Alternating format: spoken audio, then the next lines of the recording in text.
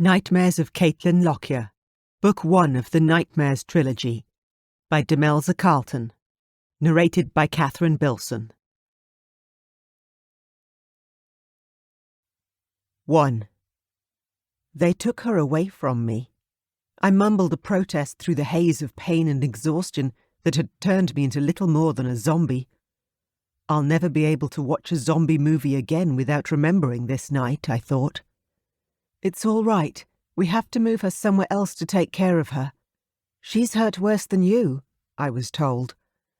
We need to treat you too. There's a gunshot wound in your shoulder. I couldn't remember how long it had been since I'd last slept, so it took a few seconds to register what she'd said. Gunshot wound. My shoulder. Oh yeah, it hurt. I couldn't help her till that was sorted. Hospital staff would take care of her until I was okay. The pain began to dull as a local anaesthetic took effect. I turned to look at the mess of blood my right shoulder had become. The smell of disinfectant jolted my brain out of sleep and most of the way to alertness. All that blood, and it was barely more than a graze. A few stitches would sort that. One of the hospital staff held a clipboard while she spoke to 2 police officers just out of earshot. She nodded, looked grim, and came over. She started firing questions at me. Name? Nathan Miller. What happened? I was shot. By whom? A homicidal lunatic with a gun and bad aim. The next question came tersely. Her name? Caitlin Lockyer. What happened to her? Looks like someone tried to kill her. Was that you? No, it was the homicidal lunatic and his mates for all I know. What's your relationship to her? Friend. What the hell, I thought. She'd probably agree with that, for the moment at least. There, done. The nurse stitching up my shoulder was cheerful, glad to be finished with me. Now I'll show you to your room, just overnight. I want to see her. She's still an emergency. I want to see her, I repeated. Only family are allowed. She's in a critical condition. Which is why I want to see her. But you can't. Take me to where she is, now. Nurse Grimm was reluctant, but Caitlin wasn't that far away. Instead of a normal emergency department curtained cubicle, they'd put her in the room for child patients, with cheerful pictures and mobiles on the ceiling. Small though she was, I hadn't made the mistake of thinking she was a child. Nurse Grimm stopped to speak in a low voice to an orderly outside. I accosted a nurse on her way out of Caitlin's room. How is she? She's fighting us. Calls out for someone and tries to get up. We can't do anything for her unless she calms down. I glanced inside and saw someone with a syringe advancing on her. Please don't hurt her, I blurted out. The orderly blocked my path. You're not family. I'm the one she's calling for. You said your name was Nathan Miller and... But she doesn't know that. I pushed past him. The syringe-wielding nurse stared at me, her mouth open. Caitlin struggled to sit up and grabbed the syringe from the distracted nurse. Don't let them hurt me again. For an instant I saw her face. Her eyes had hell in them. I approached her slowly, looking deep into her tortured eyes, avoiding looking at the injuries that had caused her so much pain. I'm here. We're in a hospital, and they're trying to help you. I kept my voice calm and steady. She sagged back against the bed as she took this in, her eyes never leaving mine. The syringe rolled across the floor as it slipped from her fingers. So tired, she managed to say, but scared to sleep. What if I wake up? You're gone and I'm still there, with them. She didn't look away, even as her eyes filled with tears. Please. I'll be here. When you wake up, I'll be here. Here, in hospital with you. I promised recklessly, forcing myself to smile as I reached to touch her hair. Thank you, she murmured, closing her eyes. I waited until I was sure she was asleep before I said anything else. You cut her hair off. She won't like that. Her long hair was now a short, dark cap that curled slightly around her ears. She didn't, came the nurse's voice behind me. That must have been what woke her up. But we couldn't leave it. It was matted with blood and sand. We had to clean the wounds on her back. I've never seen so many ulcers, especially ones that bad. It's a good thing she's unconscious for this, because those must really hurt. She talked as she worked. I tried to keep my eyes firmly fixed on Caitlin's sleeping face, so I didn't see the extent of her injuries, but occasionally my eyes would stray to the subject of the nurse's running commentary. Every time I wanted to close my eyes in horror at the thought of what Caitlin had been through, but I didn't. Instead, I dragged my eyes back to her face. When the nurse had finished with her now cooperative patient, she said, "Now I'm taking her up to her room." "And I'm taking you to yours," an orderly behind me chimed in. "If you think you're taking us to separate rooms, you've got another think coming. The police want you under guard, and she won't feel safe without some sort of protection. We'll share." As they wheeled her bed out, I followed, along with a police officer I hadn't noticed earlier. "Can I have a word with you?" he asked abruptly. I shrugged. My eyes were on Caitlin, asleep on the hospital bed. "Look, you found an injured girl on a beach and got her to hospital, probably saving her life. That sort of thing can get you a medal. But there are a few suspicious things that just don't add up. You were walking down a beach in winter at 2 a.m. You got into the ambulance with her. She refused all medical assistance until you were there. There was a dead body on the beach, not far from where you found her, shot with the gun you were holding. And she was last seen 3 weeks ago, speaking to someone in a car just like yours." I shrugged again. "Look, I've already told 2 different officers this, but I can tell you too if you like. I couldn't sleep, so I went for a drive, then decided to take a walk on the beach. I saw a couple going for it near where I'd parked my car when I got back, so I decided to take a longer walk and come back a bit later. When I returned later, they were still there, and I tried to keep my distance from them, but I heard her telling him to stop. When I gathered he wasn't stopping and she was getting increasingly upset about it, I went over and asked if they were all right. She asked me to help her, and the guy told me to fuck off. He pulled a gun out and started waving it around and threatening me. I dived for the gun and got into a fight with him. I managed to knock the gun out of his hands, and I didn't see where it landed. The next thing I knew, there were gunshots, and I threw myself to the ground, but he didn't. She'd gotten hold of the gun and shot him. I'm lucky she didn't hit me, her aim was so bad. I told her that he wasn't going to hurt her again, and tried to take the gun off her, but she wouldn't let go until I promised they wouldn't hurt her again. So I did. I took a deep breath and went on. I rang an ambulance and waited with her. The police turned up. Someone got mixed up and figured I was the one responsible, possibly because I was holding the gun. They let me carry her to the ambulance. Then one of your guys shot me, or tried to, but he only grazed me and managed to shoot her instead. The last thing she said before she passed out was, "You promised." I gritted my teeth, remembering what she'd looked like as she said it.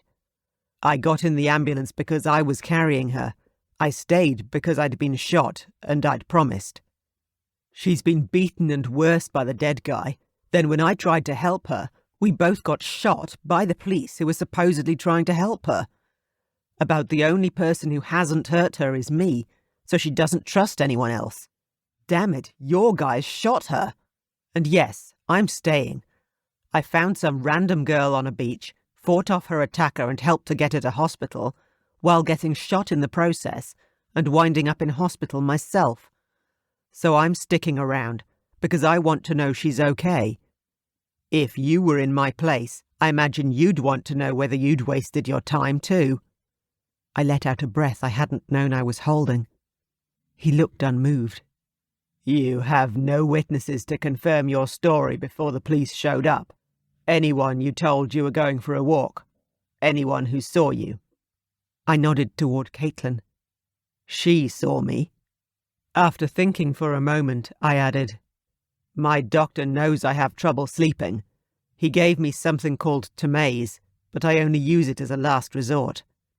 And how do you explain that your car was seen when she disappeared? I narrowed my eyes. My car. I drive a red Mercedes. I know it's an unusual car, but I bet it's not the only one in Perth. You know it was my car. Someone saw the license plates of my car. The cop looked abashed. Okay, no, we don't know what the number plate was. We don't know it was your car. But it is a hell of a coincidence all the same. I took a deep breath and laughed. Look, mate, do you think she'd trust me if I was the guy who'd raped her? More soberly, I continued. Hell of a coincidence. More like someone's trying to set me up for this. He looked indecisive for a moment before replying in a low voice. If someone's trying to set you up, they'll need to set you up with accomplices. Her medical report says that she's been raped repeatedly by at least 4 of them, probably including the dead one on the beach. And judging by her injuries, they've been at it for at least a couple of weeks. 3 of them are still out there. When she wakes up, she might be able to tell us who they are. But I never told you. 2. Red Mercedes. They had a red Mercedes. Hit me, pulled me in, drugged me. Eyes like saucers. Pervert. Sorry. Oh God, so sorry. Let me go, you bastard. Fighting the drugs. Clawing at my throat. Fighting the darkness. The pain in the darkness. Fight them. Don't let them win.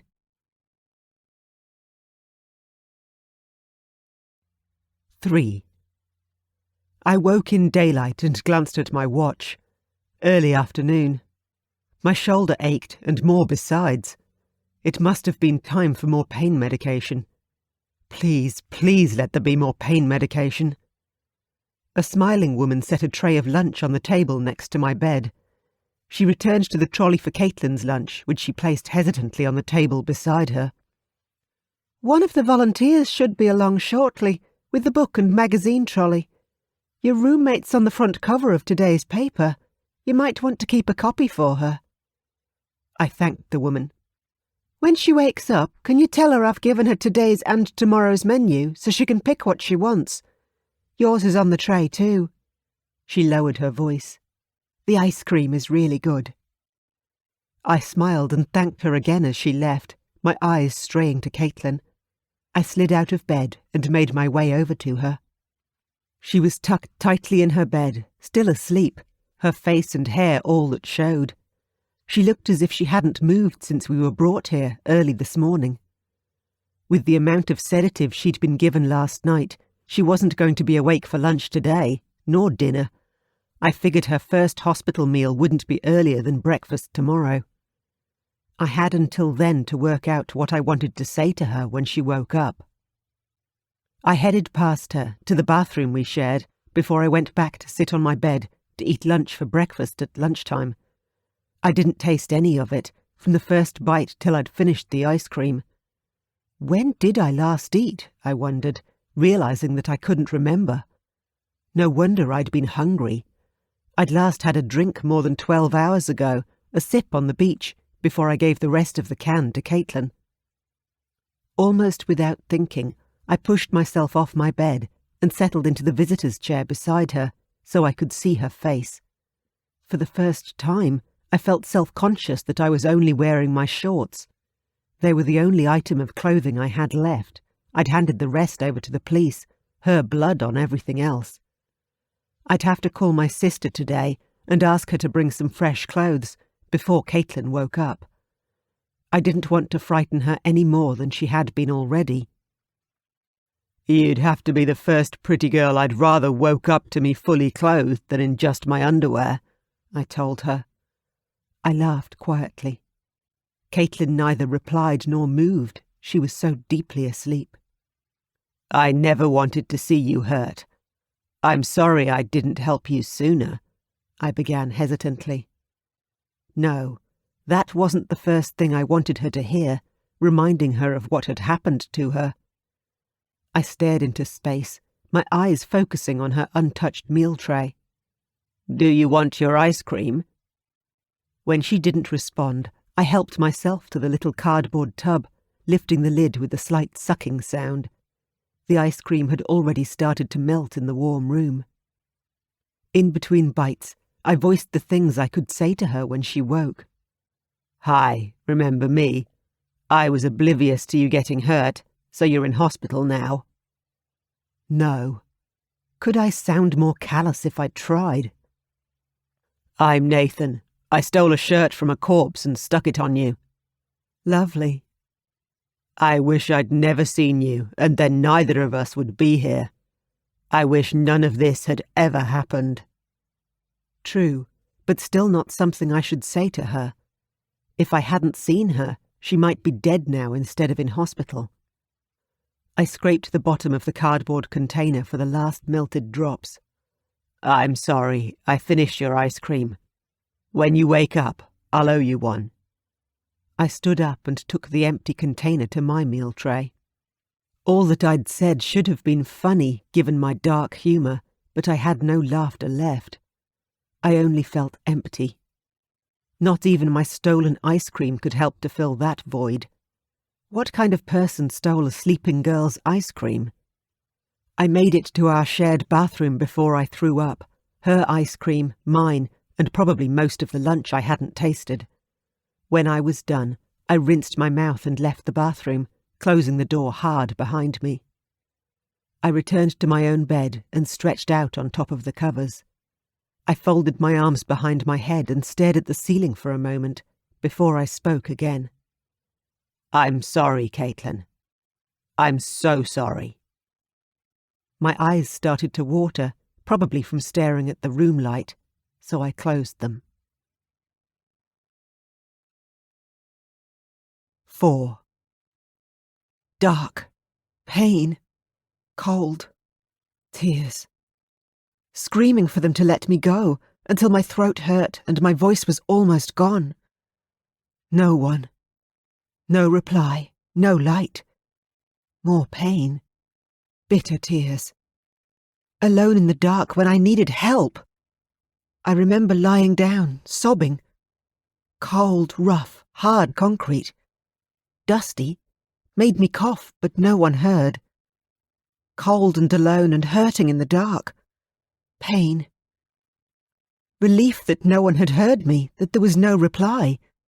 Not alone was worse. Oh, hell. 5. "Go away! Leave me alone!" Caitlin cried in panic. I woke with a shock in the middle of the night. She was screaming and struggling to get away from someone, but there was no one else here. I sat on the edge of her bed and shook her gently, but she didn't wake up. She was locked in a deadly struggle with the people in her nightmare.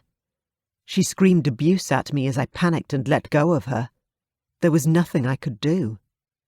Gradually, her struggles gave way to helpless tears. "Please help me. You promised," she whimpered. I tried to tell her I was here, that she was safe now, that there was nothing to worry about, because she was in the very best of care, but she kept going like she never heard a word of it. Her whispered, desperate pleas continued as I pressed the button to bring a nurse. It felt like forever before a nurse arrived. I heard her in the corridor, talking to another nurse. "You go on down to tea, Judith. I'll just see to this one and I'll join you. It's that girl who came in last night, the one with the police guard. I heard one of them's pretty hot." The other nurse thought this was funny. "You mean the young one who looks like Matt Damon? I heard he's her boyfriend. If she needs a nurse, it's probably because he isn't there to help her. Have fun, Carol." Sick of waiting, I spoke. "If you're the nurse, come here." The nurse entered the room and sized me up, her look openly curious.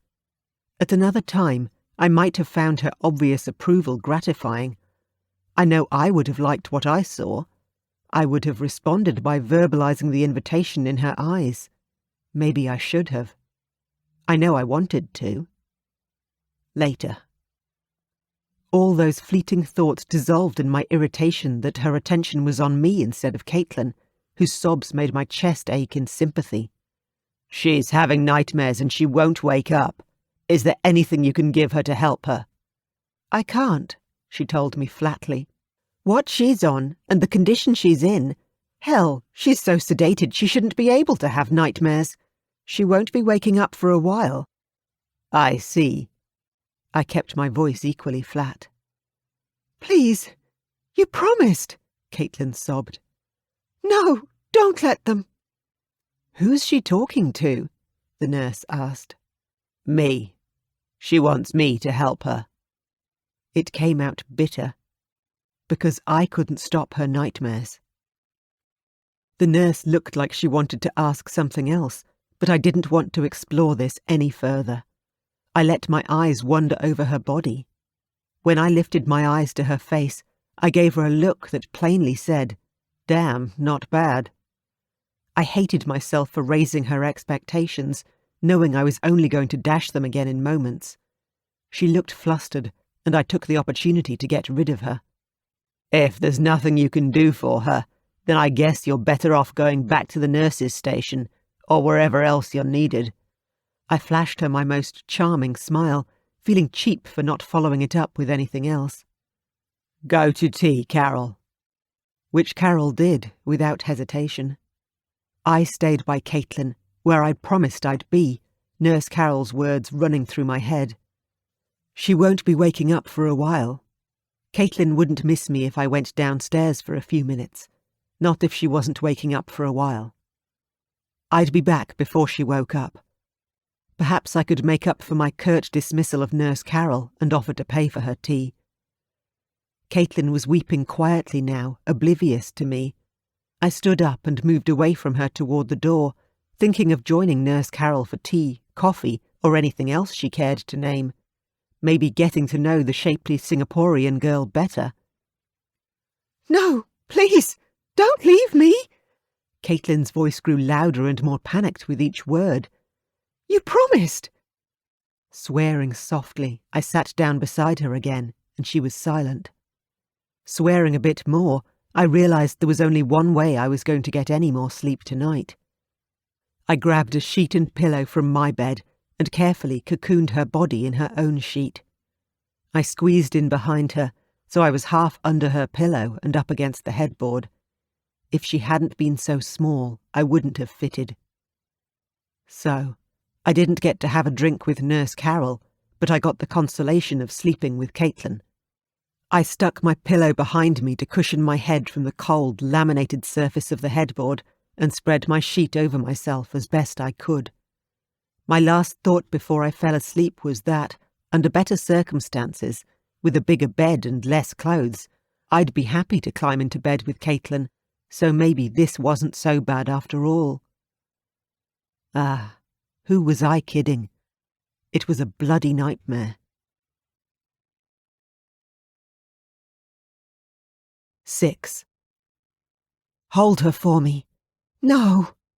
Hold her still. No. Don't touch me.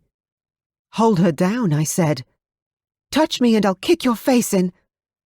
How are you going to do that with him holding you down? I said, no. 7. Movement and sound in the room startled me awake. I mumbled something vaguely threatening and opened my eyes. Nurse Carol was smiling, standing beside the bed, reaching toward my lap.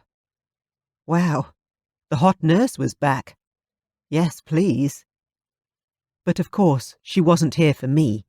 She brushed aside Caitlin's hair and checked her temperature.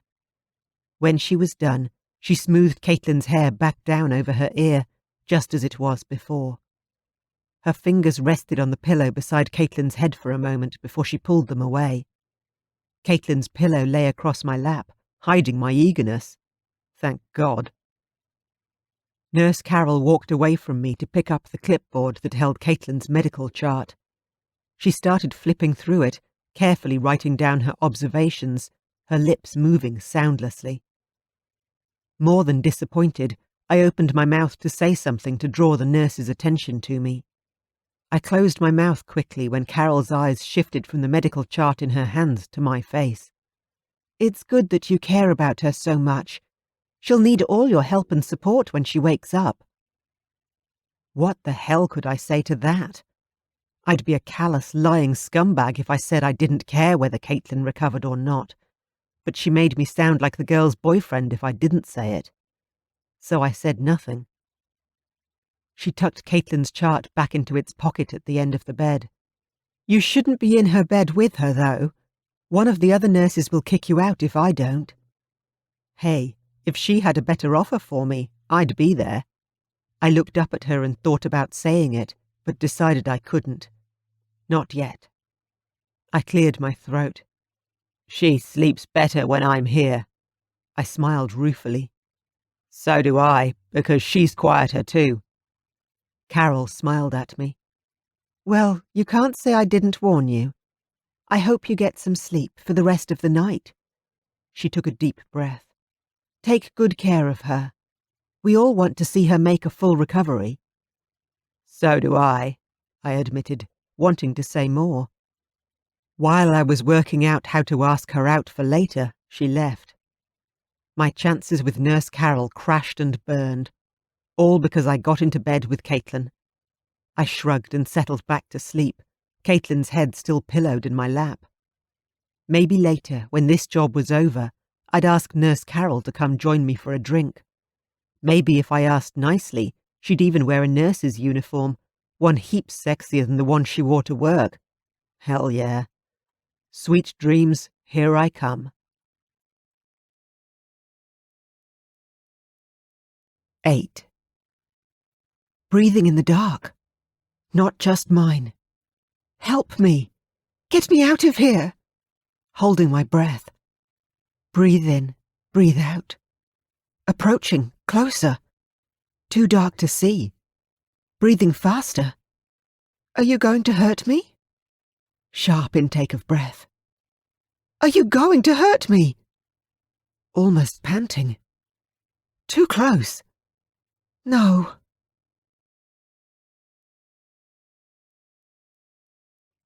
"9. You're mad," my sister told me, handing me the bag of clothes I'd asked for. "You find some random girl left for dead on a beach, promise you'll protect her from someone who hurt her who's already dead, only to find out he has mates, so you're going to stick around to protect her from all of them, too. It could be years before the police put them away, if they ever find them. What are you going to do? Stay with her for the rest of her life? Marry her?" She snorted with laughter. I shook my head, rubbing at my bleary eyes in the hope that it would wake me up. Caitlin had woken me with her screaming more than once last night. "I promised I'd be here when she wakes up. She's been out for longer than I expected is all. She's been through more than anyone should ever have to, and I'm not going to do that to her. Just go home and let her wake up alone." Chris was quick to notice the gaps in my explanation. "How do you know what she's been through? She's barely been conscious since you found her." "I don't," I admitted. "But she has nightmares, even with the drugs they're giving her, and they sound pretty bad. And I saw what she looked like when I found her. It wasn't pretty." I suppressed a shudder, but she noticed anyway. "How bad is it? Can I see her?" We were in the lounge at the end of the ward. It was only a short walk back to Caitlin's room, but still I hesitated. "Don't touch her," I warned. If she touched her, she'd scream again, and I couldn't handle it. I just couldn't. "What?" She started to ask a question, but she looked like she was having trouble deciding which to ask first. Why she'd want to touch her, why she couldn't, or even what in hell I was thinking. Instead, she shrugged and followed me back to the hospital room. She thought I was crazy. She could be right. The guard outside the door looked askance at Chris. I nodded to him, and he let her pass unchallenged. Chris didn't acknowledge the police officer at all.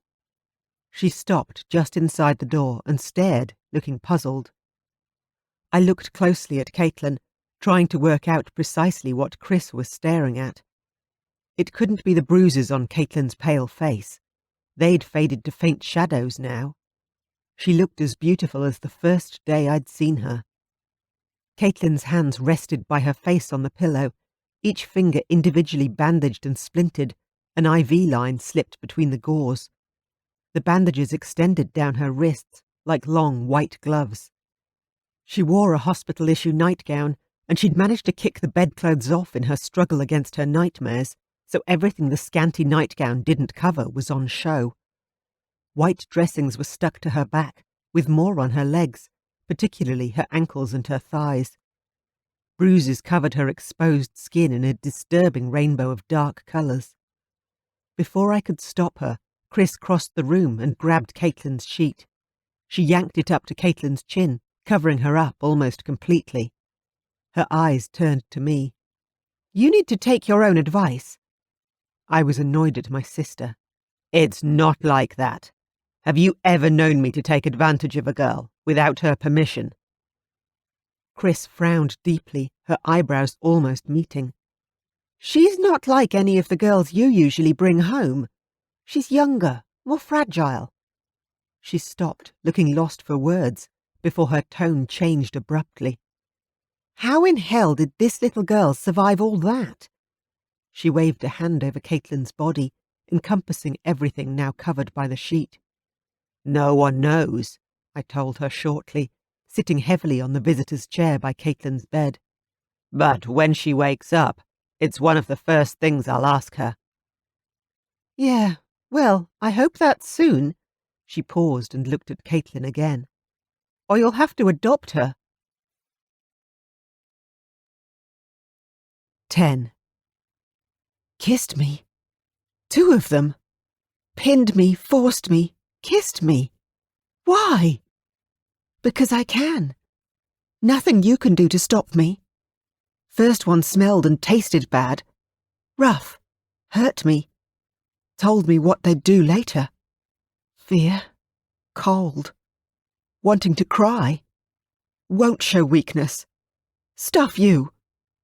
Second one didn't want to let go. Called me beautiful. Oh God, sorry.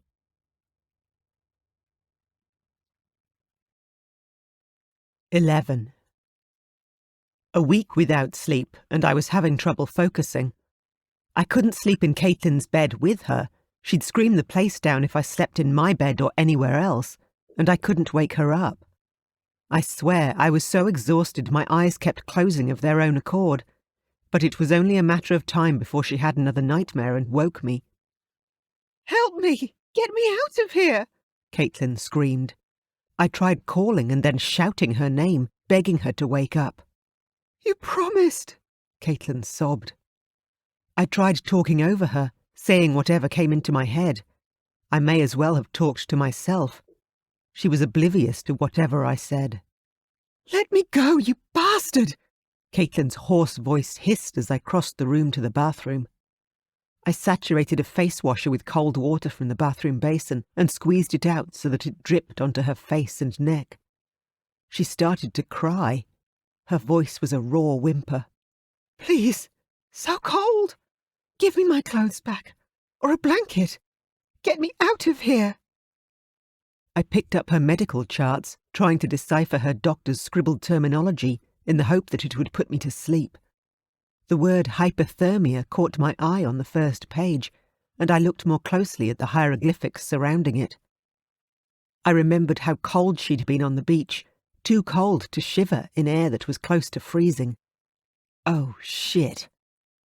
I got a towel from the bathroom and dried every droplet off her skin. I wrapped her up in her hospital-issue blanket and hugged her till her tears dried up too. Dawn came before sleep did.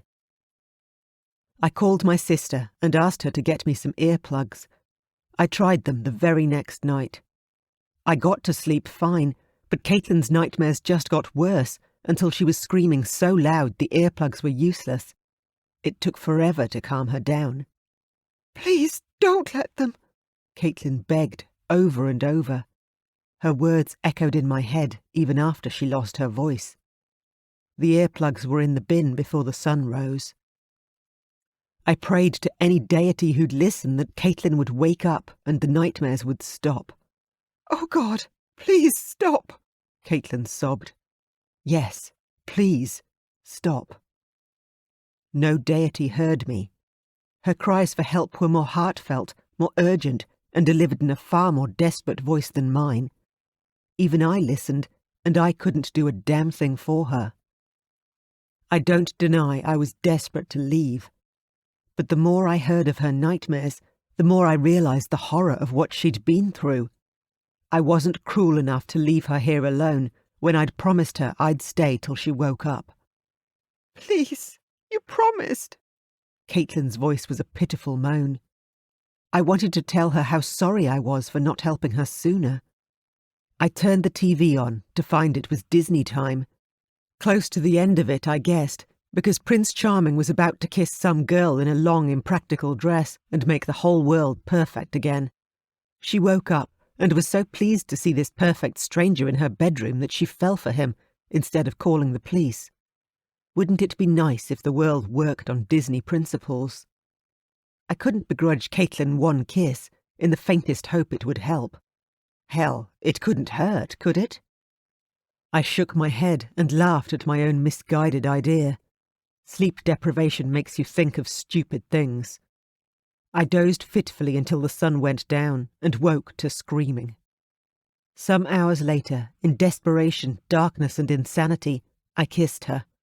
I pressed my lips to hers for a second, nothing more. She froze for that second, then called me names and tried to claw my eyes out. My heart sinking with guilt, I closed my eyes and held my hands up in surrender, backing away slowly. I didn't dare touch her again, let alone try to fend her off. What kind of scumbag kissed a girl without her permission as she slept? A lower form of scum than the bloke who stole her ice cream. Kids' cartoons had no concept of rape. Prince Charming was never up on an assault charge, no matter how much the sleazy bastard deserved it. I pressed the nurse call button. There was nothing I could do to calm Caitlin down this time. They had to reset 3 of her broken fingers, and there wasn't a scratch on me. I kept my own fingers crossed that the nurses didn't ask me how or why Caitlin had ripped through the dressings on her hands. By some twist of fate, they didn't say a word to me at all. Good thing, too, because I wasn't sure I had the guts to admit to anyone what I'd done. I paced up and down at the end of her bed till the nurses were done.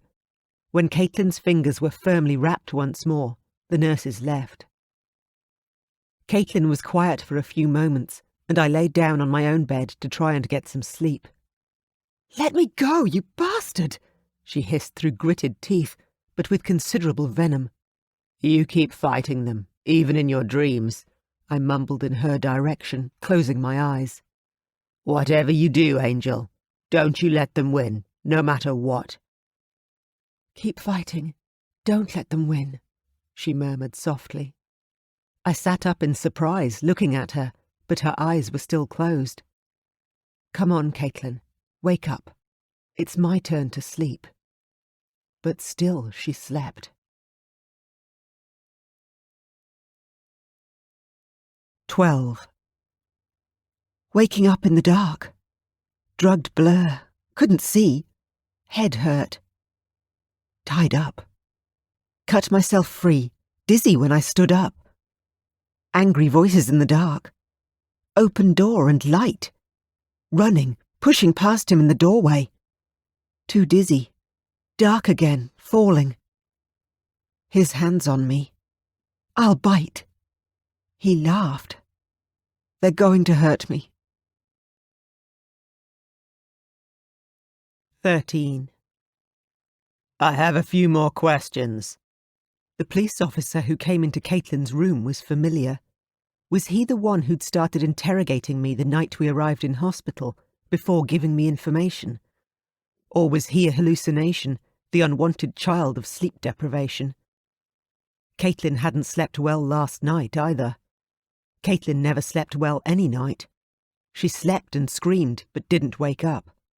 I was forgetting what it was like to sleep at all. My eyes itched from fatigue. I responded cautiously. "Okay." "Has she woken up yet?" He leaned over Caitlin's bed, looking closely at her face. He reached out as if to shake her shoulder. "Don't touch her," I blurted out, wincing. His hand stopped, curved not far from her. "Why not?" "She'll scream." I shuddered. I couldn't stand it when she screamed.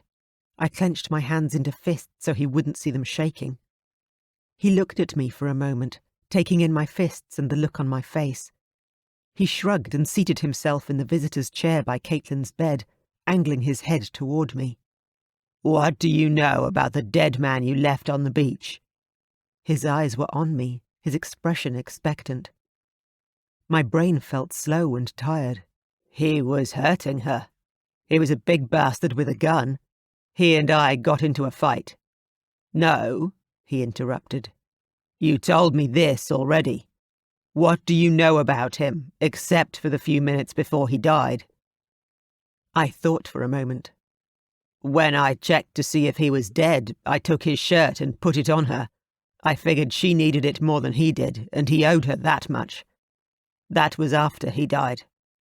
The grey shirt had been sticky with blood, and it had wicked up the red like sweat, making the white Adidas logo stand out even more.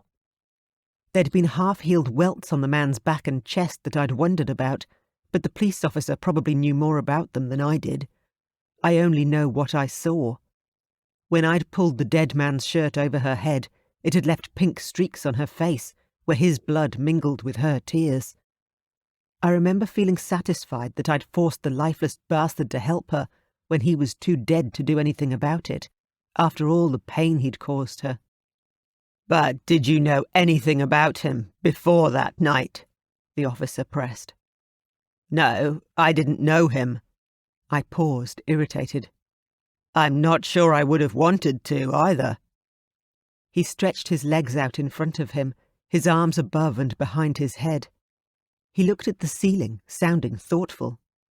"He owned a holiday house not far from where he died. When his wife heard what had happened to him, she was very distraught. She thought he'd gone for a walk along the beach." He sighed. "She was little and pretty, with short dark hair. Her name was Laura." I snorted. "Some walk. I wonder if she knew what he was really doing." "Who knows?" He smiled at me and stood up, looking at his watch. "And now I have to go. Thank you for your assistance." He strode out of the room, giving a brief nod to the guard outside before continuing down the corridor to the lifts.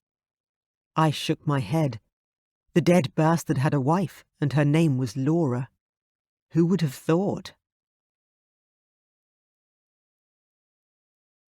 14. Not again. Too heavy. Couldn't breathe. Hurt me. Couldn't scream. Hurt me again. Gasping, sobbing. No air. Crushing weight lifted. A breath. Another. Why a reprieve? Touching me. No! A scream. Mine. Hurt me more. 15. "Fuck me, but you took your precious time helping her, didn't you? Could you have let them fuck her up any more without killing her?" I rubbed my eyes wearily. I hadn't grown a conscience that liked to swear and shout at me. The angry voice could only belong to my boss. Actually, he was my boss's boss.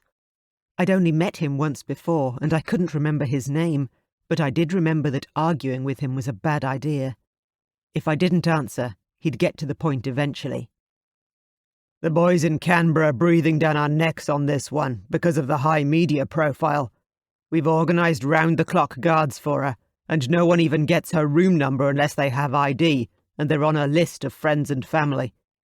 We need her, and we need her to stay safe. If you want to catch the guys who did this to her, we need to know everything she can remember," he told me, keeping his voice low. "Names, descriptions, and what they did to her, with any dates and times she can remember." When she wakes up, I'll ask her, I said. Fuck, Nathan. The police will be asking too. And if you want to get to them before the local police do, you need to know everything before they do. You've got to do better than just fucking wait. You need to be her fucking best mate. I sighed. So that means I have to stay with her.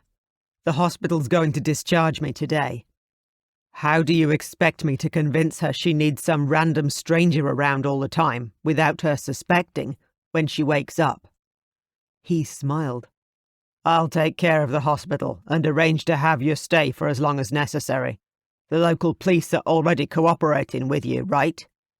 He paused and I nodded. As for the girl, make yourself useful. Be your usual charming self and give her a hand when she needs one. Her hands look like they'll be out of action a while. Your charming personality worked on that receptionist. What was her name? Christy. Shit, Christy.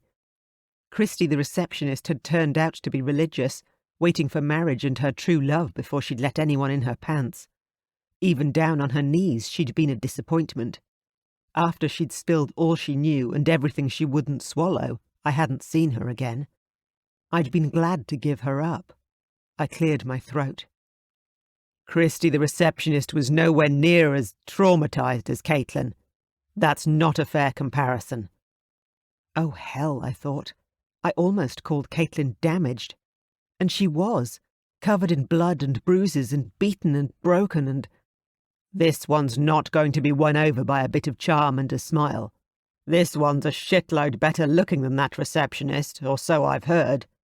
A bit of an incentive, maybe? He lowered his voice. Look, the police are going on about how she was raped by more than one man. You're going to have to be honest with me on this one. You didn't. I waited, but he didn't tell me what he didn't want me to do. I didn't sleep with her. Is that what you mean? She wasn't offering, and I'm not interested if she isn't willing. I winked. It's not as much fun if she doesn't enjoy herself. Or at least pretending she is, he replied, distracted. I forced a laugh. Not with me. No need, mate. I winked again, but my cheer felt hollow. There was no need when this was one girl I'd never sleep with. Oh God, what I'd give for a decent night's sleep without her. He sighed, looking wistful. Yeah, that's why you're the one who's pumping her for information. Don't let the police find out if you do decide to fuck her. He got up to leave. Let me know what you find out. And don't let anyone fucking kill her. 16. Don't touch me. Don't touch her. Don't. Can't stop. Must. Shouting. Shots. Hurts. No. Can't stop. Must. Hurts. Can't get up. Must. Red light. Blood. Scared. Slipping. Stars. Dark. 17. Caitlin slept peacefully for the moment. As the bright sunlight streamed through the window into her hospital room, I was incapable of sleep. I felt I owed her some explanation, and it was easier to tell her when she was asleep. I hesitated, not knowing how much to tell, or how little. Maybe if I spoke my piece now, I could resist telling her when she was awake and asking for answers. Or maybe I'd never have to tell her. She'd gone shopping, and we didn't even know she was missing until hours afterwards. I blurted out before I realized what I was doing. It was weeks and she wouldn't answer her phone. No one had seen her. Then there were the envelopes. No return address, just printed labels on the outside, and inside, zip-locked freezer bags with bloodied cloth and skin, cut with a jagged knife. Sometimes every day, or more than one every few days. I wouldn't let Chris check the mail.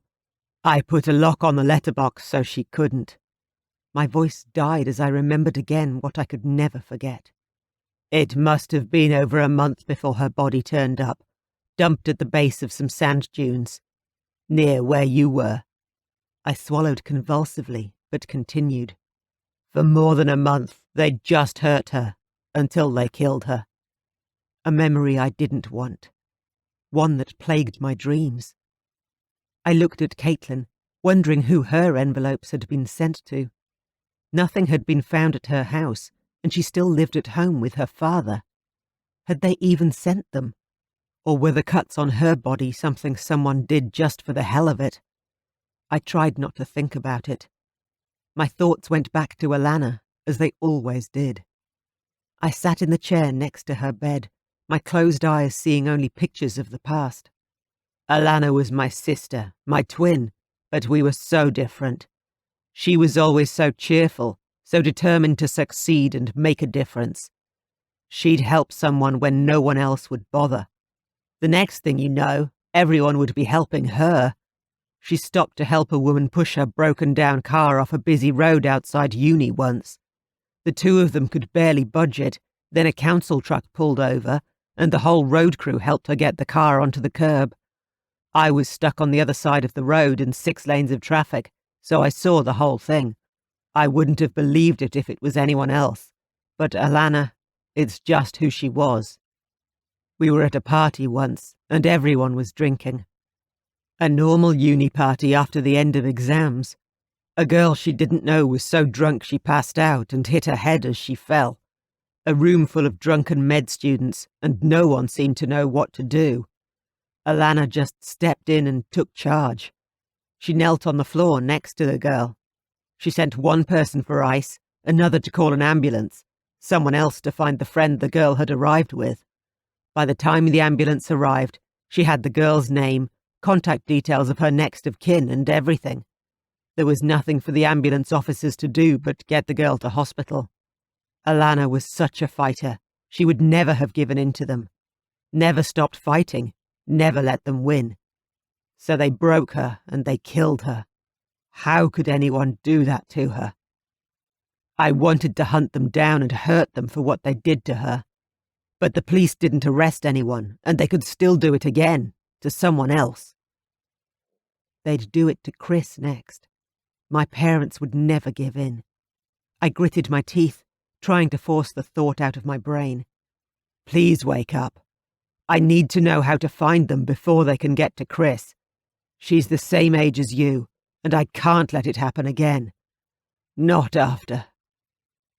I looked at Caitlin, serene in sleep. It was hard not to see the corpse I'd thought she was. I didn't get there in time. I'd let it happen to her. I looked away at a mercifully blank wall. I'm sorry, Caitlin. I never wanted to see you hurt. Not like this. I should have helped you sooner. Once again, I lay back and closed my eyes. I couldn't look at her any more, but the image of her on the beach seemed burned into my retinas, eyes open or closed. Shit. Sleep felt like a dream I barely remembered, while this was a nightmare I couldn't wake up from. 18. Took my clothes. Tried to fight. Threatened me. Scared. Froze. Cried. Couldn't fight. So cold.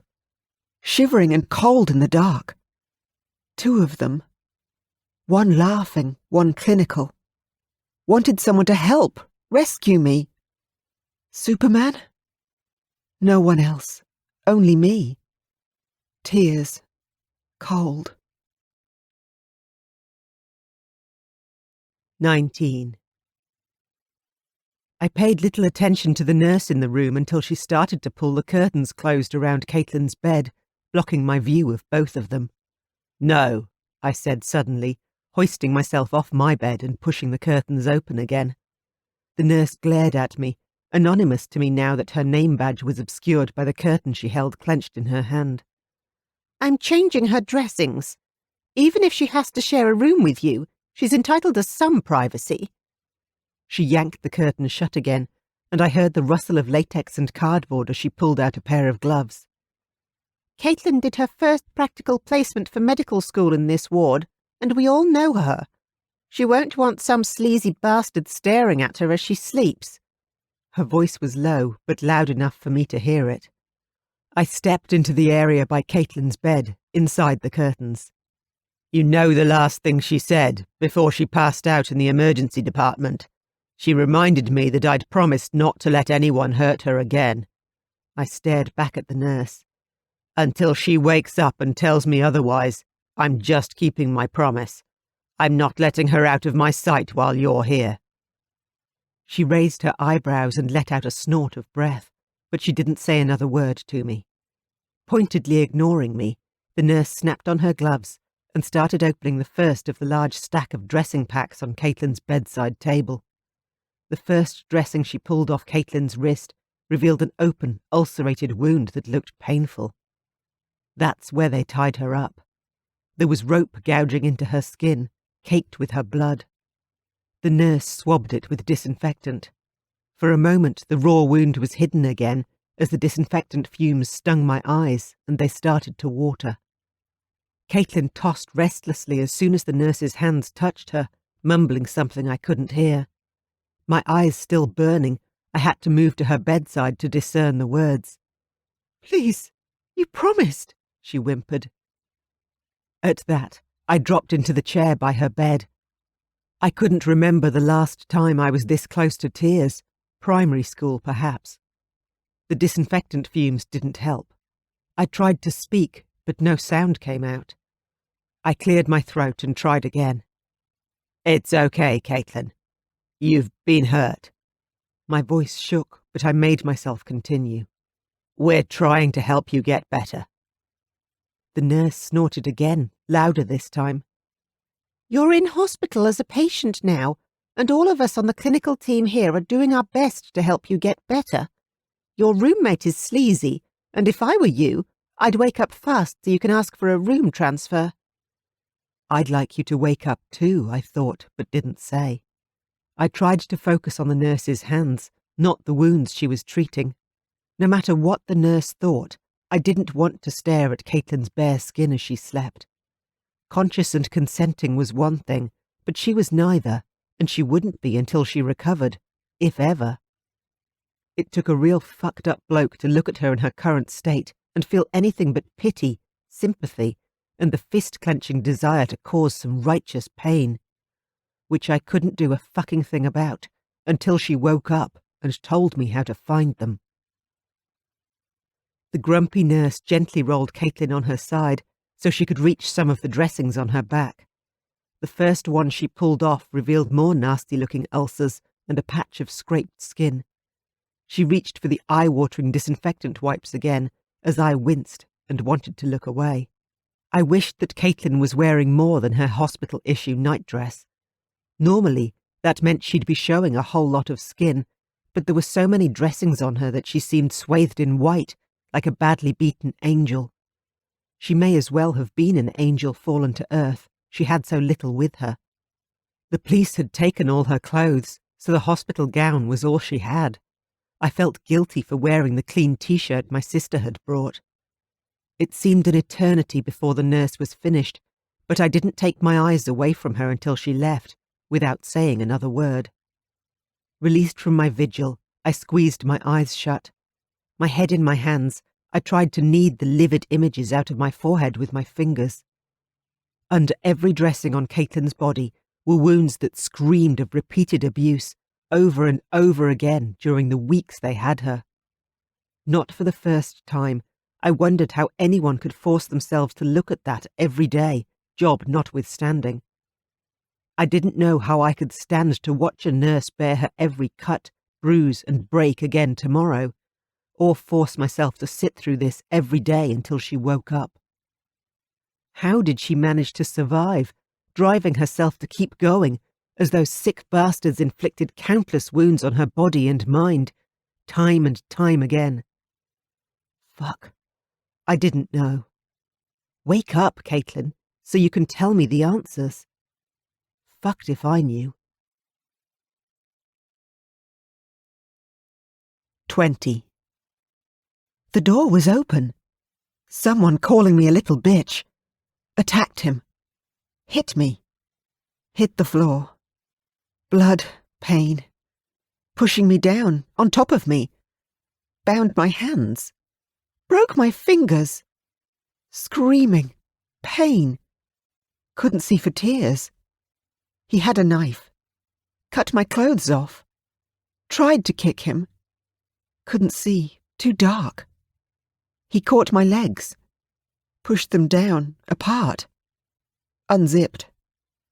Oh God, please no. 21. Any time Caitlin was quiet, I closed my eyes and tried to sleep. But it was a hospital, and there were always doctors and nurses coming to check on her. Once there was a med student too. I tried to ignore them and kept my eyes closed, but I couldn't help listening. Maybe it was the sound of her voice, cute and young, but serious too, like she really cared about her patient. She's probably pregnant. With rape a possibility, it's best to know as early as possible, she argued. My heart contracted, as if I were crushing it in my own clenched fist. Hadn't Caitlin been through enough? She needed to recover from her ordeal and one day learn to forget. She didn't deserve a lifelong reminder, a child belonging to one of the bastards who'd hurt her. She'd have scars enough as it was. No, she isn't. We checked twice. Both were negative. The other voice was calmer but sad. I breathed a sigh of relief. Like I said, it could have been a mistake or too early to tell. The sad voice sighed heavily. He sounded Irish. Oh, she was very early into the pregnancy and she miscarried, but that would have been before she was admitted. There was blood everywhere. Her eyes were open, staring at the stars in the sky. I'd thought she was dead. Do we know for certain she was raped? Another sigh. If she was awake, I could ask her, but she's a 17-year-old girl who's been through hell and a lot of pain, given how long she was missing and the state she's in now. I'd say it's pretty much a certainty. I've left a note in her file, and I'm leaving it at that. There's no need to ask her or even mention it. She's definitely not pregnant. I'd ask Dr. Lannon, just to be thorough. What if— Did you see her when she came in? He demanded. Blood and bruises everywhere. So cold. Twisted, broken fingers. Haunted eyes. Screaming. Have you been here when she has nightmares? He pressed. Endless screaming, wanting to run. No, I've just read her file because she was on my patient list today. Her voice sounded subdued. I'd never seen such a long list of injuries. Line after line of damage. This girl was beaten and raped repeatedly for weeks, then left on a beach to die. It's been all over the news.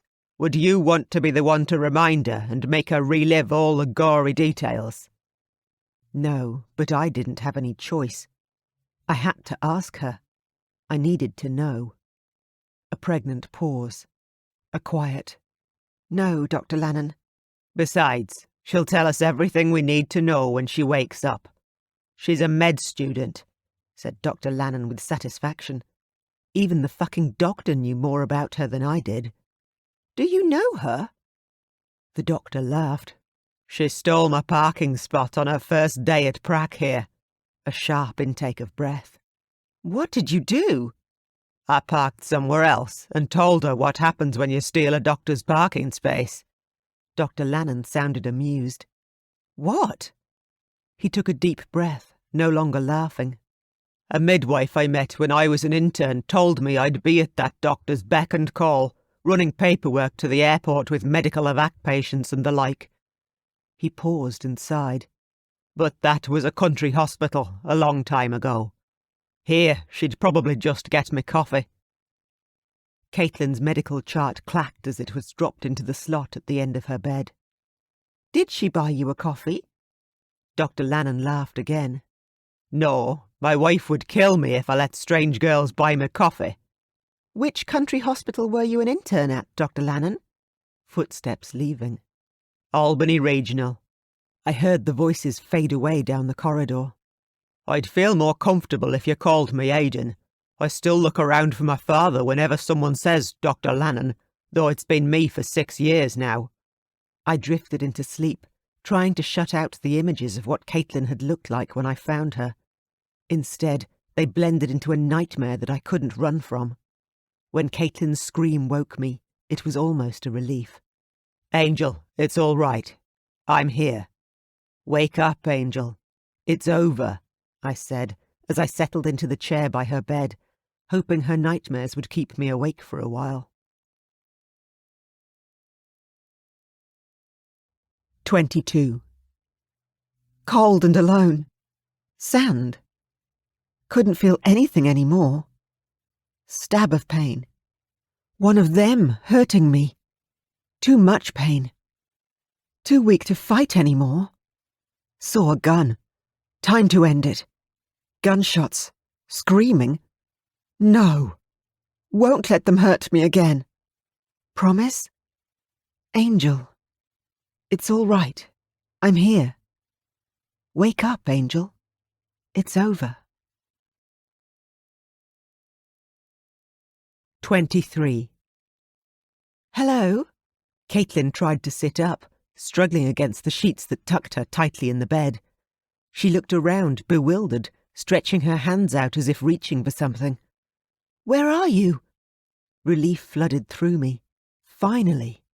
I'm here, Caitlin. I haven't left. I stood up so that all she had to do was look up to see me. Her eyes focused on me, but she looked troubled. In concern, I reached for her hand. Too late, I realized that I might hurt her. As my fingers grazed the gauze, I snatched them back. She looked at her hand in wonder at my touch, as if she'd felt it through the bandage. I'm not dead, am I? She asked in hushed tones. I almost laughed, but caught myself. She looked as if she might cry if I said the wrong thing.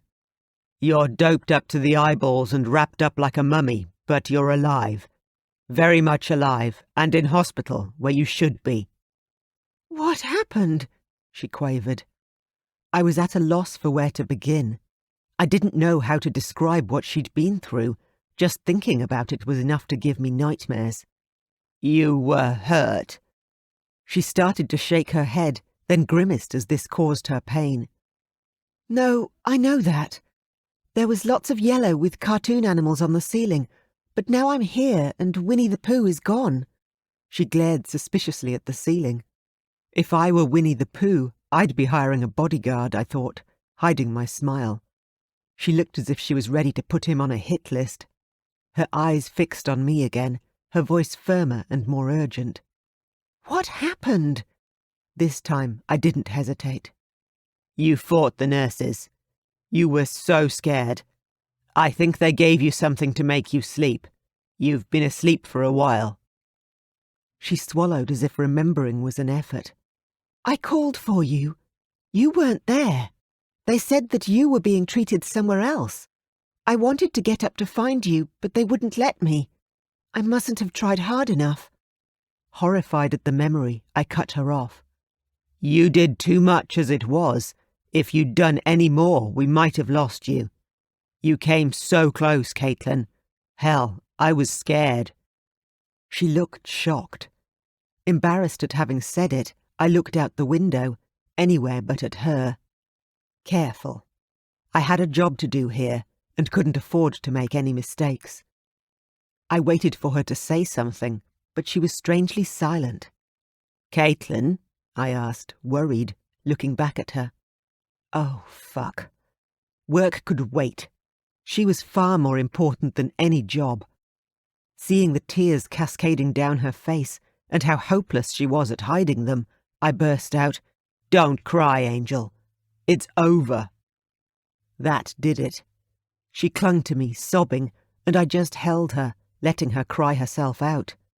After what seemed like forever, when I figured she'd cried herself to sleep against my shirt, she pulled away, hiccuping. Thank you. I think you saved my life. Biting her lip, hesitating, she turned her eyes on me. Who are you? I barely know you.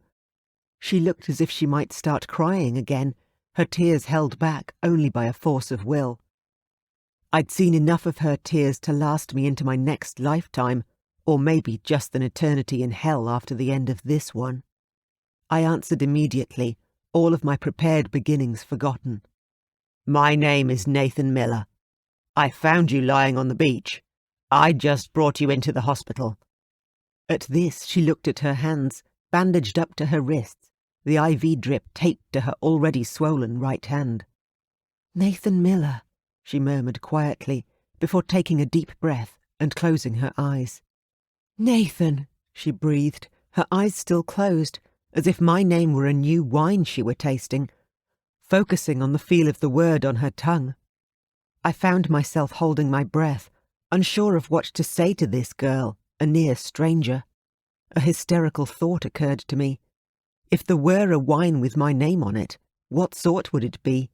I didn't know enough about wine to imagine it. One with a high alcohol content that came with a hangover in the morning, that's for sure. But what would she do? Would she savour the taste and take another sip, or spit it out with a shake of her head and refuse to let it pass her lips again? What was she thinking? I desperately wanted her not to reject me, this girl I barely knew, this girl I couldn't tear my eyes away from. She moistened her lips with the tip of her tongue before her mouth curved upwards in the slightest smile. Thank you. You chose to keep your promise, Nathan. She opened her eyes slowly as she said my name, her tone caressing, those big dark eyes fixed on me as she tilted her head the tiniest bit to one side. How did she do that? One moment my head was full of questions about what she'd said before my name, then it was wiped blissfully blank. All I wanted now was to hear her say my name like that again. All I could think about was what I wanted to do to her to elicit that kind of response. I wanted... Fuck, no. There was no way in hell I could want a girl who was in hospital after being beaten and worse. A girl whose piercing screams woke me when anyone touched her, even in her dreams. I'd have to be a real sick bastard to want that. A sick bastard who's going to fucking forget he'd ever entertained the thought of wanting Caitlin, that's for sure, I promised myself. Her eyes no longer held mine, focusing first on her white-swathed hands before moving to her lap, surveying the whole length of the bed. She looked up slowly, biting her lip, taking an inventory of her hurts.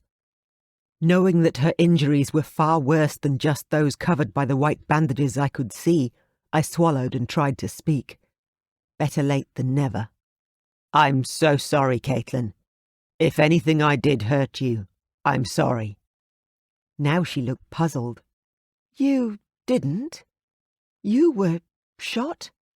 She looked at me, struggling to remember. She reached out, touching her palm lightly to the place where the bullet had grazed my shoulder. Through both the bandage and the fabric of my shirt, I barely felt her light touch, but the contact felt electric, as if there was nothing between her skin and mine, as if she'd touched a nerve that fed directly into my spine, a tingling that was far from painful. Hastily, I answered, Yes, so were you. But it could have been far worse if you hadn't distracted him. Thank you. I may very well owe you my life. She gave a tiny smile in reply, still looking troubled, but her next words were interrupted by a fit of coughing that left her breathless and exhausted. I shifted the pillows behind her so she'd be comfortable as she sank back into them. I carefully pulled her sheets and blankets up to cover her again, conscious of her eyes on me. Will you still be here in the morning when I wake up? She asked in a small voice. Of course. Where else would I be?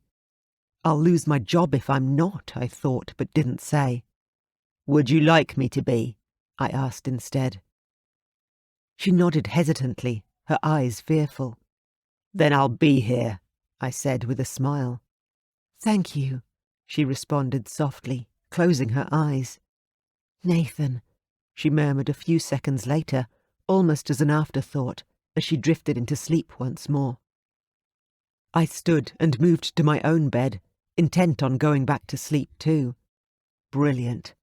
I'd made her cry, compared myself to a hangover in a bottle, and nearly propositioned her. Maybe the next time I stuck my foot in my mouth I'd do her a favour and fucking choke on it. My eyes snapped open as I realised. I turned to look at her, but she was asleep. I lay back on my pillow, now wearing a smile on my face. However badly I'd handled this, she still wanted me to stay till the next morning. 24. I woke to swearing, then a heavy thump accompanied by more swearing. I opened my eyes and looked automatically at Caitlin's bed beside me. It was empty. I stood up quickly, close to panic, before I saw her bandaged hand rise into view and clutch ineffectually at the sheets. They slithered off the bed as I watched, taking the blanket with them. The swearing intensified, but it was somewhat muffled. I realised I knew the angry voice, and I'd never been so relieved to hear it. "What's wrong?" I asked as I walked around the bed to where I could see Caitlin, thinking that she'd probably just fallen out of bed. Instead, she lay face down, her feet closest to the bed, as she struggled to get up with her damaged hands. It looked like she'd tripped and fallen flat on her face before she'd pulled the bed linen down on top of herself. I knelt down to pull the blanket away from her head, thanking whatever helpful deity had made the linen fall so that it covered most of her. Caitlin was both angry and frustrated. "I can't walk, and I can't get up." "Here, let me help you." I made good use of the blanket and sheet to keep some separation between her body and mine, tucking the whole mess around her as I picked her up. "Thank you," she said quickly, biting her lip, still looking a little flustered. "What happened?" She hesitated a moment before she spoke. "I got out of bed, tried to take a step, and it hurt. Then I fell." She frowned. "I can't walk if it hurts that much." "Perhaps you should stay in bed and rest then," I suggested. "But I was trying to get to the bathroom." She wouldn't look at me as she said it. Understanding her embarrassment, I offered casually, "I can carry you in there if you like." "Thank you." Her gratitude was fervent. I looked from her to the bathroom. Oh shit. This time I'd have to do it with just her and the skimpy nightie. She'd scream for sure. I lifted her up and quickly carried her to the toilet in the ensuite bathroom, conscious of the hospital-issue nightdress she still wore and the amount of skin it didn't cover. I couldn't put her down fast enough, praying with every step that she wouldn't scream. I almost shuddered with relief when I let go of her, but I tried to control myself so she wouldn't see my reaction and take it the wrong way. Even injured, Caitlin was still one hell of a temptation, pretty in all the right ways. Wrong ways, I told myself, as I turned my back and walked to the bathroom doorway to give her some privacy. She was damn fine in all the wrong ways, and it'd be really great if she had some clothes to cover up with, so I wouldn't be tempted any more than I had been already. After a moment's thought, I called back over my shoulder, "If you want, I could ask my sister to drop by your house the next time she comes in to see me, and she could pick up some of your own clothes for you to wear." "Please say yes. Please say yes." She was silent for a moment before she replied, "Thank you, but I think with all the dressings and stuff, plus the trouble I'd have putting on or taking off clothes, I'm better off with hospital issue." Shit. Fair enough. I nodded, trying not to think of her wearing a backless nightdress with no underwear, especially once the dressings came off. I'd just have to control my thoughts better. That's it. Not difficult at all. Hesitantly, I added, "Let me know when you're done and need my help again." I'm not done, but I may need your help." Her voice faded to a mortified whisper. I glanced over my shoulder and saw her pawing uselessly at the toilet paper dispenser, unable to grasp anything with her bandaged hands. She bit down hard on her lip in an effort to stop herself from crying. Oh, fuck. This was just painful to watch.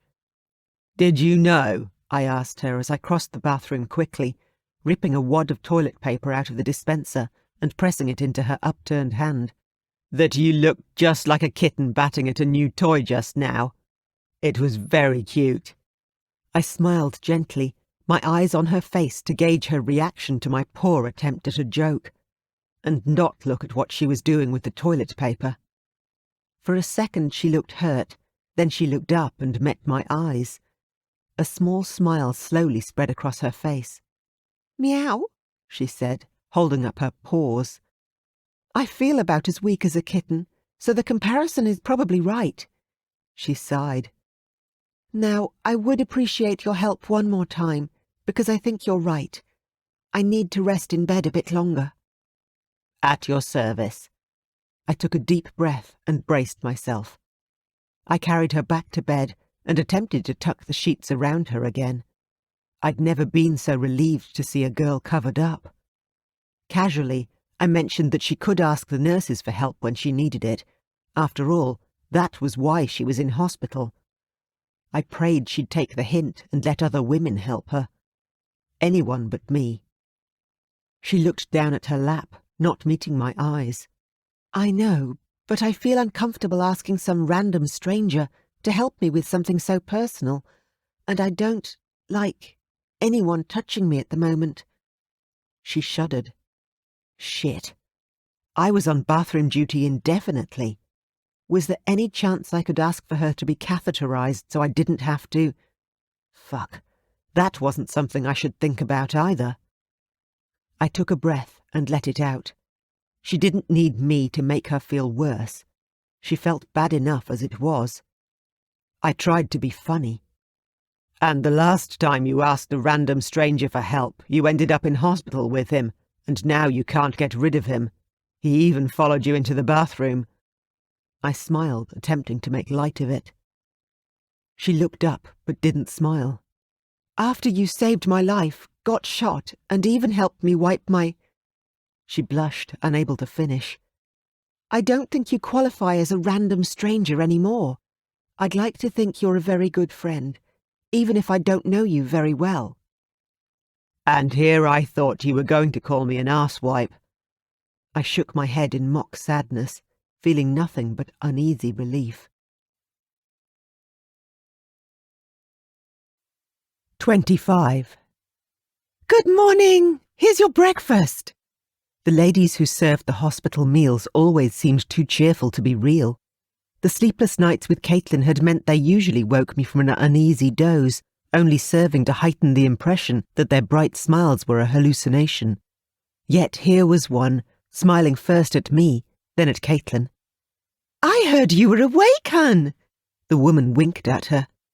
"I wasn't sure what you'd like, so I picked out the best of this morning's breakfast menu for you. I'll give you your menu too, so you can order what you like for tomorrow." Jokes about bad hospital food aside, I'd soon learned that they didn't apply to this place. I was most of the way through my eggs before I thought to ask Caitlin about her breakfast. Swallowing the last mouthful of egg, I asked her, "So, what's the best of this morning's breakfast menu?" When she didn't reply, I looked over at her, only to see her breakfast was still covered. She concentrated on keeping the glass of orange juice between her bandaged hands firmly enough to lift it off the tray. She managed to take a mouthful of juice before slowly and carefully returning the glass to the tray. "Caitlin, how's your breakfast?" I asked, realizing that, aside from the juice, her tray was untouched. She stared down at the tray, her lips pressed firmly together. She couldn't even feed herself, I realized. And she was trying not to cry about it, but she wouldn't ask for help either. I took a step toward her, leaned over and pressed her nurse call button. "Hey!" She turned her tear-filled eyes on me, suddenly angry. "You need someone to help you with your breakfast," I told her gently. "I was managing fine." She reached for the orange juice again, but only succeeded in knocking the glass off the tray and onto the bed. "Oh, hell!" Her tears spilled over too, streaking down her cheeks as she tried clumsily to climb onto her pillows without using her hands, to avoid the spreading pool of orange on her sheets. I hesitated for a second before I offered, "Please let me help." This time I didn't wait for an answer. I lifted her out of her bed and transferred her to mine. I pushed my breakfast tray away from her and dragged her breakfast-laden table over. She turned away from me, reaching for a tissue that she couldn't grasp. I reached over her for the same tissue with markedly more success. I carefully wiped every trace of tears from her face before I helped her blow her nose. It wasn't until I walked away from her to put the tissues in the bin and wash my hands that she spoke. "Thank you," she said in a small voice. I didn't say anything. When I returned, I sat next to her on the bed, pulling my tray onto the table beside hers. I lifted the cover off her plate to find she'd been given the same as me. "So, do you want those eggs?" I asked her. "Just the thought of being fed like a baby makes me lose my appetite," she stated in the same small voice, not looking at me. "Because I wouldn't mind them if you're not eating them," I continued, as if she hadn't spoken. I picked up her cutlery and started to cut them into bite-sized pieces. I slid one piece onto the fork and waved it in front of her. "Last chance." She took it. She chewed thoughtfully with her eyes closed for a moment before she swallowed and looked at me. "More?" I asked blithely, loading up the fork again. "Please," she answered with a hesitant, watery smile. I helped her to eat as much as she could, occasionally taking a bite of the remains of my breakfast. She ate the eggs and some toast, but she wouldn't touch the cereal. I offered her my orange juice, as yet untouched, in place of her lost one. She threw her arms around me, in a hug as unexpected as it was clumsy, considering the orange juice was part of it. "Thank you so much, Nathan," she murmured in my ear. Then she gasped and pulled away from me, suddenly very interested in her near-empty breakfast tray. I turned to see what had startled her, and saw the now-forgotten nurse I'd summoned with the call button. "She shouldn't be out of her bed." The nurse glared at me as she spoke. Her name badge read Judith. Oh, Nurse Carol's friend, I thought. Who told her I'm Caitlin's boyfriend? Before she called me a sleazy bastard. Right. "We had an accident with some orange juice. Until you can get someone to change the sheets, I'm sure she'll be perfectly comfortable in my bed."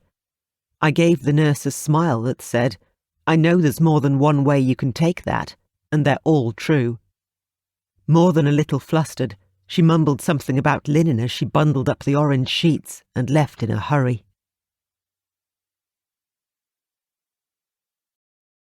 26. Waking again in the dark. Hurting. Hungry. Cold. Didn't want him to touch me. He had food and a blanket. Blanket was rough, scratched, tender skin. Horrible to be fed by a stranger, my hands tied. Wouldn't untie me. Food was dry, stale cereal, hard to swallow with a dry throat. Drink spilled and burned. Fighting it. Hurting. Wanting to give up, for it to be over. No. Whatever it takes to stay alive. Keep fighting. Don't let them win. 27. I left Caitlin for a couple of hours to get some clothes from home. She'd assured me she wouldn't need me till her next meal. Full of misgivings for leaving her alone, even with one of our guys on guard outside, I resolved to be as quick as I could. My car was in the car park, exactly where Chris said it would be. I didn't know how Chris had gotten home afterwards. I was certain she'd make me pay for it when I saw her next. As I unlocked the car, I said a silent prayer that she'd be at university today instead of at home. It was like they were watching me. I parked my bum in the driver's seat and shut the door just as my phone rang. I answered with a hello, but that's all I managed to say before the interrogation began. "She's awake. Michael called in his report already, and you haven't. What has she told you?" ASIO wasn't omniscient, no matter how much they'd like to be. Michael had probably called the minute I left Caitlin's room, bored of guard duty with nothing to report. Forgetting my sister, I thought of the pretty girl with the haunted eyes I'd reluctantly left watching TV not 15 minutes ago. That she doesn't want anyone touching her. She doesn't like breakfast cereal, and her recovery is going to take a while. A snort. Breakfast cereal? What kind of fucking help is that? We want intel. We want to know where they are. We want to know who they are and what they did. Not her fucking favourite foods. What the hell's wrong with you?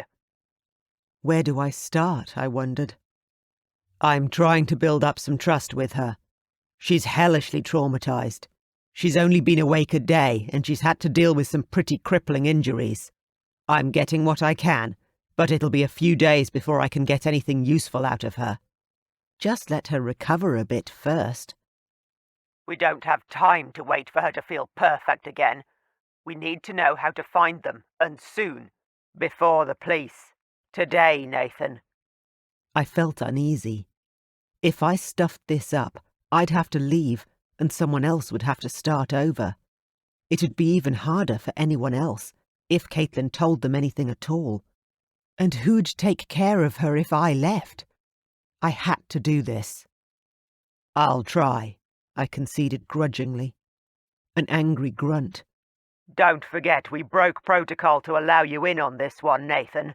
You're in hospital with her because of your special skill set, nothing else. We can easily pull you and get someone else. No one else would get as much out of her as quickly as I can, I replied instantly, knowing it was true. Then fucking do it. He hung up. I started the car with a sigh and a turn of the key, my heart heavy. I took my time driving home, selecting and packing a heap of clothes to take to hospital, then driving back to Caitlin. I delayed a little more, stopping at the supermarket for some supplies. When I reached her floor, Michael hurried toward me, a finger to his lips. He grabbed my arm to stop me from going to Caitlin. I shook him off angrily. He started to explain. You know that friend of hers, Joe, who comes in every morning? The one who asked for updates from the nurses on Caitlin's condition? I nodded curtly, not saying anything. I'd seen the girl, who was on Caitlin's short list of approved visitors. She'd come into Caitlin's hospital room, glared at me for a few minutes and left again. I hadn't thought much about her until now, but already I was worried. We think one of the nurses tipped her off that you'd gone out. She's just arrived, and I don't think you should go in just yet. Michael looked nervous. So he bloody well should. He'd left Caitlin alone with a stranger. I stared at him. If you think I'd trust some girl I don't know with Caitlin's safety... I tried to keep it quiet, but I was pretty pissed off. Michael had both his hands up, gesturing to tell me to lower my voice. He looked scared. Word from the boss is to listen. See if she tells her anything she hasn't yet told us. You can hear her from the doorway, close enough to get to her quickly if you need to, he said in a low voice.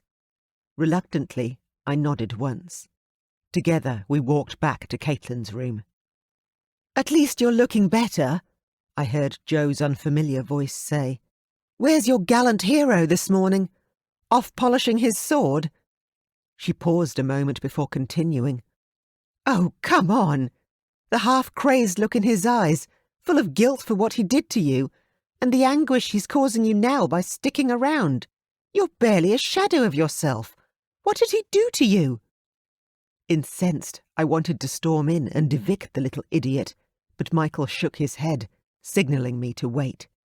Caitlin, please! You cry at the drop of a hat, and there he is, saying nonsensical things like, it's all over now, when it never will be, not until you get rid of him. She paused again. The bruises on your face are fading. You're starting to look almost normal now. At least he isn't hitting you anymore. Fucking bitch! Like I'd ever do that. Not Caitlin. Not ever. I looked at Michael. This is what he wants us to hear, I hissed. I don't need to listen to this bullshit. He was grim. He said, wait. We wait and listen to whatever Caitlin says. The other one doesn't matter. The fuck it didn't matter. Like Caitlin would trust me if she thought I'd hurt her. A long pause, as if Joe was waiting for Caitlin to reply, but I heard nothing before she spoke again. It's lucky that he found you when he did. Caitlin sounded confused. It's incredibly lucky that he was walking on that bit of beach just after you were dumped there. It couldn't be a coincidence. He knew you'd be dumped there, didn't he? He was one of them. Finally, I heard Caitlin's voice. I was lucky he was there, she agreed half-heartedly. It's all right, you can tell me, Jo encouraged. I know he was one of them. Caitlin sounded confused again. One of them? One of the ones who hurt you, Jo explained, as though to a child. Now she was upset. Nathan never hurt me. Fucking right I didn't. I took a step toward Caitlin, ignoring Michael shaking his head behind me. Jo's voice had dropped lower, so that I could hear her speaking, but I couldn't discern the words. Growing worried, I moved closer to the door until I heard Caitlin's voice again. My knuckles were white as my fingers gripped the doorframe. No! She was vehement. He never did anything like that. He couldn't do that to me. He would never. I could hear the tears in her voice. This was fucking useless. We wouldn't get any information out of her like this, and it was only going to take longer till I did. You didn't always see the face of the man who was hurting you, did you? Jo demanded. No, wait, Michael started to say as he grabbed my shoulder, but I shook him off. There was no fucking way I was going to let some girl upset Caitlin like this, no matter how good a friend she claimed to be. I stormed into the room, and sure enough, Jo had made her cry. I strode straight to Caitlin to give her a hug. I glared at Jo over Caitlin's shoulder as I asked her just loud enough for Jo to hear. What did she do to you? Jo glared back at me for a moment before she turned on her heel and left. Good riddance. Fuck off, bitch. I soothed Caitlin as best I could, all the while thinking that there was no way I'd ask her anything upsetting today. Her so-called friend had made her cry enough. No, my boss's fucking stupid idea had made her cry enough. If he'd only let me do my job and stayed out of it. It was going to take me all day to undo the damage he'd done. She'd done. Both of them had done.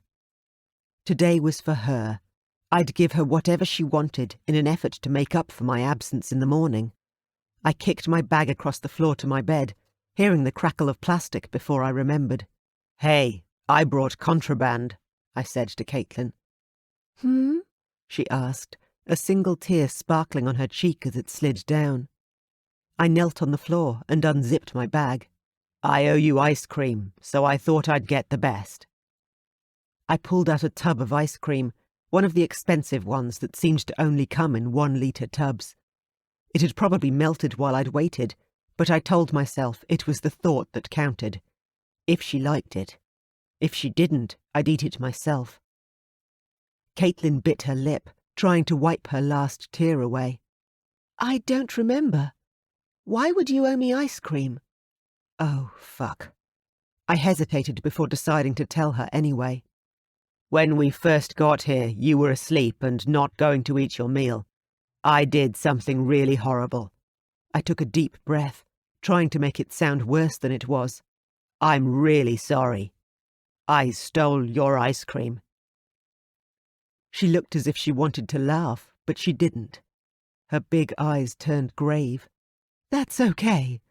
I'm sure that will go some way in helping me forgive you. I laughed, but not for long. I wondered how serious she was.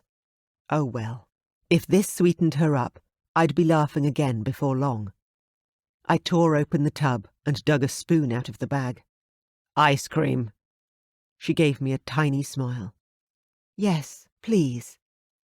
I crossed the fingers on the hand I held the tub with while I plied the spoon with the other, making sure the cardboard hid my bid for luck from Caitlin. I'd have to ask her again soon, whether I liked it or not. Just not today. Maybe tomorrow. 28. Still dark. Tied up. Rope on wrists, legs. Someone else there? Help. Water. Let me go. Coughing. Can't. Help me, you bastard!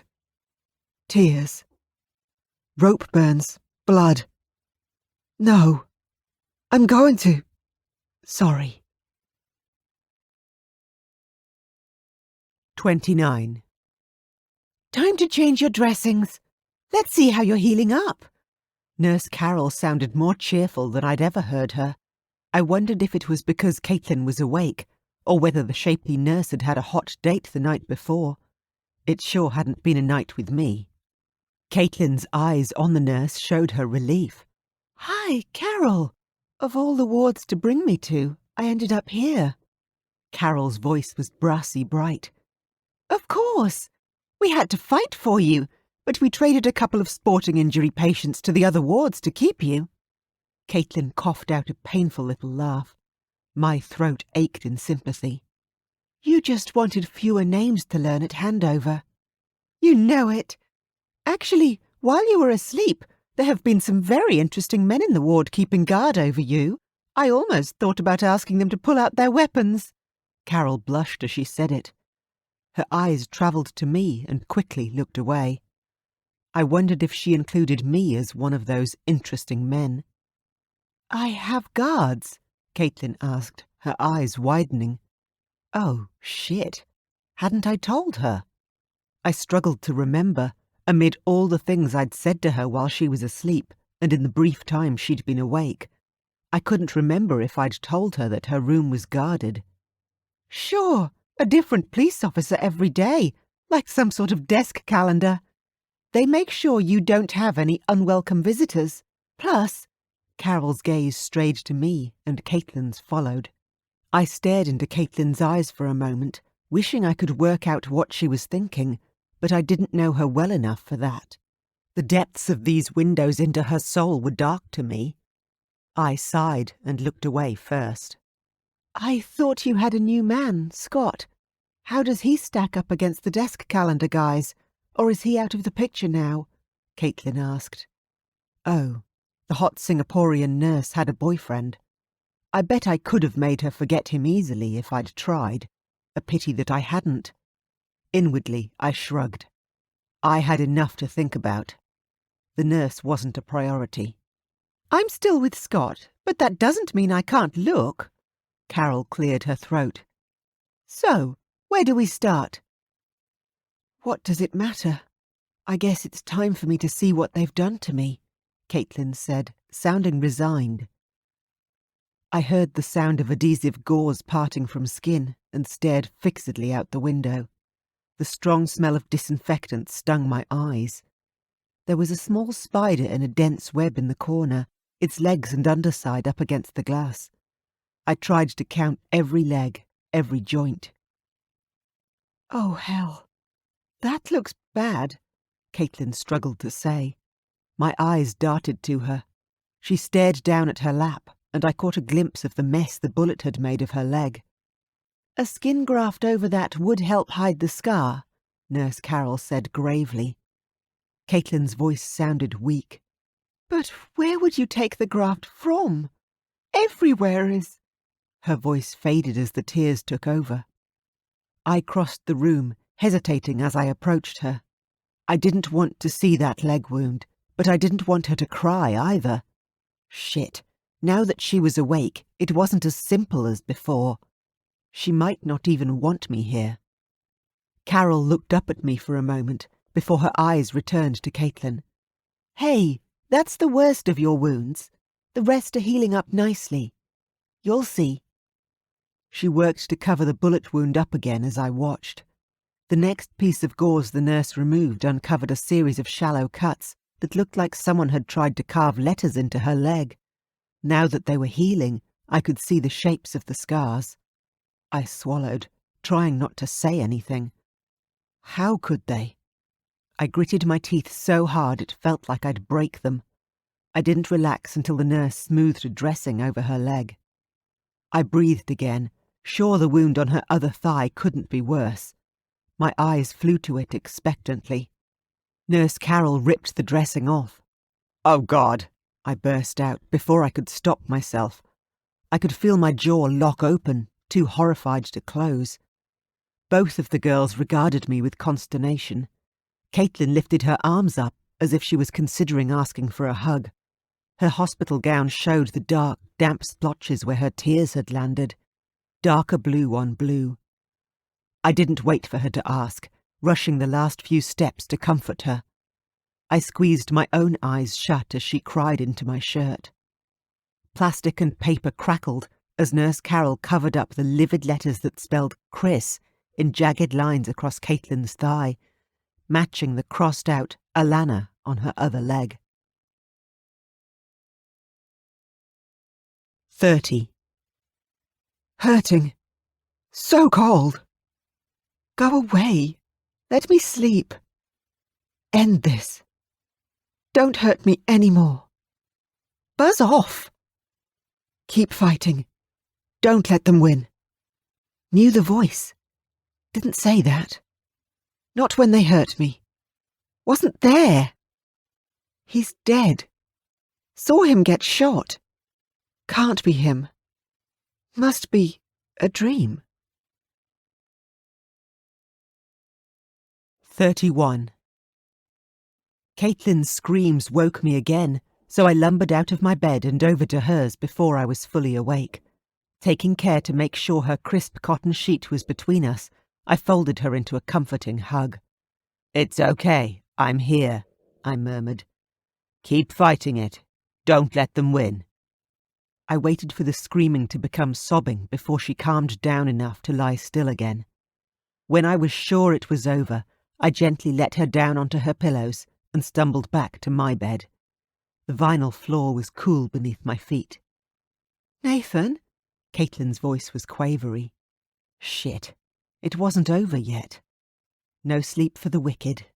"It's all right. I'm here," I began wearily, sliding my hand down her back to lift her into my arms again. She gave a shudder and pulled away from me, sitting up on her own. "What are you doing? Why were you touching me when I woke up?" Oh, shit. I crossed my arms over my chest, suddenly wide awake. "You've been having a lot of really bad nightmares, and you wouldn't wake up. You were screaming. Screaming for me to help you. You don't scream as much if I hug you." I sounded like the worst kind of deviant, watching and touching her while she slept. "How often have you hugged me?" Caitlin asked cautiously. I didn't want to answer, but it was better if I did. The nurses would tell her anyway if I didn't. "Whenever you had nightmares, until you stopped screaming." Her round dark eyes held a lot of things in their depths. Betrayal, sadness, panic. She didn't say anything, but her eyes said plenty. "I did it because I couldn't wake you up. I promised I wouldn't let them hurt you, and they were hurting you in your dreams. I couldn't just sit by and do nothing." I spoke faster than I'd intended. Shit. It was like I'd told my boss, charm and a smile wouldn't work on Caitlin. I was fucked. She bit her lip, still not saying a word. "That's all, I swear. The same as tonight. It helped you to calm down, stop screaming, and settle back into a peaceful sleep." I swallowed. Except the one time I went too far and kissed her, when she let me know just how much she didn't like that. Shit, don't even think about it. Her voice was soft and she spoke slowly, as if considering each word. "That explains some things." She didn't explain anything. Her big eyes studied me. "Nathan, could you do me a favor?" If she let me stay like I was supposed to after this monumental fuck-up, I'd do just about anything. "Sure," I replied. "Next time I have a bad dream, can you please wake me up first?" Her eyes were pleading. I smiled broadly. "Sure," I said again, turning on the charm just a little in relief. "With pleasure." She shrank back against the pillows, her eyes wide with fear once more. "But please don't touch me." I felt my heart shrink in response. I wanted to comfort her, but I didn't know how to do it without touching her. I stared at her for a moment before closing my eyes, nodding wearily as I headed back to bed. I got the message all right. I was more useful asleep and on the other side of the room. I wasn't going to argue with that. 32. In the evening, I sat in the chair beside her bed, watching some program that Caitlin found more interesting than I did. It seemed to be about some women who agonized over their inability to have a perfect, long-term relationship with a man, in between trying men on the way they tried on clothes. It was funny, if nothing else. More than once, I saw a watery smile float to the surface of Caitlin's expression before it sank to the hidden depths again. I ached to see her smile properly, or even laugh. I found my thoughts drifting to what I could do to lift her spirits. I decided to go to the gift shop downstairs and pick up some chocolate. I stood up, opening my mouth to tell her I'd be right back. The phone rang on the bedside cabinet between us. We looked at each other, surprised, before she started to reach for it. She's going to realize she can't pick it up. Then she's going to cry, I thought. Quicker and closer, I hit the button that put the call on the phone's hands-free setting. "Hello," I answered quickly, before she could react. An older man responded in a heavy accent, sounding confused. I was looking for Caitlin Lockyer. I'm her father." My eyes went to Caitlin questioningly. She nodded as she spoke up. "Hi, Dad. I'm here." "I've only just checked my messages. We've been out of range of all but sat phones for the last month. The police got a hold of me just as we left, to say they'd call me if they had any updates, but it didn't seem that they did. Your friend Joe left a message for me to say you'd been found, but you were in hospital. What happened?" I took a step toward the door, trying to keep my voice as low as possible. "Did you want me to stay, or will you be okay if I gestured toward the corridor beyond her room. Caitlin shook her head, looking unconcerned. "Go, go," she mouthed, waving her hands as if she were pushing me out the door. I went, smiling and nodding in what I hoped was an understanding way. As she started to tell a very abridged version of what she'd been through, I listened to her tone. Careful, as flat as she could make it, Caitlin barely sounded distressed at all as she recited, "Some men pulled me into their car, knocked me out, and took me somewhere dark. They hurt me. Someone found me, took me to hospital." Here she paused, as if she needed something to give her the impetus to carry on. I hesitated, wondering if I should turn around and go back in. I heard the murmur of her father's voice, but not the words, as I was too far down the corridor. I stopped and strained to hear her reply. "I wasn't out alone after dark. It was broad daylight. I was shopping for Jason's birthday present," she said, sounding resigned. Her voice dropped lower so I couldn't hear more. Who was Jason that she needed to get him a birthday present? Forgetting the chocolate, I returned to her room. I debated whether I should go back in or not, and decided to do something I'm not proud of. I stood beside her open door, out of her line of sight, and listened to the whole conversation. Her father's voice was the next I heard. "Will you be okay if I take this contract? It's a whole 3 months with an exploration drilling rig, but they've offered me so much money, I don't want to turn it down." 3 months? She'd be alone in her house for 3 months, and there was no one there now. I needed to get our remote surveillance guys in and out of there before she got home. I'd call them as soon as she was asleep. Work would be happy I had something to report, even if it was just intel on her house. "Sure, Dad, I'll be fine," she murmured. "I'm still going to be in hospital for a couple of weeks, and it's not like I can't cook when I get home. Take photos, okay? Something cool. You know I like to see what you're up to, even if I have to wait till you're home to see them." "Bye, honey. They're calling my flight. Time to go again." "Bye, Dad," she said softly. I heard the dial tone as he hung up, then her deep sigh. I ached for her. I wanted to see her smile again. Now more than ever. I skipped the lifts and ran down the stairs to the ground floor gift shop. I was going to get her the best chocolate they had. I wished I'd asked her what she liked, but everyone liked chocolate peanut brittle, surely. If she didn't, I'd eat it and go back to get her something else. Or should I just buy a bit of everything that looked good? I figured that could work. I checked my wallet to make sure I had enough cash. "That's a lot of chocolate," the woman with white curls in the gift shop said with a smile. "Are you trying to impress a lady?" I allowed myself a proper smile. "Perhaps," I replied with a wink. She looked a little flustered. "Well, I'd be impressed," she said defensively, looking away so she could put my purchases in a bag. I thanked her and ran up the stairs, 2 at a time, back up to Caitlin's room on the 2nd floor. I dropped the bag of chocolate on Caitlin's bedside table with a grin, turning to see her reaction. She was fast asleep, tears sparkling on her eyelashes in the last rays of the sun, and I didn't have the heart to wake her. The empty pill cup on her table told me she'd be out for a few hours, so maybe it was a good idea for me to try and get some sleep too. As I relaxed into my pillow, I wondered who'd given her the pills and helped her drink the water to wash them down. I figured it was probably the nurse who administered them.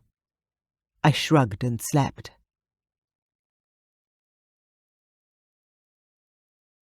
33. Wrists bound in rope and blood. Cutting. Hurting. Twisted. Lost. Too cold. Oh God. Broken. Too dark. So much blood. Too late. Heart frozen. Do it. Give me death. End it. 34. I woke with my heart beating against my ribs for escape. Who gave her the medication she took last night? Why did I go to sleep without finding out, making sure she was okay, checking to be sure? Who was on guard? Shit, I couldn't even remember his face. Was he there for the phone call and all the time I was gone? Was he still here so I could ask him? Fuck, what if I'd fucked up and let them get to her? I held my breath, hoping and praying my dread was unfounded. Please let her be okay. In the dim light filtering in from the corridor, I could see Caitlin shift restlessly in her bed. She whimpered as if she was in pain or trapped in another nightmare. I breathed again. I wanted to hug her. I was so happy to see her alive, but I remembered. Even if she was having a nightmare, I wasn't stupid enough to do it again. "Caitlin, Angel, wake up," I said, sitting up. "It's a dream. Only a dream. Wake up." I stood up and stretched. The ache in my muscles reminded me how much I wanted to visit the gym. I wondered if the hospital had one for staff. Fuck. Focus. Wake Caitlin and ask her. I repeated the same words, a little louder. I crossed the room to be closer to her. "Angel, Caitlin, it's a dream. Only a dream. Wake up. See? I'm here just like I promised, and you're safe, I swear." She didn't seem to have heard me, still struggling against her sheets and the scary men in her dream. Her scream shattered what was left of my sleepiness, like a screen of clouded glass. I stumbled, swallowed, and told myself I was made of sterner stuff than the scrambled eggs I expected for breakfast. I took the last step that left me standing beside her bed, my shorts flush against her sheets. I reached over her and hit the switch by her bed. In the flickering beam of the fluorescent light, I saw her eyes flutter. "It's a dream, Angel. Wake up. It's me. You're in hospital, and everything's going to be fine." A head shake, blinking, as Caitlin slowly sat up, her face sinking into shadow. "Nathan?" I broke into a smile. "That's me." She slowed her breathing from a panicked pant to something closer to calm. "I'm safe in hospital with you, right?" "Yeah," I replied, yawning. I wanted to go back to sleep, but I wouldn't manage it until I asked her what I should have found out last night. Who gave you your afternoon meds? She thought for a minute. Judith. No, Carol. Carol was on last night. I said I was having trouble sleeping, so she found me some milk in the handover room fridge.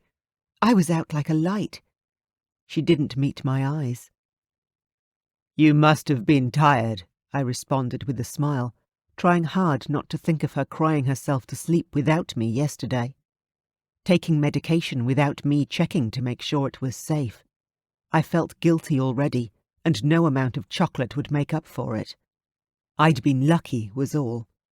I couldn't afford to fuck up like that again. It could cost her life, my job, and Chris. I closed my eyes, trying to clear my head before I opened them again. I won't keep you up. You need your rest to heal. I turned away and padded across the vinyl back to bed. No, wait, Caitlin said softly. I stopped. Would you please sit by me for a little bit, till I calm down properly? I just want to get some of the horrible pictures out of my head. The police come to take my statement tomorrow, and I can't stop thinking about all the things I have to say. Last chance. The perfect opportunity to ask. Just don't be stupid and don't go back to sleep. I settled in the chair beside her bed, shifting so that I faced her. Can you tell me about them? Maybe that'll help them go away faster. I didn't dare cross my fingers for luck, but in my heart I hoped. She looked fearfully at me. Nathan, I don't even want to think about them. Talking about my nightmares will only bring them back. No, it won't, I coaxed. That's what all the psychologists and counsellors say. You wait. They'll tell you it's good to get it out and your heart will feel lighter. Caitlin shook her head. Nathan! Fresh tears started to flow. She lifted her arms, shaking with her first sob. I hesitated. I wasn't stupid, but I wasn't heartless either. I moved from the chair to her bed so I could hug her like she wanted. It felt like the right thing to do, too. I can't, Nathan, not yet. I can't, Caitlin murmured as she clung to me and cried. Fuck it. I stroked her hair. It's okay. You don't have to. 35. It was a shiny red Mercedes. Not the newest. The driver looked at me. Friend in the back. Saucer eyes. Someone hit me, pushed me into the back of the car with saucer eyes. 2 in the front. Passenger, driver. Passenger hit me, drugged me. Sorry. Oh God, so sorry. Fight them. Don't let them win. Sleep and remember. Until later. 36. We need a statement from you, Miss Lockyer. The police officer sounded almost hesitant. After last night, I was too. I understand this will be upsetting for you, but we need your assistance to catch the people who did this to you. Caitlin bit her lip and nodded, her eyes downcast. Her hand reached for mine, and I held it carefully, mindful of her fingers. The police officer cleared his throat. Mr. Miller, I'll have to ask you to leave or at least step outside. Unwillingly, I rose. I tried to let go of her hand, but I couldn't. Somehow she'd twined her fingers through mine and couldn't or wouldn't let go. She emitted a strangled sound as I tried to detach her gauze-shrouded fingers, so I stopped. I looked hard at Caitlin, but her eyes remained fixed on her lap. Her face grew paler the longer I looked. No. The firmness in her voice surprised me, and the police officer too. I'm sorry. He looked confused. You won't give a statement yet? Caitlin looked up, her brow furrowed. I'll make a statement now, but I want Nathan to stay. The police officer cleared his throat. Mr. Miller is a suspect in this matter, and we'd prefer that your statement is made privately, so you feel safe and don't hold back information. Your statement will remain confidential. Caitlin's eyes locked on his, and her voice hardened. "Detective, I will never feel safe until I know every one of those bastards can't touch me again. And I will never feel safe alone with a police officer after one of them shot at me. Nathan shouldn't be a suspect in this. He didn't. He's about the only person who hasn't hurt me." Her voice was firm through most of this, but wavered toward the end. Her eyes filled with tears, which spilled down her cheeks. She reached for a tissue with one bandaged hand, then the other, unsuccessfully. I reached over and pulled a tissue out of the box, holding it out for her. Caitlin turned her sad eyes to me, her useless hands held out in front of her. "Please," she whispered. I hesitated a second before I carefully wiped her tears away. She turned back at the police officer. "I can't use my hands, and I can barely stand, let alone walk. I feel so helpless. One of these pillows would probably be an effective weapon against me." She gave him a sad little smile. "I know I need to make a statement, so you can catch the people who did this to me. No matter how upset talking about it will make me feel.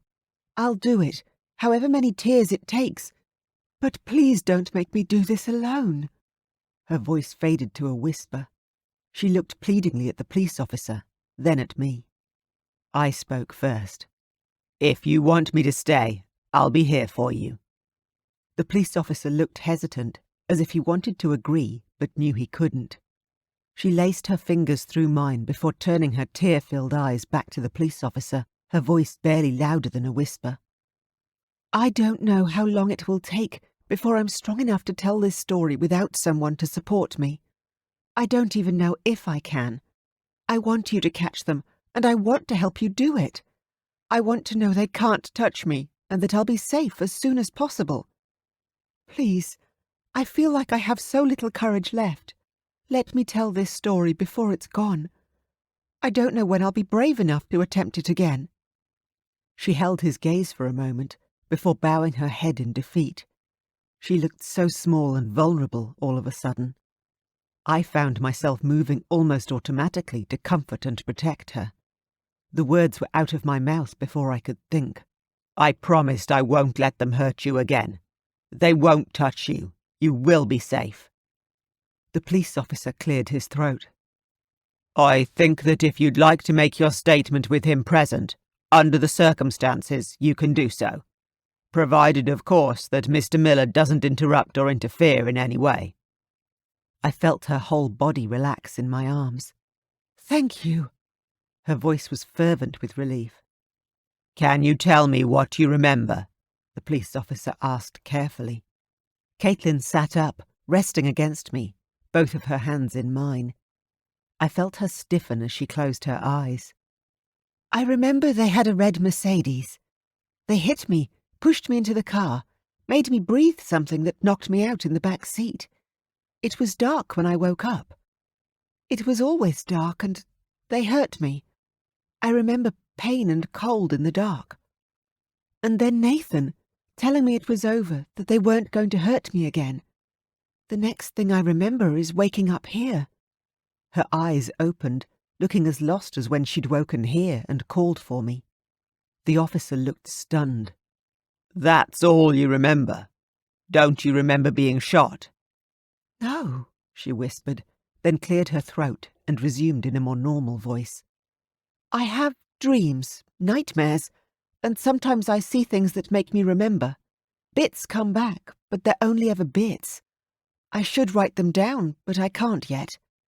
She held up her bandaged hands. "I'll do it," I found myself saying. "I can bring in my laptop, you can tell me what you remember, and I'll type it in for you." I earned a suspicious look from the police officer, but Caitlin looked relieved. "Thank you," she said as she crumpled. She fell mostly against me, so it was a small matter to twist my fingers from hers and shift her so that she rested on her pillows.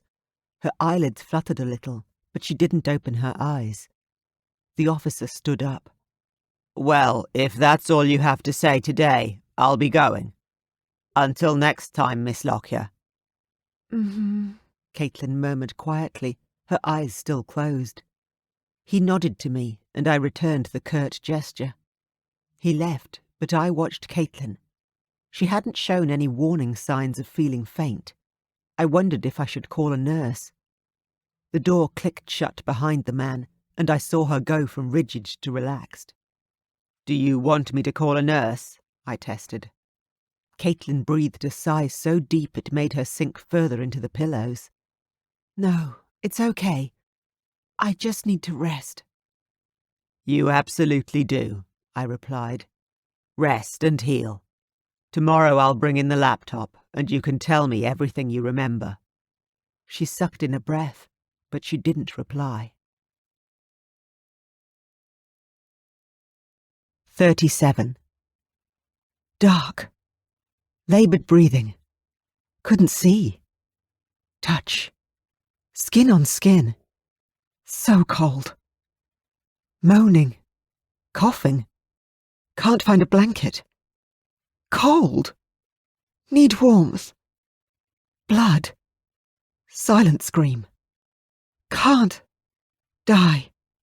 Help. Need to run. Can't. Oh God. 38. Pervert. Sorry. Oh God, so sorry. Caitlin rubbed her cheek against her shoulder. A smear of tears turned the cotton from light blue to dark. Let me go! If I'd thought having to listen to her nightmares was bad, writing her memories was worse. I've never seen anyone cry as much as Caitlin did those first 2 hours. No reply, no light. More pain, bitter tears. Alone in the dark when I needed help. Her voice broke into a sob on the last word, but she hiccuped and continued. I remember lying down, sobbing. Cold, rough, hard concrete. Dusty. Made me cough, but no one heard. Pain. Relief that no one heard me. She sat with her eyes closed, tears streaming down her face as she fought to find the words to describe the horrors she could remember. Disjointed memories, every one of them dark. Don't touch me! Hold her down, I said. Touch me and I'll kick your face in. How are you going to do that with him holding you down? I said. She swallowed painfully. No! I'd keep typing until she stopped, her sobs choking her into silence. Then I'd put an arm around her shoulder. She'd cry into my shirt for a while. She'd sit up, hiccuping, and she'd start again, presumably where she'd left off. Too heavy. Couldn't breathe. Hurt me. Couldn't scream. Hurt me again. Gasping, sobbing. No air. Crushing weight lifted. A breath. Another. Why a reprieve? Touching me. No! A scream. Mine. Hurt me more. It was like watching her throw up. Don't touch me. Don't touch her. Don't. Caitlin's voice failed. I waited, but she went on. Can't stop. Must. Shouting. Shots. Hurts. No. Can't stop. Must. Hurts. Can't get up. Must. Red light. Blood. Scared. Slipping. At first, I thought I could take it, but what was coming out of her mouth and what it was doing to her made me sick to my stomach. Took my clothes. Tried to fight. Threatened me. Scared. Froze. Cried. Couldn't fight. So cold. Shivering and cold in the dark. Two of them. By halfway through, I wanted to kill them all. Found my hands. Broke my fingers. Screaming. Pain. Couldn't see for tears. He had a knife. Cut my clothes off. She swallowed. Tried to kick him. Couldn't see. Too dark. He caught my legs. Pushed them down. Apart. Unzipped. Oh God, please, no. By the time she'd been at it for a couple of hours and was so choked up she couldn't do it any more, I was ready to not just kill them, but chop them up into small pieces and burn their remains, in no particular order. Then burn the clothes I'd been wearing and take a shower in disinfectant. I asked Caitlin if she wanted to take a look at what I'd written, to add to it where I hadn't been able to type fast enough, but she shook her head, her eyes tightly closed. "Later," she murmured. "Another day. I can't any more today." She lay down again on the pillows and turned her face away from me. "Did you want me to leave you alone for a bit?" I asked hesitantly, already thinking about getting a nice coffee from the cafe downstairs, and the possibility of any distraction to get the last 2 hours out of my head. I wondered how many sexy nurses and doctors visited the coffee shop. "Please don't." The face Caitlin turned toward me now was wide-eyed with fear. "I don't want to sleep again yet. I'm going to have nightmares after this." "You're not the only one," I thought. I hesitated for a second before I offered. "Why don't you come downstairs and we'll get a coffee? There's a coffee shop downstairs, and they had some nice-looking cakes this morning. I know the hospital staff don't let you have cake." She gave a tiny smile, looking wistful. Before she could refuse, I called the nurse's station to arrange a wheelchair and some theatre scrubs for her to wear. As I hung up the phone, I looked down and realised I could do with a change too, out of my salt-encrusted shirt and into a clean one. I pulled the dirty one over my head and dug in my bag for clean clothes. I heard Caitlin make a sound behind me as she shifted between the sheets. I turned to see why. She was looking at the bathroom door, turned away from me. "What is it?" I asked, moving closer to her. She kept her face averted and pressed her lips together. She closed her eyes and shook her head. "Nothing," she said softly. "Are you sure?" I asked, touching her arm. She shuddered and shrank away from me. "Please, let me know when you're done changing your clothes." I looked down. It's not as if I'd suddenly sprouted a beer belly. I still had my six-pack, softened a bit by days in bed, but a six-pack I was proud of nonetheless. I resolved to work out a bit more when she was asleep. It was as I was looking down that I realised. Oh, shit. This much bare skin made her uncomfortable. No bloody wonder. I crossed the room to the far corner by the window and turned my back to put my shirt on, so I didn't have to see her horror. How anyone thought I could ever seduce this girl was beyond me. Not a hope in hell. Nurse Judith came in before I could say anything else to Caitlin. The blonde nurse held the scrubs clenched in one fist as she told me, "If you want a wheelchair for her, you'll have to go to the ward clerk at the nurse's station to find out where one is." She glared at me. "Get out. I'm going to help her change." I looked askance at Caitlin, but she sat with her head down and her eyes closed, too miserable to react. I left the room, but stood outside the door where I could still hear.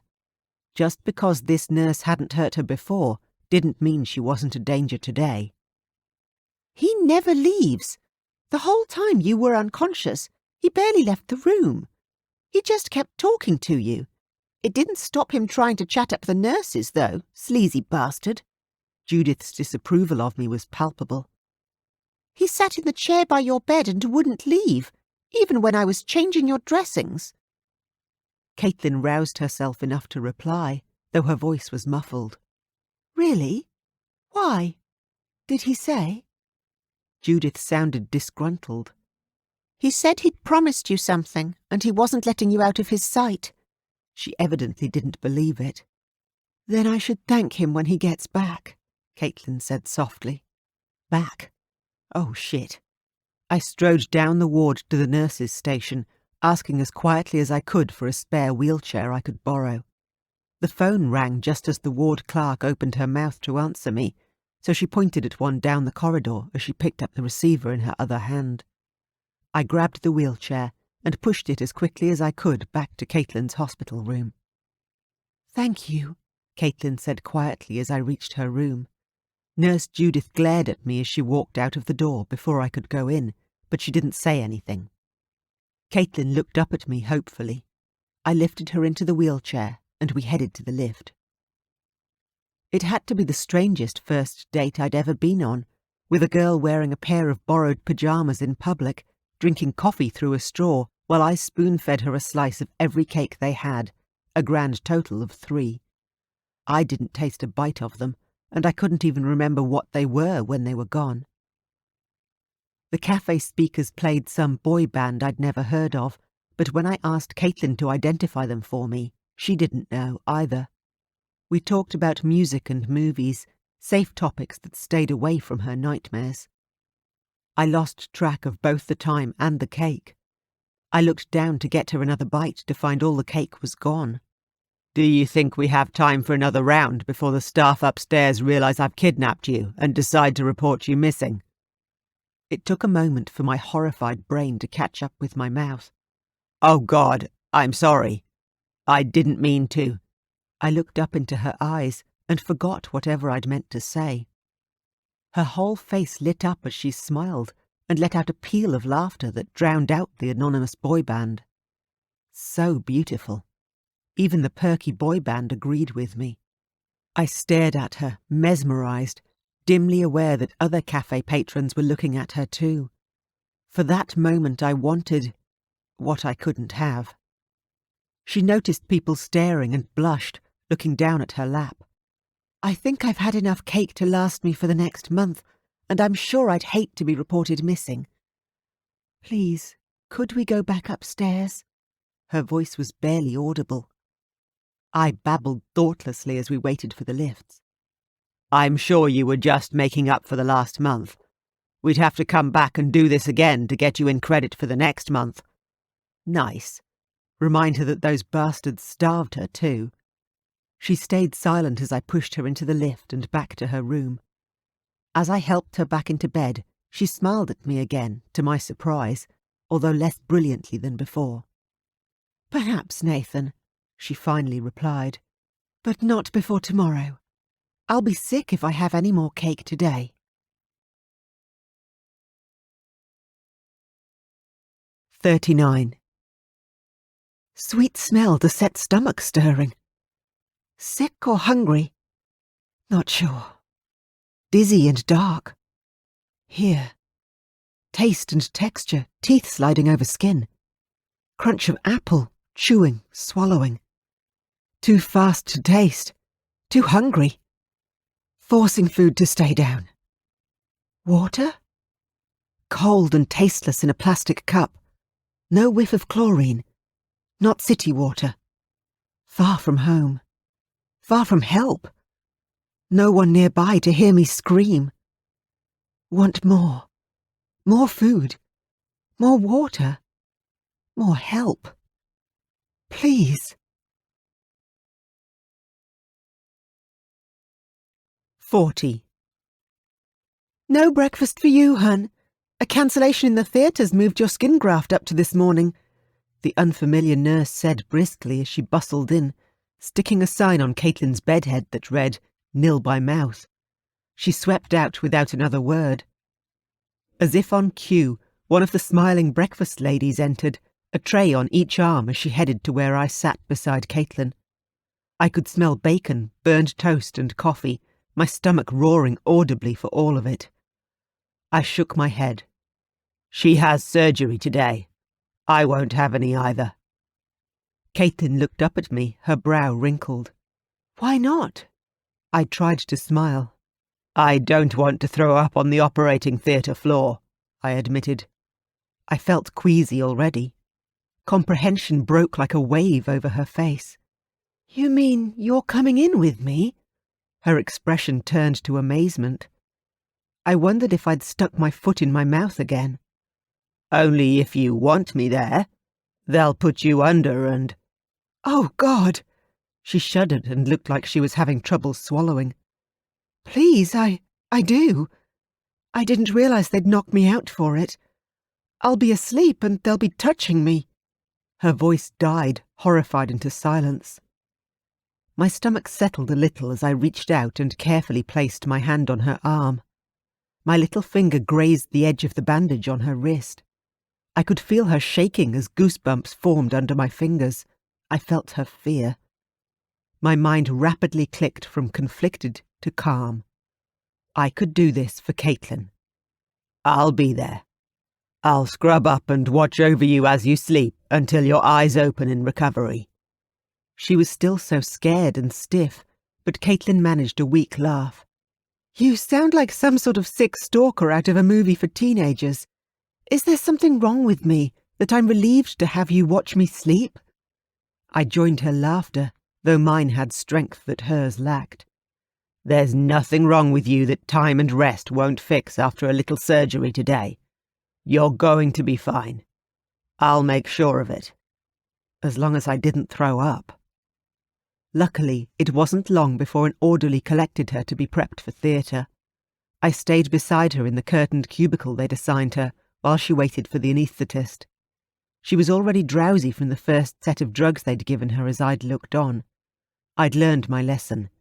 I wasn't letting her take any more medication without knowing what it was and who gave it to her. Caitlin stretched out her hand to me, looking like a bemused drunk with her slight, sleepy smile. Will you be here when I wake up? She slurred. I smiled.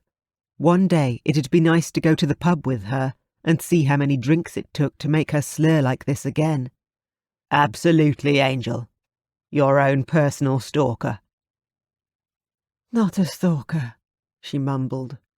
Further mumbling followed, but I didn't understand it. Her eyelids dropped. Tell me that again, I said softly, not expecting her to respond. They did. They were watching me. 3 of them. Don't know who was the bigger pervert. Her voice meandered off into a sigh. I strained to hear more. I need space to work, mate, an unfamiliar voice said. I straightened up. The anaesthetist had arrived.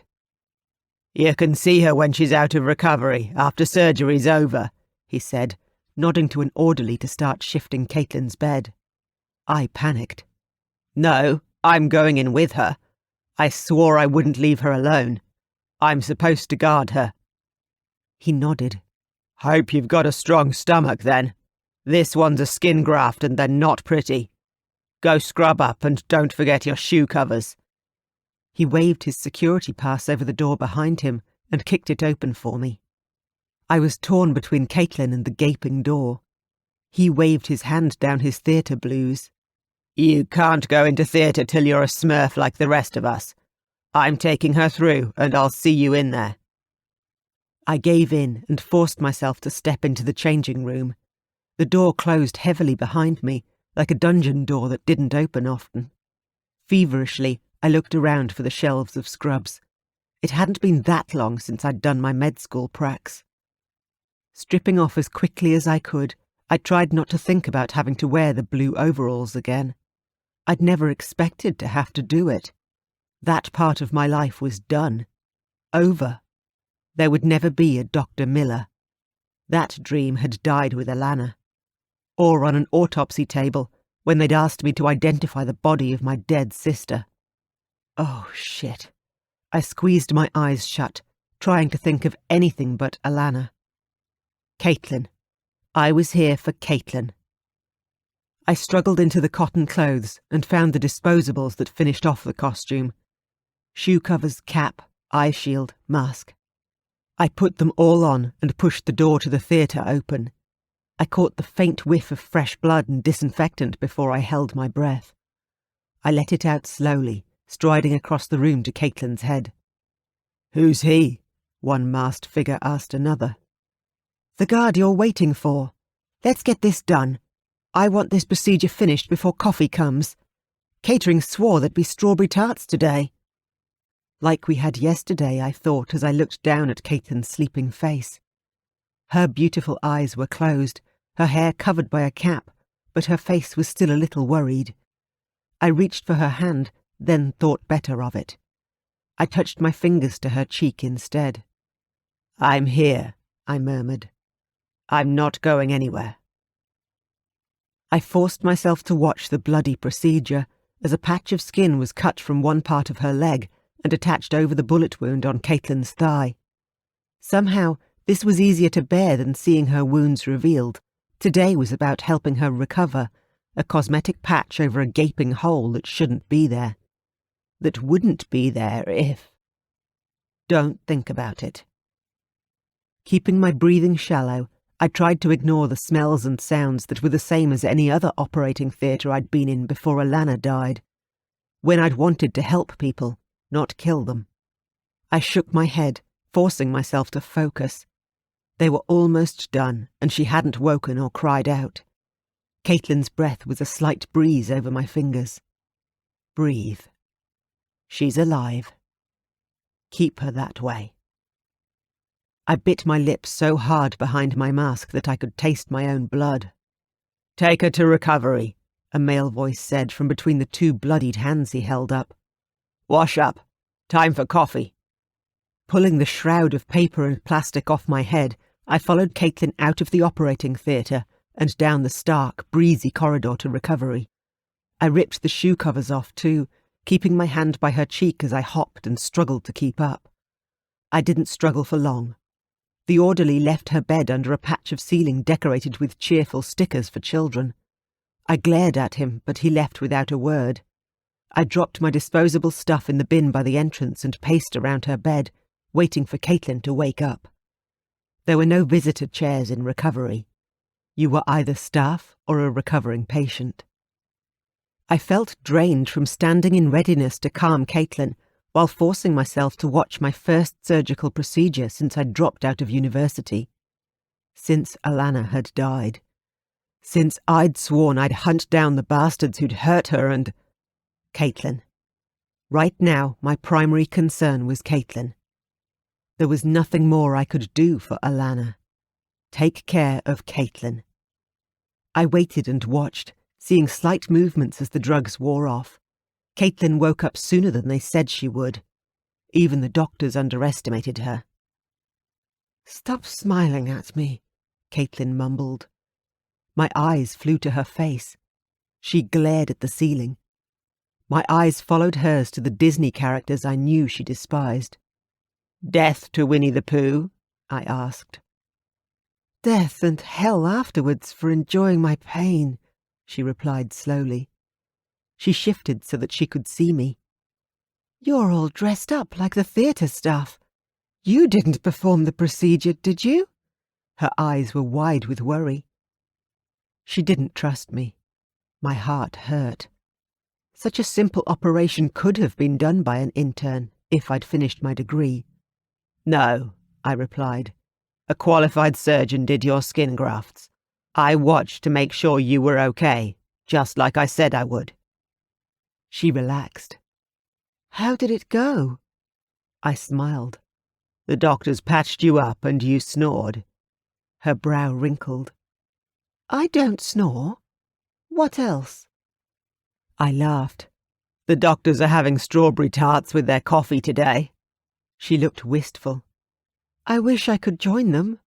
I can get you one as soon as you're cleared to go, I offered. A doctor or a tart? Caitlin asked, starting to smile. I stared at her, lost.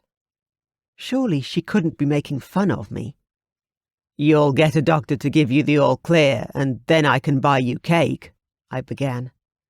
Her breathy laugh shut me up. Thank you, Nathan, she said softly, closing her eyes. Somehow I still felt like she was laughing at me. Any time, I replied. I meant it too. 41. 4 of them. They all said they were called Chris. All sounded different. Hurt me differently. Too dark to see them. Didn't see their faces. Only the voices. Different voices, different hands. 4 different pricks who could only get a girl by force in the dark. Wanting to hurt them back. Kill them. Couldn't get free. So tired. Enough of my nightmares for today. You promised me cake, Nathan. 42. Want to watch some TV? I asked Caitlin. We were done with breakfast. I'd helped her in the bathroom while the trays were cleared away. I wasn't game to even mention the laptop. After her marathon effort 2 days ago, she'd agreed to try to tell me more yesterday, but it hadn't been long before she was too tired to talk. She nodded, and I hit the power on the remote. I flipped through the channels, hoping we wouldn't get stuck with any kids' shows. "Oh, wait," she said suddenly. "That didn't look too bad." I blipped back to the one she indicated, with a bunch of people sitting in a helicopter. It looked familiar. "That one." I settled into the chair beside her bed. "Is that Jurassic Park? I haven't seen that since I was a kid." Caitlin nodded, a slow smile appearing. "Nor have I." The smile faded fast. "Do you want to watch this?" I asked her, my fingers poised over the remote. I'd take all-day cartoons if it meant she wouldn't cry. She looked resigned. "Sure. It'll be fine." Her eyes were already on the screen. She folded her arms across her chest, pressing her lips together. I stared at her for a few minutes, just waiting. "What?" she asked finally, turning to me. I nodded at her crossed arms. "It doesn't look like you want to watch it. What's wrong?" I think she held out for another minute before she relented. "The first time I saw it as a kid, I had nightmares about velociraptors for weeks." "Have you seen it since?" I probed. "No," she admitted. "But even the thought of them still freaks me out." I fought to keep the laughter out of my voice. "So you don't like this movie because you think you might have nightmares after watching it?" I tried to keep my face expressionless. "Yes," she replied defensively. "Nightmares worse than the one you told me about yesterday?" I asked gently, my eyes not leaving hers. Her face hardened. "No. Velociraptors sound like a picnic after what they did to me." Her voice faded from fierce to a barely audible whisper. She swallowed. "Bring on the dinosaurs. Watching them eat people will be fun." Her expression was fierce. I laughed. "Even the bloke on the toilet?" She struggled not to smile, but she gave in with a breathy laugh. "Yes, even when the T-Rex eats the man on the toilet." She laughed properly. "There aren't enough scary scenes in toilets." I grinned back. "Yeah, because the world needs more crappy horror scenes." We both settled back to watch dinosaurs eat people, even the T-Rex with the toilet. I heard Caitlin's musical laughter again at that part and smiled to myself. Maybe she was finally recovering from her ordeal. As the movie progressed, my thoughts turned dark once more. If Caitlin was more scared of the men who'd hurt her than a pack of vicious, intelligent dinosaurs, then I needed to know what she knew so I could hunt the bastards down. I resolved to try again later. I'd set up the laptop and ask her to tell me more as she cried and I tried to be a heartless bastard. No. It could wait until tomorrow. Let her be happy for today. Oh, wait. No, not tomorrow either. The next day. Tomorrow would be her 18th birthday, and I didn't want to spoil it by upsetting her. The day after tomorrow, then. 2 days of peace wouldn't be too much of a delay. It's not like the hospital was going to be overrun with velociraptors or vicious bastards. Plus, she'd been in surgery yesterday. She deserved a rest. She'd been unconscious for almost 2 weeks. What more could happen if we waited another 2 days? 43. The second I stepped out of the lift, I heard Caitlin's voice. I'd gone downstairs to get some flowers. It was her birthday, after all, and I didn't know what else to get her. I sprinted down her ward to the sound of her screaming. Another nightmare, and I wasn't there to wake her from it.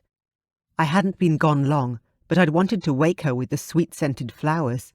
Liliums, the florist had called them. Fuck. Who cared what they were called? My feet pounded on the carpet as her screaming grew louder. Where in hell was her guard? Fuck.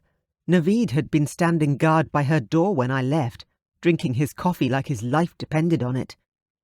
I skidded into the room to see the nightmare had become more real than it should have. She fought someone real, someone I'd never seen before, someone who should never have been allowed in. "Leave her alone," I ordered, striding over to her. I threw the flowers into the sink, barely registering that there was already a bunch there. In shock, he let go of her, and Caitlin fell harmlessly back to the bed. I saw her eyes snap open, disoriented and scared. He was still too close to Caitlin, his eyes not leaving her. "What did you do to her?" I thundered, taking another step toward him. He started to back away, so I spared a glance at Caitlin. She blinked, lying there, stunned. Then she saw him. Her eyes widened in shock. She didn't invite him. She was as surprised to see him as I was. I needed to get him away from her and out of here, so she'd be safe again. "Get away from her!" "I didn't mean to scare you. I wanted," he began, but I cut him short with a fist to the face that he didn't see until it was too late. He was piss-weak, though, going down like a sack of surprised potatoes. I don't think he'd ever been in a fight before. He climbed awkwardly to his feet, backing away in the direction of the door. He looked at Caitlin. He saw something in her face that hardened some sort of resolve in him. Instead of leaving, his face firmed up and he tried to fight me. I dodged a few wild swings that didn't connect, as I waited for the opportunity to lay this idiot out on the floor for the second time. This time, he wouldn't be getting up again. Right. I was forced to stop mid-swing as Caitlin stood between us. Oh, God, she shouldn't be out of bed yet. She was shaking, and I reached out to steady her at almost the same instant he did. "Don't you dare touch me!" She lifted a face contorted with fury. He immediately tore his hands away. He edged away from her. His eyes jerked from her hands and wrists to her ankles and feet, slowly dragging his gaze up to her thighs, his horror growing as he stared at her rainbow of bruises. The sheer sight of her was enough to incapacitate him, the useless idiot. Movement caught my eye, and I saw a trickle of fresh blood pool beside her foot. A scarlet flower blossomed on her nightdress. The skin graft. She'd ripped her stitches. I needed to get her off her feet. Oh, God, how much was this hurting her? How was she still standing? "I want nothing to do with either of you if you're going to fight like animals. Get your hands off me!" Her screech was directed at me. I only tightened my grip on her. I wasn't letting go. She'd fall without support. She was already visibly sagging with the effort, or the blood loss, or the pain. Oh, God, Caitlin, don't do this. "Not until you're back in bed. You can yell at me or him to your heart's content from there. I know how much pain this is costing you." The last part was spoken in a low voice in her ear as I lifted her in my arms. She curled up in pain. I could feel every muscle as tense as she could clench it, and she didn't relax when I set her down on her bed. She looked like she wanted to scream at how much it hurt, and it took every bit of her self-control not to. "I can get you more pain medication. I'll call a nurse. You don't need to hurt like this," I said urgently, praying he hadn't done anything else to her before I'd arrived. I ignored the bloke behind me, all of my attention focused on her, waiting for her reply. She turned away from me to speak to him, as if I didn't exist. "Jason," she sounded almost hypnotized. "Something else scared me, and I was just shocked to be woken up." Her voice had gone deathly quiet. Tears flowed down her face, but still she sat, rigidly upright, her eyes on him. She stretched out a hand to him, every finger bandaged and splintered. I turned so I could see his expression. His eyes were just about popping out of his head, and he looked green as he gasped out, "Oh my God, what did they do to you?" He turned and fled. "No, Jason, wait," she called after him, but I doubt he heard her. When he didn't come back, she dropped back down on the pillows, her eyes closed. No more tears escaped her iron control. I crossed to the door of the room in time to see him stumble into the toilet at the end of the ward. I heard him retch as the door swung shut behind him. "He left in a hurry," Naveed said beside me, inclining his head toward the nauseous numbnuts. I stared at him. "Where were you?" "How the hell did he get into Caitlin's room?" I hissed, as quietly as I could, so Caitlin wouldn't hear me. He shrugged, far from fazed. "Call of nature? He's her friend, that girl Joe's brother. He's on the list. Of course I let him in. She had him there, you'd disappeared, and I've been up all night because my son's teething. I've had 2 coffees already this morning. I needed to take a piss." I wanted to break the calm expression on his face, but I knew he was a better fighter than me. I'd had 1 sparring session with him in the gym, and I'd sworn never to do it again. Not ever, and not now either. Shaking my head, I headed back to Caitlin. "Is he coming back?" she asked, her eyes still closed. "No, he looked pretty sick," I answered. She sat up and shook her head.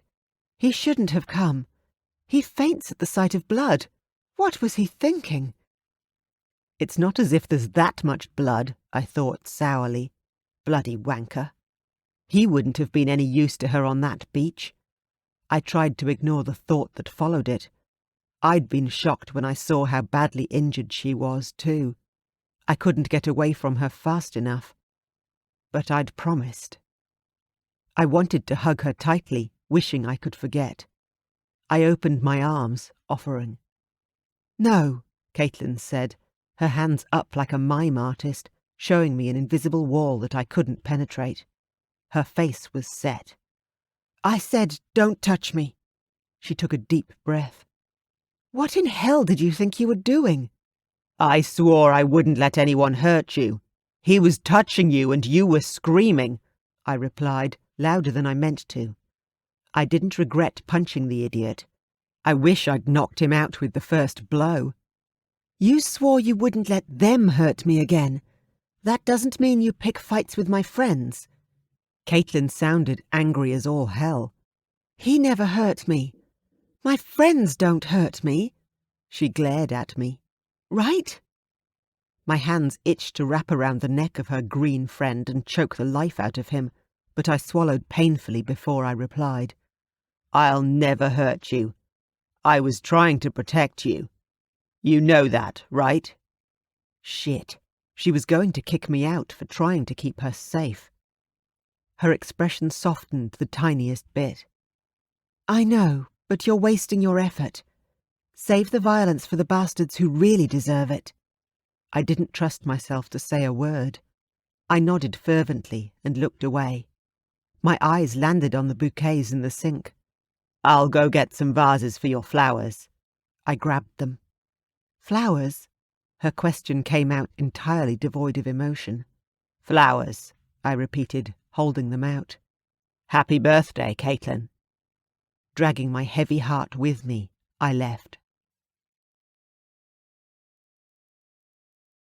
44. Forced kisses. A violation. The breath of a cruel mouth on mine. Smell of stale old beer. Like a pub the morning after a party.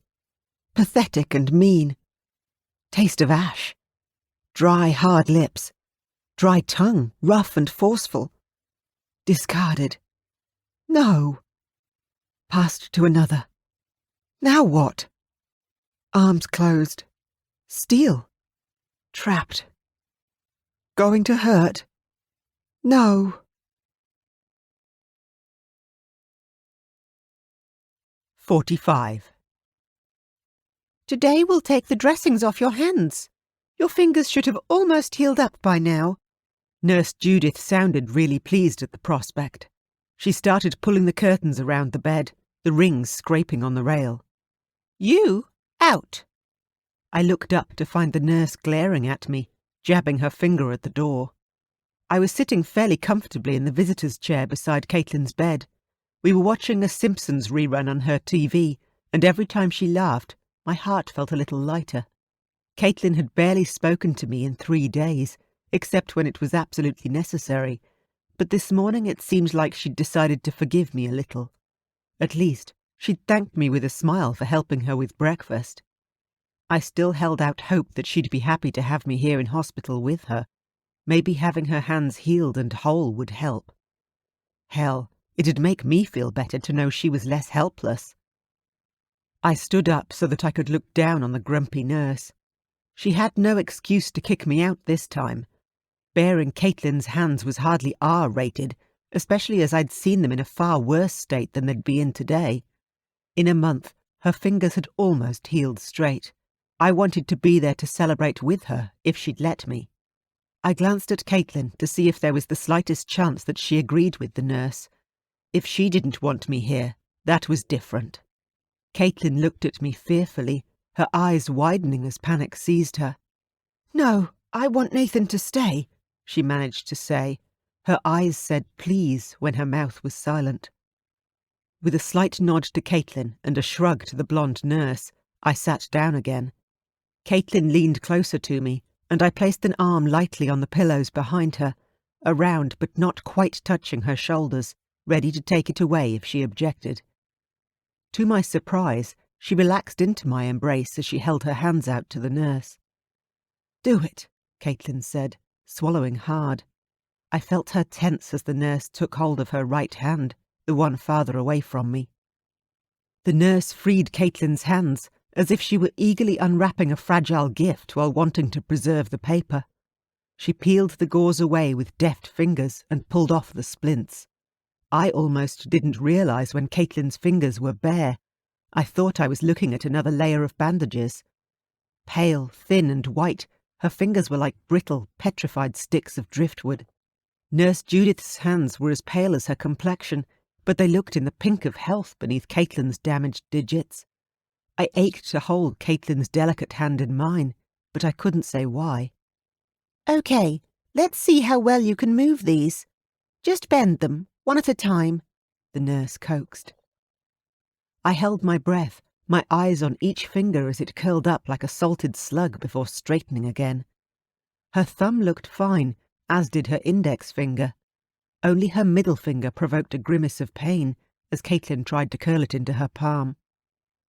"Good," cooed the nurse, nodding her approval. "Well, 4 out of 5 healing perfectly is good. You might have trouble with that middle one, but I'm sure you won't need it. You might even be nicer to us nurses." Caitlin's face broke into a beaming smile as she flipped the finger at the nurse. Nurse Judith looked put out. "Maybe not." Caitlin laughed. "I'm always nice to nurses, except when they tell me I'm not going to recover. I'll be fine. You'll see." The nurse sighed. "Yep, another arrogant doctor." She held out her hand, and Caitlin placed her left hand in the grumpy woman's clutches. She rested her right hand on the sheet, where it blended in like a pale spider. I fought the urge to take her hand in mine as she wiggled her fingers absently. "And the other hand?" Nurse Judith asked expectantly. Both Caitlin and I looked at her fragile left hand. This time she bent all her fingers at once, like a spider curling up to die, before spreading them out straight. Some of them didn't straighten completely. "Some stiffness," she mused, "but better." She placed both hands side by side in her lap. "Physio with finger exercises next. Won't that be fun?" She moved her fingers, simulating typing on a keyboard. Soon she'd be able to type up her own nightmares. She wouldn't need my help, and I'd have to ask her to tell me before she sent me away. Soon. I didn't know whether to be happy for her freedom or sad for mine. "Here, I'll help you wash your hands," I heard Nurse Judith say, bringing my mind back to the 2 women in front of me. The nurse carefully wiped Caitlin's hands with a face washer from the bathroom and helped her dry them on a towel. She threw them both into a bag for dirty linen in the corner and leaned in closer to Caitlin. "Do you want me to go see if I can get some bubbly from the kitchen?" Caitlin shook her head. "I don't believe there's any alcohol for drinking in a hospital." Nurse Judith winked. "There is, for the candlelight dinners in the maternity ward. I'll go get you some, and you can toast having your hands back." She headed out of the room. I shifted out of the visitor's chair and perched on the edge of Caitlin's bed. She had a big smile on her face as she looked down at her hands. I couldn't help smiling. I'd never seen her look so happy. "Congratulations," I said. She lifted her eyes so she smiled at me. She held out her hands as if she was drying nail polish. Her hands were trembling a little, and I reached out to take hers in mine. Words couldn't describe how relieved I was that her hands had healed okay. I wanted to shake her hand, but even the slightest pressure of my fingers had her trying to pull out of my grasp, so I stopped. Light-headed, I did something silly. I touched my lips to the back of first one hand, then the other. Her hands were warm and moist, like I imagined her lips would feel after she'd just had a sip of coffee. Caitlin laughed, breaking into my reverie, her eyes puzzled. "What was that for?" she asked. I forced a smile, trying to make my tone light. "I'm not sure. It just seemed like the right thing to do." And now what I wanted to do most was kiss her properly, but not on her hands. There's a stupid idea. I let go of her and turned away to look out of the window. I looked in vain for the spider in her corner web, but all I saw was the image of Caitlin's ghostly hands spread across my vision, finally free. 46. I remember waking up and it was dark. Still groggy from the drugs, I couldn't see. My head hurt. I was tied up. My body resting on cold concrete. I felt bruised, not knowing how long I'd lain there. Shifting. Something hard up by my hip. They didn't. They did. They missed it. Let me keep it. Stupid. Thank you. Must reach it to free myself. Painfully twisting, trying to reach my pocket. Need something sharp. Shoulders burning, straining, reaching. Fingertips found plastic. Now for something sharp. Tiny scissors, slow, but safer than a knife. Didn't want to risk hurting my hands with the big blade. Slicing strands, sawing. Then my hands were free. Slipping the card back into my pocket, just in case. Dizzy when I stood up. Angry voices in the dark, shouting at Chris. A door opened and there was light. I ran for it, trying to push past the standing shape in the doorway. Room swirling into darkness again. I was falling. His hands on me. He caught me so I didn't fall. Helping. He offered me food and water. Something for the pain. Help. But not enough. 47. Caitlin sat at the window, her hand a pale spider on the glass, her eyes scanning the lake and the gardens below. She sat so long without moving that I thought she'd fallen asleep until she spoke. "What's the date, Nathan? It's September, isn't it?" She didn't look away from the window. I admitted that I didn't know the exact date, but that yes, it was September. "The last time I was outside in daylight it was still winter. Now it's spring." She heaved a big sigh and turned her dark eyes on me. "I want to see the flowers." "I'll bring you any flowers you want. I'll fill your room with them, as long as I can keep you safe." I looked at the bin in the corner, which now held the remains of her birthday flowers. Mine had outlasted Jason's, but only by a day. "I don't know if it's a good idea to leave the hospital yet," I hedged. "Maybe after you've been discharged. It can't be long." "The gardens downstairs are still hospital grounds," she stated. "And I've seen at least 2 patients walking around in them. I think they were smoking." "So you want to go downstairs and inhale lots of passive cigarette smoke?" That was the least of my concerns. I was worried about the difficulty of keeping her safe in the grounds, with their winding paths and spots where you were invisible to most eyes. "What if one of the smokers is actually one of your attackers, waiting for a second chance?"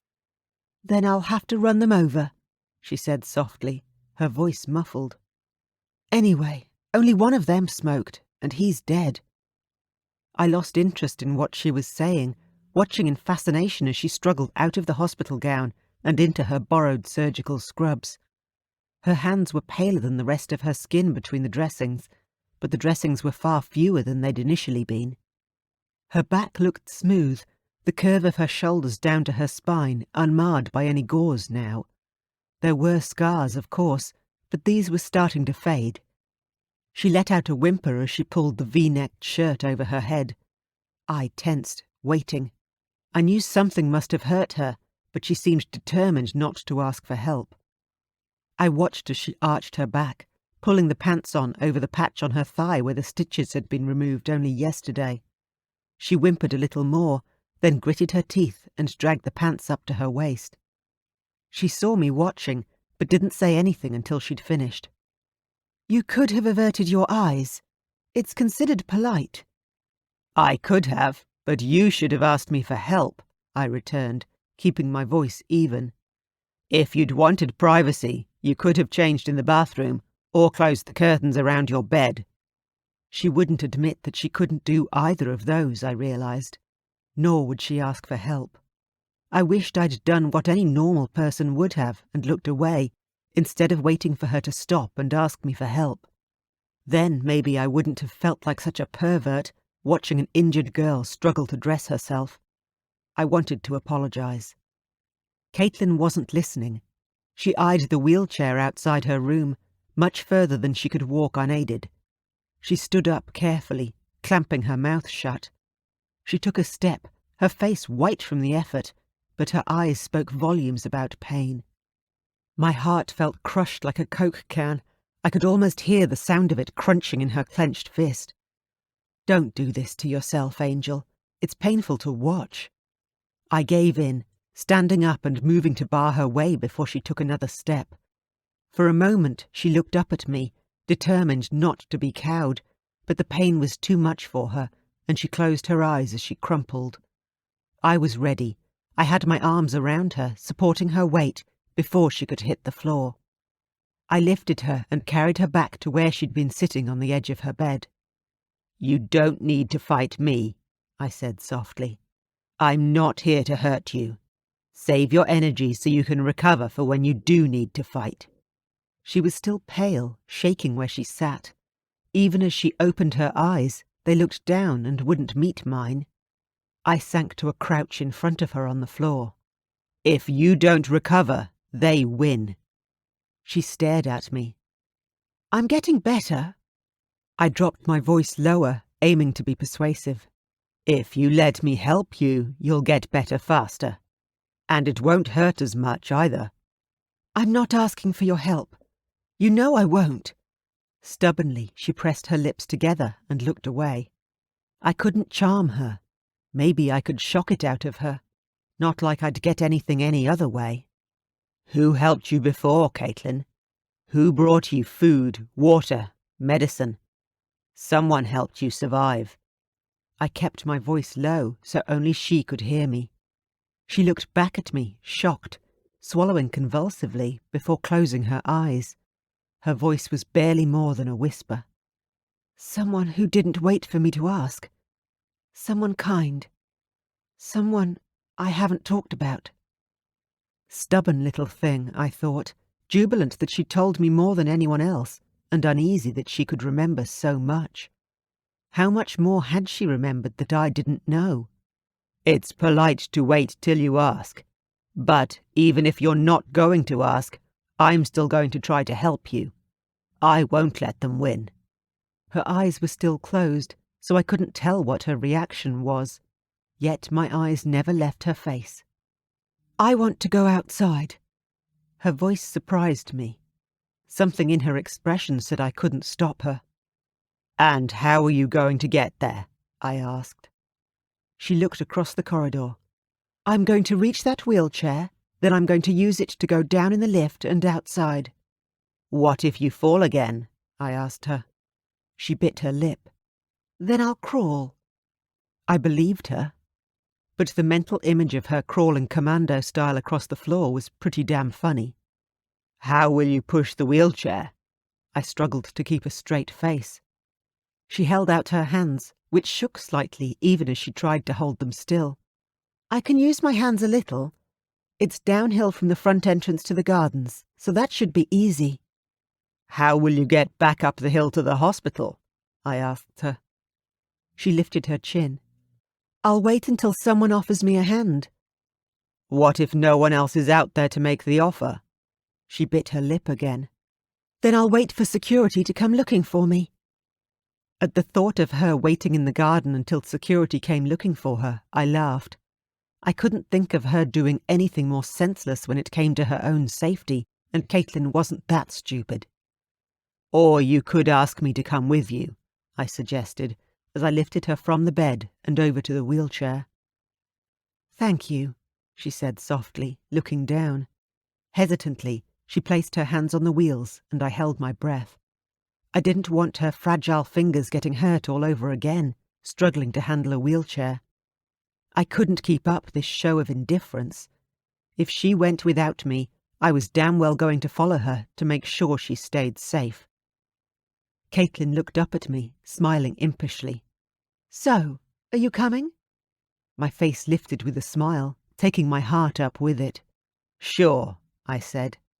"The downhill path goes all the way through the garden to the lake. Someone's going to have to be there to fish you out." She stared at me in disbelief. "You'll see." I shrugged, starting to push her down the corridor to the lift. I was bloody glad she couldn't see my face, because I couldn't keep the grin off it. She trusted me more than anyone else, and she still wanted me around. 48. When we reached the lake, Caitlin started to laugh. I helped her sit on a bench by the edge of the water. She stretched her bare foot out, but we were too far away for her toes to reach the murky brown surface. She pulled her foot back quickly, her toes lightly brushing the grass beneath the seat. "So, are you going in?" I asked her, nodding at the water. She laughed a little more. "No, it's cold and dirty. I'll leave the lake for the ducks and the fish." More soberly, she continued, "And I'm not sure if I should even consider swimming yet.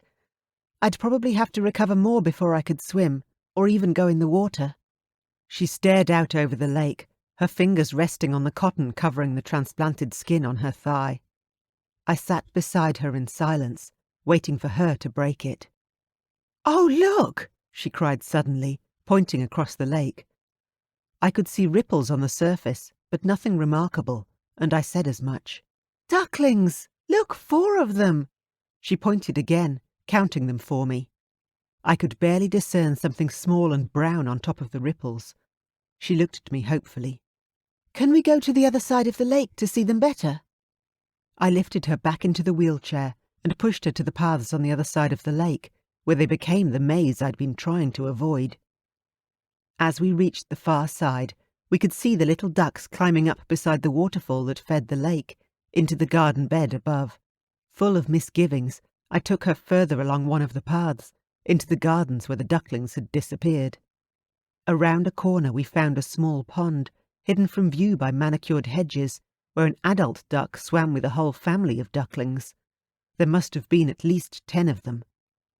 Caitlin dropped to her knees beside the pond and sat motionless, entranced by the small fluffy things floating on the surface of the water. I stood near her, mesmerized by the smile on her face as she watched the ducks. I still had enough presence of mind to look around every few minutes, worried for her safety. I heard their voices before I saw them. "I give it another hour or 2. Then it's pretty much getting dark when I give up till tomorrow," one drawled. "So, if I stay here 5 minutes longer than you and I spot her, I get her all to myself," the second taunted. "If she comes out. All the hospital will say is that she's in a critical condition, no visitors, but it's been weeks. What makes you think it'll be today?" "Why today or any other day? No one's critical for weeks. Either she's dead or she'll be discharged any day. Bet you a beer it's today." 2 sounded bored. I heard the repeated scrape and click of a lighter, but he was too far away for me to smell the smoke from his cigarette. "Okay. Bet you a coffee she's not as pretty as all the pictures." One of the voices faded as he moved down the path away from us. "Angel," I leaned down to say in a low voice beside her ear, "are you ready to give press interviews yet?" "Hmm?" She looked up at me in surprise. "Interviews?" "There's a press crew around, waiting for you. I heard them talking." She went pale, her smile evaporating. "I don't want to. Oh, hell, not yet." "Time to go back inside, then." I held out my arms, ready to help her up. She looked wistful. "We're pretty well hidden here. We could stay and hope they'll just go away." Against my better judgment, I gave in, with conditions. "If they do see us, I'll get you inside as fast as I can." "Okay." She looked up at me with inviting eyes, her eager smile back.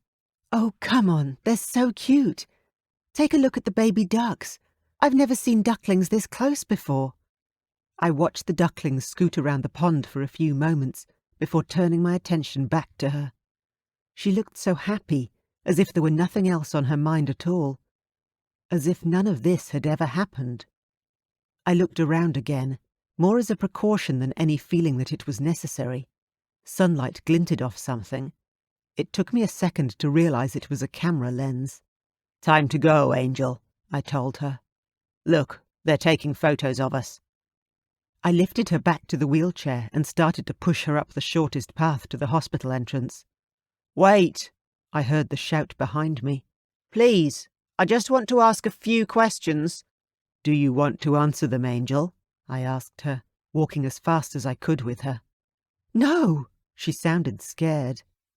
I broke into a run as we approached the doors, trying to get her to the lifts before they could follow us. I caught the eye of the security guard as we sped past. I jerked my head in the direction of the reporters following us, and he nodded, moving to the entrance to bar their way. We made it into a lift just before the doors closed, and travelled back up to her floor in silence. Too out of breath to say anything, I helped Caitlin back to her room and into her bed, before I collapsed into the chair beside her. I grabbed for the water jug, sloshing water into a glass, and gulping most of it down as I struggled to catch my breath. "Why would any reporter want to interview me?" Caitlin asked, bewildered.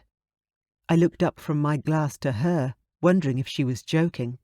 "The missing girl back from the dead, when anyone else would have died. You're a real-life Harry Potter. Look."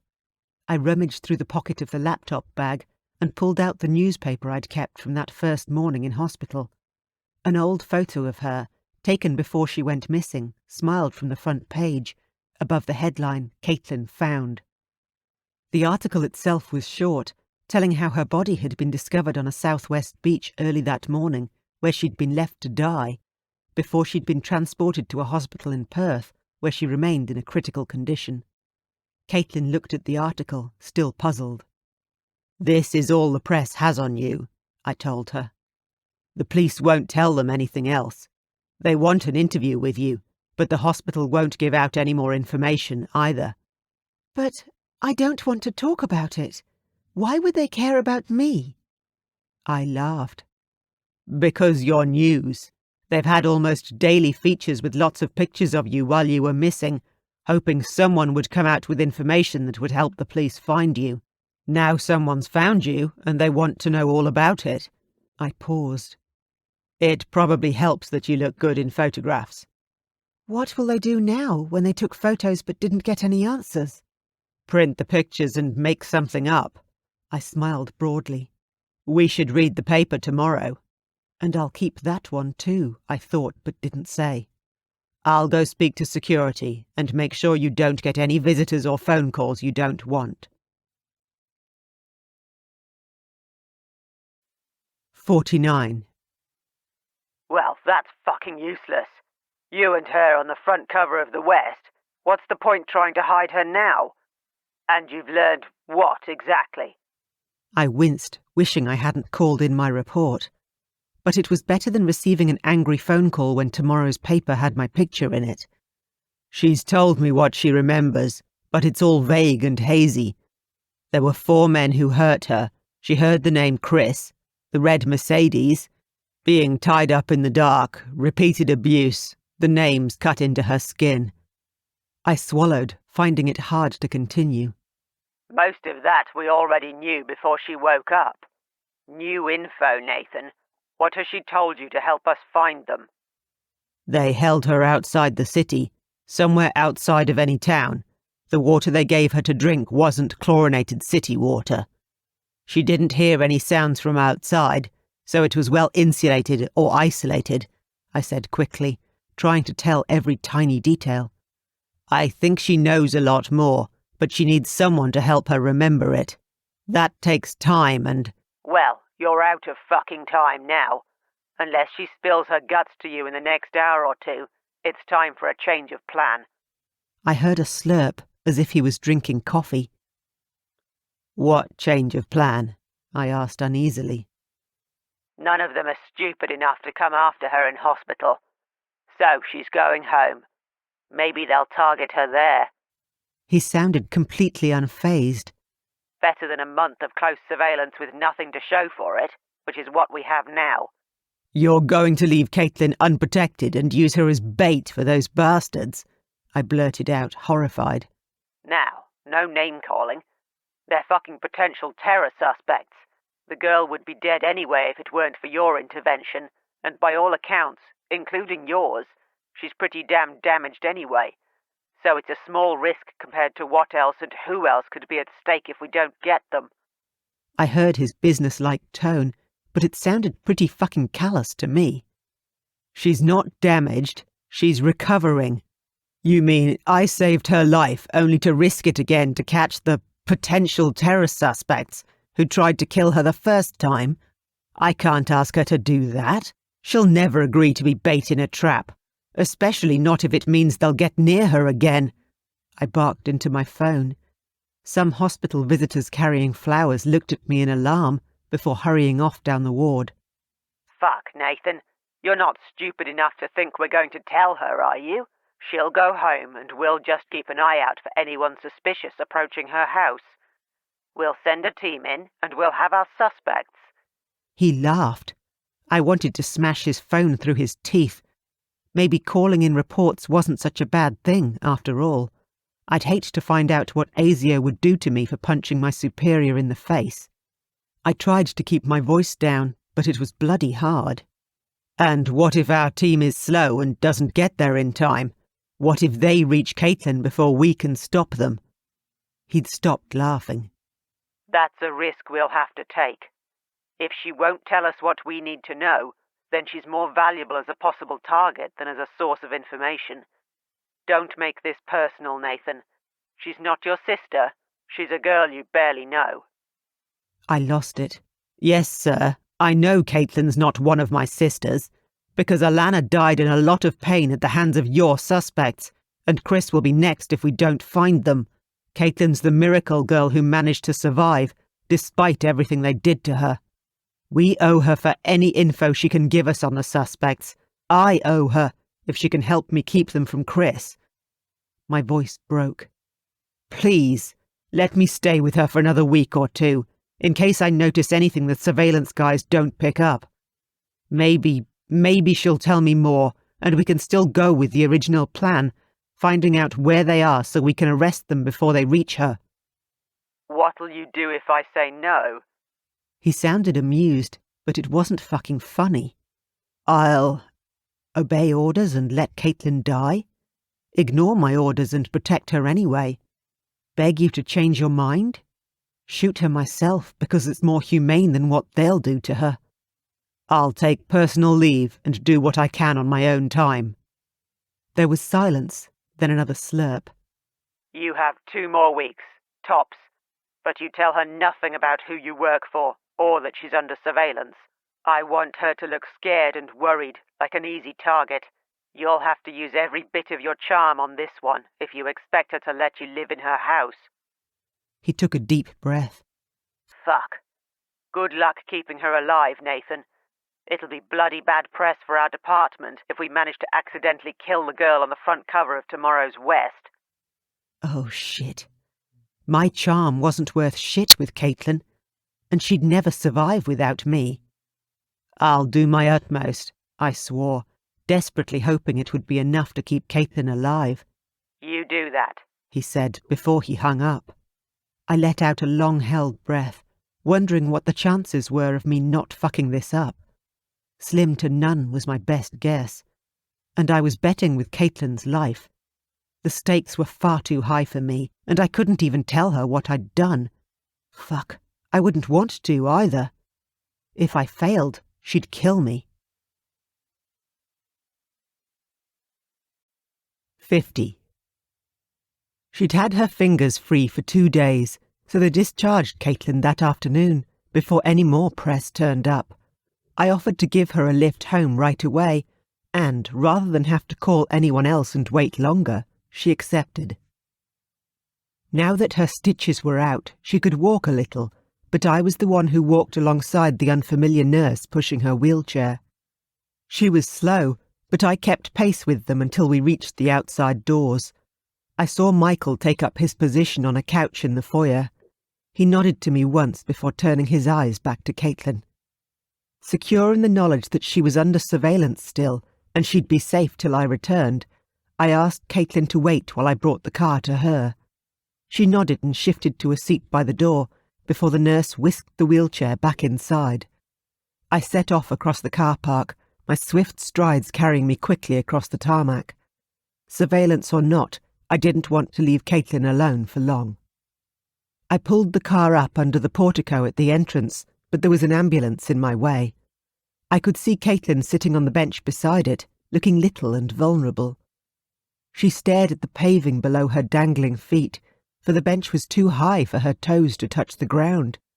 She wore clothes I'd hurriedly bought from the nearest supermarket, and they didn't fit her.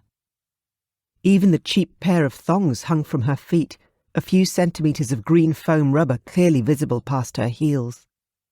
An abandoned waif in oversized clothing, looking as lonely as if she'd been left there for good. My heart ached for her as I waited and watched.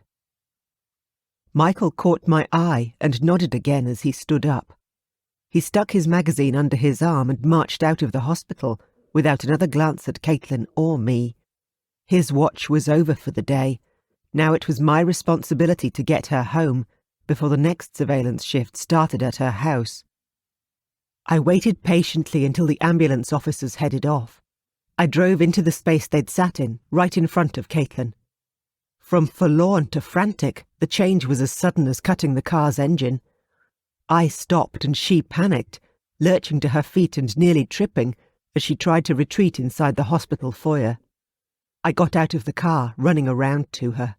"Caitlin, what's wrong? What are you doing?" She shook her head. "They're not going to take me back. I'll die first." I looked around wildly, scanning the car park for any sign of danger, but I saw none. What had she seen that I'd missed? I approached her slowly, but she shrank away, backing up against the window beside the automatic doors.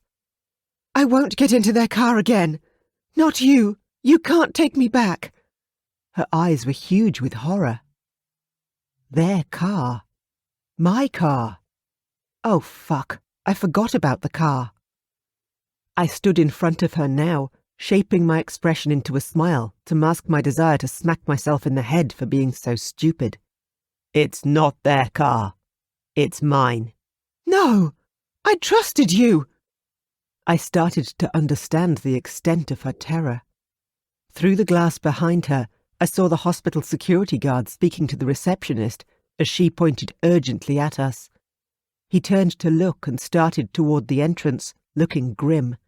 He wasn't the guard who'd been on duty that morning, keeping the reporters from Caitlin. This was a new bloke who didn't know me or her, and this scene looked bad from any perspective. Oh, shit. Every instinct went against it, but I forced myself to back away from her, my hands up in a gesture of surrender. Behind her, one security guard had become two, and the newcomer knew me on sight, not least of all from his help that morning. I could see him speaking urgently to the first bloke, his hands waving wildly as he shook his head. The helpful one, I struggled to remember his name. I knew I'd spoken to him before and he'd had a distinct accent. Sam? No, Sean. The the dark-haired Irish bloke. Sean the security guard looked inquiringly at me, and I gave a slight nod, which he returned, walking away. His colleague looked grumpy, but headed away too. Right, that sorted security escorting me off the premises and leaving Caitlin with no one else to watch over her. I still had to get her into the car and home. Looking at Caitlin again, I pointed at the bench. "I'm going to sit down. If you want, you can join me," I told her evenly, as I took careful steps to the bench and plonked my bum on it. She was slower to move, but it was only a few seconds before she slumped down heavily on the bench next to me. I regretted letting her stay on her feet so long. She looked pale and clammy already. "This is my car. It's been my car since I turned 21, and my parents bought it for me for my birthday," I said steadily. Yeah, they'd bought me a blocky conservative car that said I had money but couldn't take off fast, for that wouldn't mean a smooth ride in a luxury bloody sedan. It had a comfortable back seat, though, that had seen some use. I shut that thought down before it went any further. Focus. Caitlin. She stared at it, licking her lips nervously. "They had a car just like this one. They pulled me into it and drove me there and—" She gulped back tears, not wanting to finish her sentence. "Check the number plate if you like. Then you'll see they probably just had the same car as I do. If you know the number plate, now's the time to tell me." She shook her head. "I never saw the number plate. I wouldn't know." "Would you like to check the car? I'll pop the bonnet and the boot and open all the doors. If you find any of them, I will happily beat the crap out of them for you, with the tire iron even," I offered cheerfully. Behind my back, I crossed my fingers, desperate for any luck I could get. She let out a held breath and laughed, a little nervously, but it was a laugh nonetheless. "But you swear you don't work for them?" She smiled as she spoke, as if she felt silly even voicing the words. I did my best to take her question seriously, clearing my throat before I replied. "No. And even if I had, I'd say that arrangement would have ended about the time one of them decided to try and kill me on that beach where I found you." I paused and held out my hand. "Would you still like a lift home?" Don't get into cars with strangers. No one knew that better than Caitlin. God, I wish I had half the courage it took her to do it again after what happened the first time. Her breath hissed through her teeth as she gave me a frightened smile. "Yes. Could you help me to the car too, please? I think I've had about all the walking I can take today." 51. Waking up on sand. Don't know how I got there. Not dark anymore. Stars. Clouds. Moon. West over the water. My hands. Not my hands. Trust me. So cold. Indistinct voices. Couldn't focus. Don't remember. Don't remember shouting, fighting. No warning. Gunshots, more than one, in quick succession. It's over. Bright lights, strangers. Scared. Police shouting, warning, shooting. One shot. Me screaming. Why don't I remember? 52. Caitlin glanced at the back seat as I lifted her through the passenger side door. I didn't follow her gaze. I knew no one had left underwear or anything else incriminating there. The last girl who'd lain on my back seat hadn't been wearing any underwear. I cut that thought short. This was hardly the time. I turned my eyes back to Caitlin's worried ones. Guessing her thoughts, I told her, "You have a window that you can open if you want to, and a door you can leave by if you decide you don't want to be in the car. Just give me a bit of warning on the freeway, so I can pull into the emergency stopping lane before you get out." I shut the door for her and strode to my own side of the car, sliding into the seat easily, as if nothing was wrong. Caitlin clicked the seatbelt into place and clutched at it with white-knuckled fingers of fear. Saucer eyes, she murmured. She closed her eyes, as if struggling to remember something. I started the car, trying harder to forget the first time I saw her. The red car parked on the side of the road, windows down. A spiral of smoke wafting out of the open window, the smell of the cigarette carried away on the winter wind, watching as they did the same. There were plenty of people around. Commuters in suits, tradesmen in fluorescent shirts from the construction site nearby, and casually dressed students on their way to university. The intermittent clicking from the crosswalk lights to the east. A ranting religious man handing out flyers, trying to save people from the end of the world, couldn't save her. A moving curtain of darkness in the light breeze turned to deep red wine in the sunlight. It was her hair I saw first, drawing my eye to the rest of her. She walked close to the curb, a cheerful smile on her face, her loose hair rippling and catching the light. She wore a blinding white t-shirt that proclaimed she was an angel. The faint outline of her nipples punctuated the word through the cotton in the cold wind, calling the proclamation into question. An angel, but an earthly one without wings, unless they were attached to her feet. Her every step was fluid, graceful, as if she were dancing through the crowd of people, from paving stone to paving stone. I stopped watching them. I only had eyes for her. I thought she was the most incredible girl I'd ever seen, and I wanted her, my angel, like I'd never wanted anyone or anything else before. God, even the memory was torture, seeing how much she'd changed. What did I want to do to her? Hell, anything she asked me to. She was that stunning. Of course they saw her. Of the hundreds of people walking down the terrace, they had to pick her.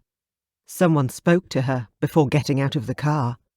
She said something else and opened the back door. For a moment, Caitlin's face lit up with a beautiful, heart-stopping smile as she leaned down to speak to someone inside. I was mesmerized, caught up in half-formed fantasies about what I wanted to do with this girl. Precious seconds that I couldn't afford to lose. Seconds that could have cost Caitlin everything. Caitlin's smile slid into a look of horror as she hit her and pushed her in. For a moment, her dark eyes held mine, and they screamed, "Help!" But her lips didn't move or make a sound, sunlight catching on shiny lipstick, the same colour as the scars on her wrists now. The flick of her dark hair before it swung out of sight, the slam of the door behind her. The blur of the driver running around, closing the driver's side door and starting the engine. The roar of it revving as the flash of orange indicated they were going to move. A cigarette butt thrown out of the window. Sparks on the paving as the mirror-tinted glass blocked my view, sliding smoothly up like a Mercedes window should. I'd wanted to step in, stop them and help her, no matter what I was supposed to do.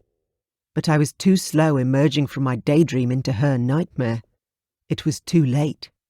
The car had already driven away with the angel inside who'd never be mine. Now my knuckles were whiter than hers, my nails digging deep into the soft leather steering wheel. I glanced at Caitlin, but her face was turned away from me, staring out the window.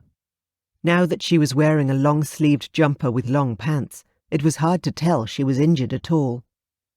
"You look so much better in clothes," I blurted out, before I realised what I'd said. "Oh, hell, I didn't mean—" I almost said that I hadn't been fantasizing about her naked, but that wasn't entirely true. I'd been remembering just such a fantasy the first time I'd seen her. I'd since seen her wearing nothing but blood. I'd give anything to forget that night. She still didn't look at me as if she hadn't heard. I reached over and touched her cheek. My fingers came away wet with tears. I swore, then took her hand. "Caitlin, it's over. They can't touch you anymore." I paused. "Or are you upset that I was checking you out?" She laughed through her tears, wiped her eyes and met mine. "I'm going to be all right." She was forceful, more to herself than to me. "Please, can you take me home now?"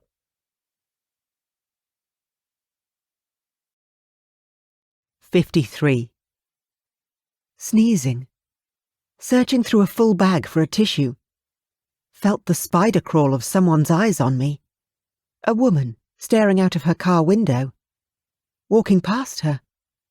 She got out of the car. I looked at the car to avoid looking back at her. Bright red paint, shiny wheels. Nice car. I looked up at her face. Her friend wanted to talk to me. Opening the door from bright sunlight to darkness. Help me! Eyes met mine and understood. Too late. 54. The only conversation in the car was the English accent of my GPS, directing me dispassionately from the hospital to Caitlin's house.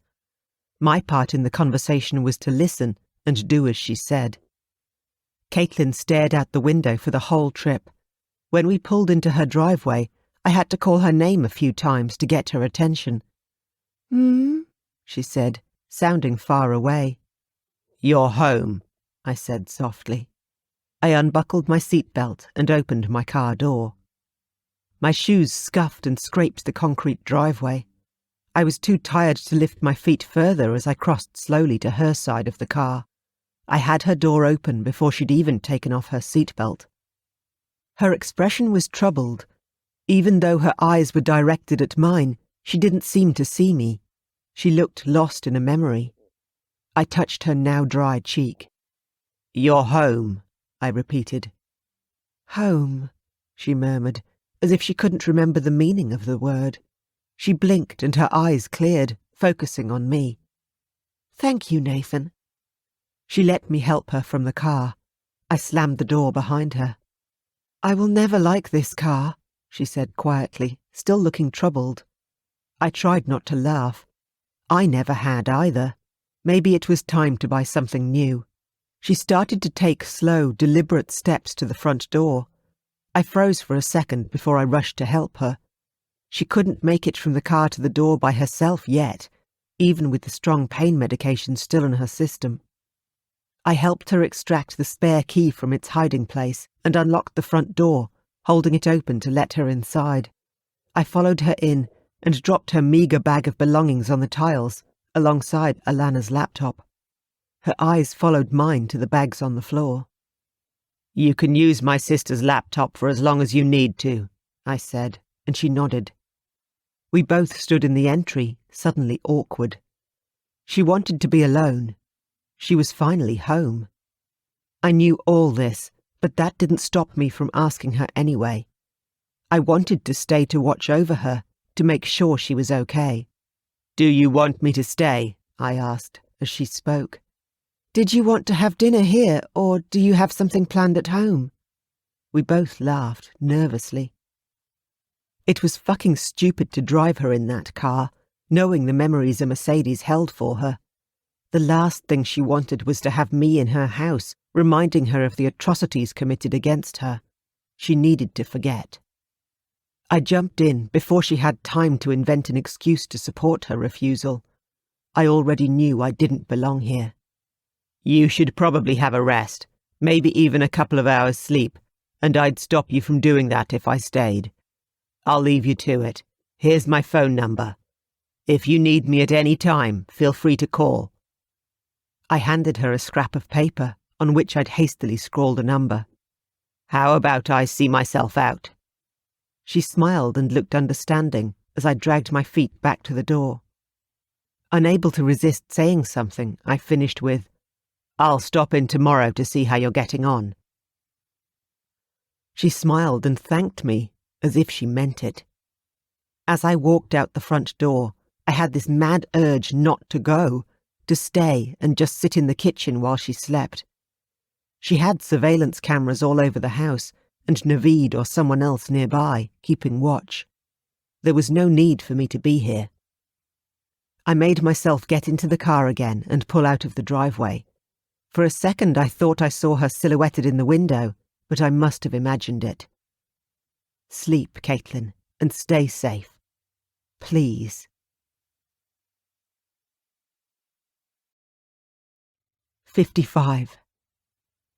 Waking up in the dark, hurting and cold. my face wet with tears, screaming for them to let me go until my throat hurt and my voice was almost gone. No one. No reply. No light. Cold. Rough. Hard. Drafty. I was lying on concrete. I didn't know where I was or who they were. Someone else breathing in the dark. Would they hurt me or help me? Who was it? Had I imagined it? Not sure what was worse, cold and hurting, alone in the dark, or hot and in pain, with some prick hurting me more. It was always dark, and out of the dark came... fuck. 56. Blood and bare skin, sand and screaming, struggling and shots. Oh God, Caitlin. My sleep that night was plagued with nightmares about what she'd looked like when I found her, thinking she was dead. That they might get to her again while I wasn't there. I worried that she wouldn't survive the night without me. I just couldn't help myself. My waking thoughts at dawn the next morning were of her. I had to see her. For weeks now, all I'd had to do was open my eyes and turn my head to see that she was okay. But now I didn't know, and it drove me insane. I put it off for as long as I could, then had to drive over to her house. I didn't have second thoughts until I knocked on her door, when I wondered how she'd react to my being there so early. Something told me she wouldn't be civil if I woke her up. I started to wish I'd waited. Somewhere nearby, a child started to practice playing the piano. First the slow plunking as the little fingers learned a new tune, before the monotonous drill of finger exercises. The jerkily played scales jarred with the confusion in my head. Should I stay or should I go? I wasn't sure I could go. I'd sit on the steps and wait until I saw she was safe. I knocked again. "Caitlin, it's me. It's Nathan," I called, hoping she'd already be awake and hear me. She took a while to reach the door and even longer to unlock it. When I reached to open it for her, she almost fell. I think she would have if I hadn't been there to stop her. As I tried to hold her up, I could feel her exhaustion. It was as if gravity pulled her to the ground harder than it did me. Then I saw her face. It was positively haggard. I'd only been gone a night, and I wished more than ever that I hadn't left. What if they'd managed to get to her while I was gone? She'd almost knocked herself out, falling out her own front door. She was no match for anyone who wanted to hurt her in this condition. "What happened?" I burst out. "I can't sleep," she mumbled, not looking at me. Even in my arms, she was swaying and unsteady. "The nightmares didn't go away, all night.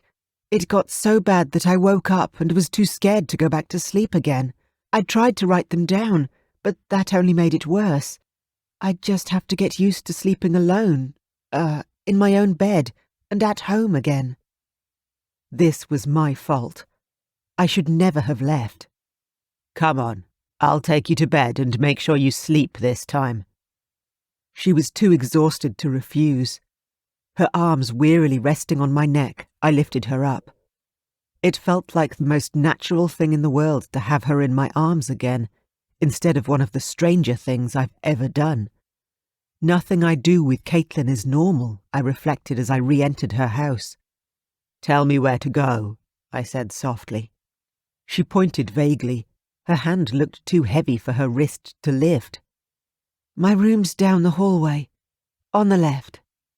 It was an old house with wide hallways, so I didn't have to walk sideways to keep her feet or head from hitting the walls. Shouldering my way into her room, I headed straight for the big bed. I laid Caitlin carefully on it. She grabbed my hand as I tried to straighten up, pulling me close again. "Stay, please," she said. "Sure," I replied, freeing my hand and sitting cautiously on her desk chair. I watched as she smiled, and her eyes slowly shut, slipping back into sleep. A blinking blue light attracted my attention, and I turned toward the desk, where Alana's old laptop sat. With a glance at Caitlin, I lifted the laptop lid and watched the screen light up, the blinding white of a Word document drawing my eyes. Caitlin was definitely asleep, for she didn't stir at the sudden increase in light levels, so I scrolled through some of the document. She'd been writing down her nightmares, and it looked like she'd spent most of the night doing it. I started to skim through what she'd written. Most of it was just adding details to what I'd typed in for her, but I stopped dead when I came across something she'd never told me. This I read slowly, trying to commit every word to memory.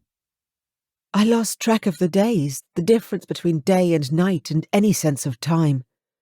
Some minutes stretched for hours when I just wanted it to be over, but it felt like I'd only just gone to sleep when someone else would hurt me and wake me up to start all over again. I was always tired. Maybe the pain or the horror of it made me so sleepy. Sometimes I was even too tired to fight, too tired to spit the insults at them that I was thinking. Maybe they hurt me less because they didn't get much of a reaction to whatever they did to me. Maybe they hurt me more to get a reaction. There were 4 of them who hurt me, all different. One of them was there more often, a big bully who'd crush me under his weight. He was rough and strong, and he probably left bruises wherever he touched me. He'd hit me or hurt me some other way with his big, meaty hands until I'd at least whimper, before he'd start grunting his way to a climax. He was the one the others called Mike, the bastard who drugged me in the car. This was what I needed, what she hadn't told me or the police. Details about what they did to her, hurting her. My mouth went dry as I started to see what she'd been subjected to, the horrifying view through her eyes in the dark. Another one liked to break my fingers or twist the ones he'd already broken. He liked to pinch and slap, too. He was a small, skinny bloke with a nasal, whiny voice. Torture with him couldn't have lasted more than 5 minutes. I heard Mike say to him once, "Come on, Pete, your 5 minutes are almost done," and thankfully, Pete had been done too. One of them always brought one of the others along to hold me still. He took forever, and his hands were everywhere. It was like being groped by 2 squids. He'd make comments to himself or the guy holding me for him. I know I fell asleep more than once, and I doubt he noticed. If Mike was holding me, he'd hit me till I woke up, and he'd laugh that he and the other guys had exhausted me before it was Simon's turn. The cold fish was called Simon. Simon's preferred accomplice he called Tom. Tom didn't say much. He just did what he came for and left. I asked him once why he bothered with me at all. He'd told me to shut up or he'd break my jaw. Don't remember if he came back after that. Then there was her, the woman who wanted me to speak to her friend, the woman who drove the red Mercedes. She hit me and pushed me in, and she knew what they'd do to me. I'll kill her if I can. Caitlin's scream was so loud it rattled the window glass. I'd been too intent on her written nightmares to realise she was trapped in a real one and needed my help. I turned, knocking something pink off the desk as I did so.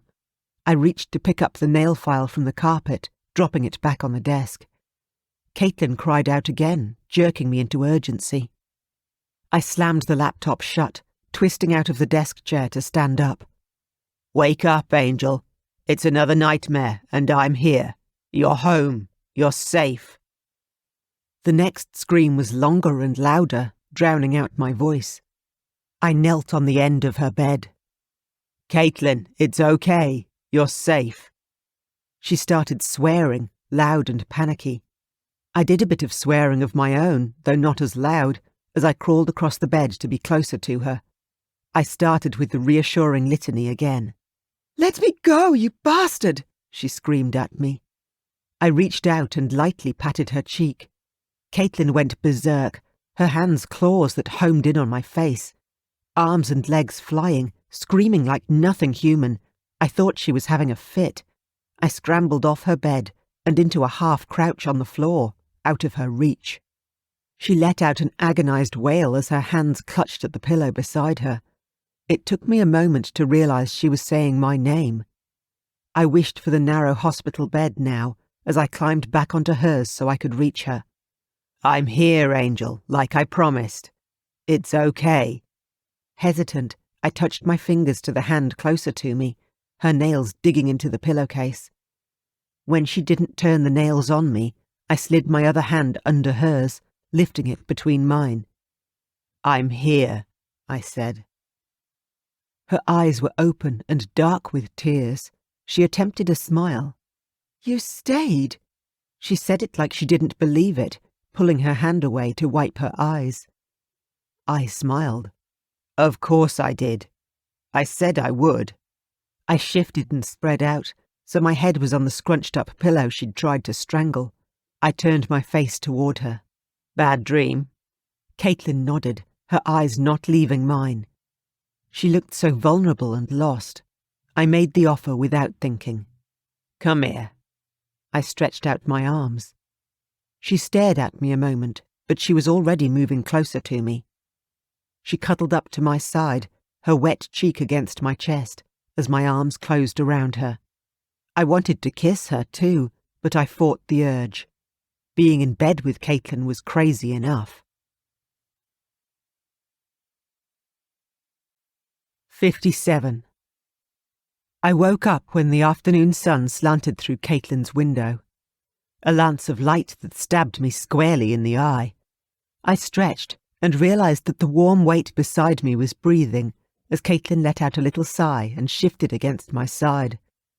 I still had one arm around her, and I was bloody careful not to move so as not to disturb her any more. I wasn't the only one short on sleep, and she needed it more than me. Caitlin was still a long way from well. She'd asked me to stay as close as I could, in case the nightmares came back. I didn't doubt they would, but for now she was okay. My heart lifted with the thought that I'd been able to help, my colossal calf fuck-up of yesterday forgotten. I looked down the length of her body, modestly clad in pyjamas with long sleeves. One ankle was bare, and I could see the pink scar slicing across it. I remembered how sticky the rope had been as I'd sawn through it, how I'd had to peel it from the wound to free her. I swallowed, trying not to think about it. I shifted my gaze further up to the fingers of her right hand, splayed across my chest. The nails were curved crescent moons, carefully shaped since Caitlin's fingers had been freed. I could still feel how the jagged edges had cut into my palms when I'd kissed her hands only 3 days ago. She moved her arm further across me, her sleeve catching on my shirt and revealing the red gouge across her wrist. This scar was darker than the ones on her ankles, and with good reason. The rope around her wrists had been so slick with blood it had felt more like licorice than nylon. It had stuck to the scissors, and they'd squeaked as I fought to free her, only to find that the rope was the least of the hurts to her hands. Her middle finger was still slightly crooked and might never be straight again, but at least the broken bones had healed somewhat. They'd healed enough for her to start documenting her own horrifying story. I lifted my head to look at the laptop, to check if I'd closed it so she wouldn't know how I'd spied on her. I thought of emailing the whole account to myself so I could check it for important info to use for work, but I hesitated. I wanted more than the scant outline she'd sketched out so far. I wanted everything she remembered. Caitlin's breathing changed, the evenness broken by a long inhalation before it was blown slowly out again. Awakening. Emails and other such violations of her trust could wait. So, what would you like for breakfast? I asked, after I watched her blink, yawn, and finally smile. Caitlin asked sleepily. Breakfast? Isn't it afternoon? She sat up and stretched, so I carefully looked away. She wasn't my angel, and never would be. The clock said it was 3:16. Late lunch, then? I hazarded. Or early dinner, she agreed. Shall I go have a look at what you have in the fridge? I asked. Caitlin's brows dipped. I wouldn't. I stared at her. Why not? Her voice died to a whisper. My fridge has fur. I laughed and stood up, holding out a hand to help her to her feet. Show me this furry fridge. I kept a supportive arm around her waist as we headed down the passage to the kitchen. Caitlin pulled away from me when we reached the kitchen table, sinking into a chair as far from the fridge as she could. I stopped as she did, raising my eyebrows. "I don't need to smell it, and I can't do anything about it. Not like this," she said. She waved her hands up and down her body. "Is it really that bad?" I asked. Her eyes were huge and heartbreaking. "Everything's been there since the day I went away." Went away? What a fucking understatement. I couldn't look away from her face. "For more than 2 months?" She nodded, resigned. "That long. Be my guest," she replied, gesturing toward the fridge. I sucked in a breath and held it before opening the door. It didn't help. I swear her fridge smelled like blue cheese. A lot of blue cheese. The milk was green. The crisper was black and white with fur, interspersed with streaks of red, like there was a dead cat squeezed into it. The shelves looked like there were rainbow-coloured guinea pigs asleep on them, some of them in plastic boxes. Only the orange juice looked normal. I reached for the bottle. "Don't," said Caitlin. "I poured a cup yesterday from the other bottle, and it came out in chunks. That one's older." I slammed the fridge shut and leaned back against it. The smell lingered, but the worst of it stayed sealed inside. "So, what do you want to do about it?" Caitlin shrugged. "I don't know." I was at a loss. "Our cleaner just does the bathrooms, the floors and the dusting. Not the fridge," Caitlin continued. "Cleaner?" I asked, feeling like an idiot for not thinking of it. "A cleaner. A woman Dad pays to come clean the house once a fortnight, so I don't have to, and he doesn't need to worry about it," Caitlin said patiently. "But she doesn't do the fridge, and it looks like there are dead mice in there, so I think we'd need the sort of cleaner who does nasty stuff like deal with dead bodies." I looked at her. "I think I have a friend who does industrial cleaning. Let me call him and see if he can help." I patted my pockets and realised I'd left my phone in Caitlin's bedroom. "Do you mind if I go get my phone out of your room? Will you be okay here by yourself?" She gave a weak grin. "Go for it. I'll be fine, unless the dead mice have mutated into zombies." Zombies? Oh God, not zombies. I fucking hated zombies now. I forced a smile and strode back to her bedroom. I rang Naveed.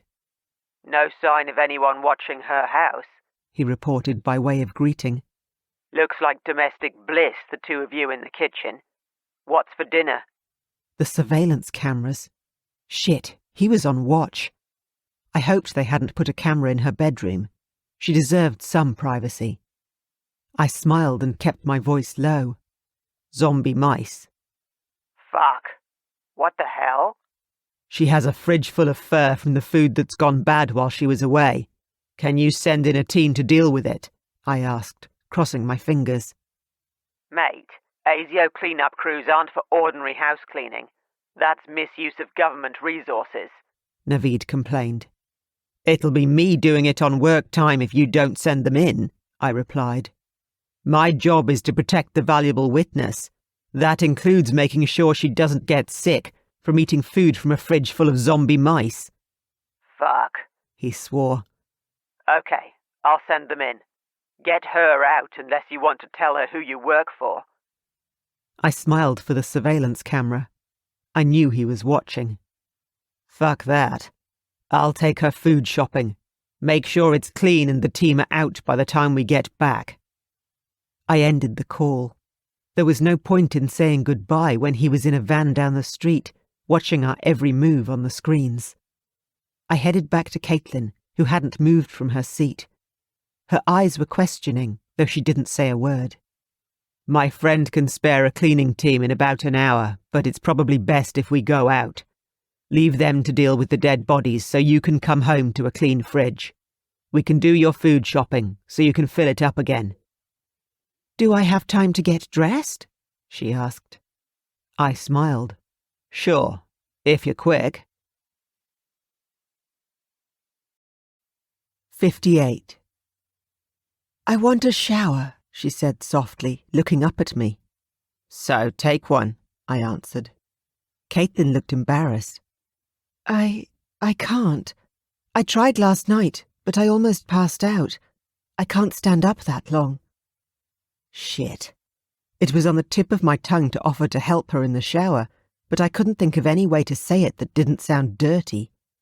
Not that I wouldn't take a shower with Caitlin if she was offering, it was just that she wasn't. I wondered how she'd managed in hospital on the few occasions this week once the dressings were off, before I remembered. I pointed outside through the sliding door. How about I stick one of those plastic chairs in the shower for you to sit on? Caitlin smiled, looking relieved. That could work. I fumbled with the lock until I managed to open the door and lifted up a cobweb chair. I hosed off the inevitable red-backed spider with her puzzle web under the seat before I carried the damp chair into the shower for Caitlin. She'd followed me slowly to the bathroom, so I faced her for a moment, not sure what to say. Thank you, she said after a while, lifting the hem of her shirt a little so I could see her tummy. Could you shut the door behind you? I like my showers steamy. Oh, God. Talk about dirty. Sure. I'll go wait in the lounge room, I replied hastily, stumbling out of the bathroom as quickly as I could. I turned on the TV and sat in the lounge room, not even noticing what was on the screen. In my head, all I saw was Caitlin in the shower, steam curling around her as the water cascaded.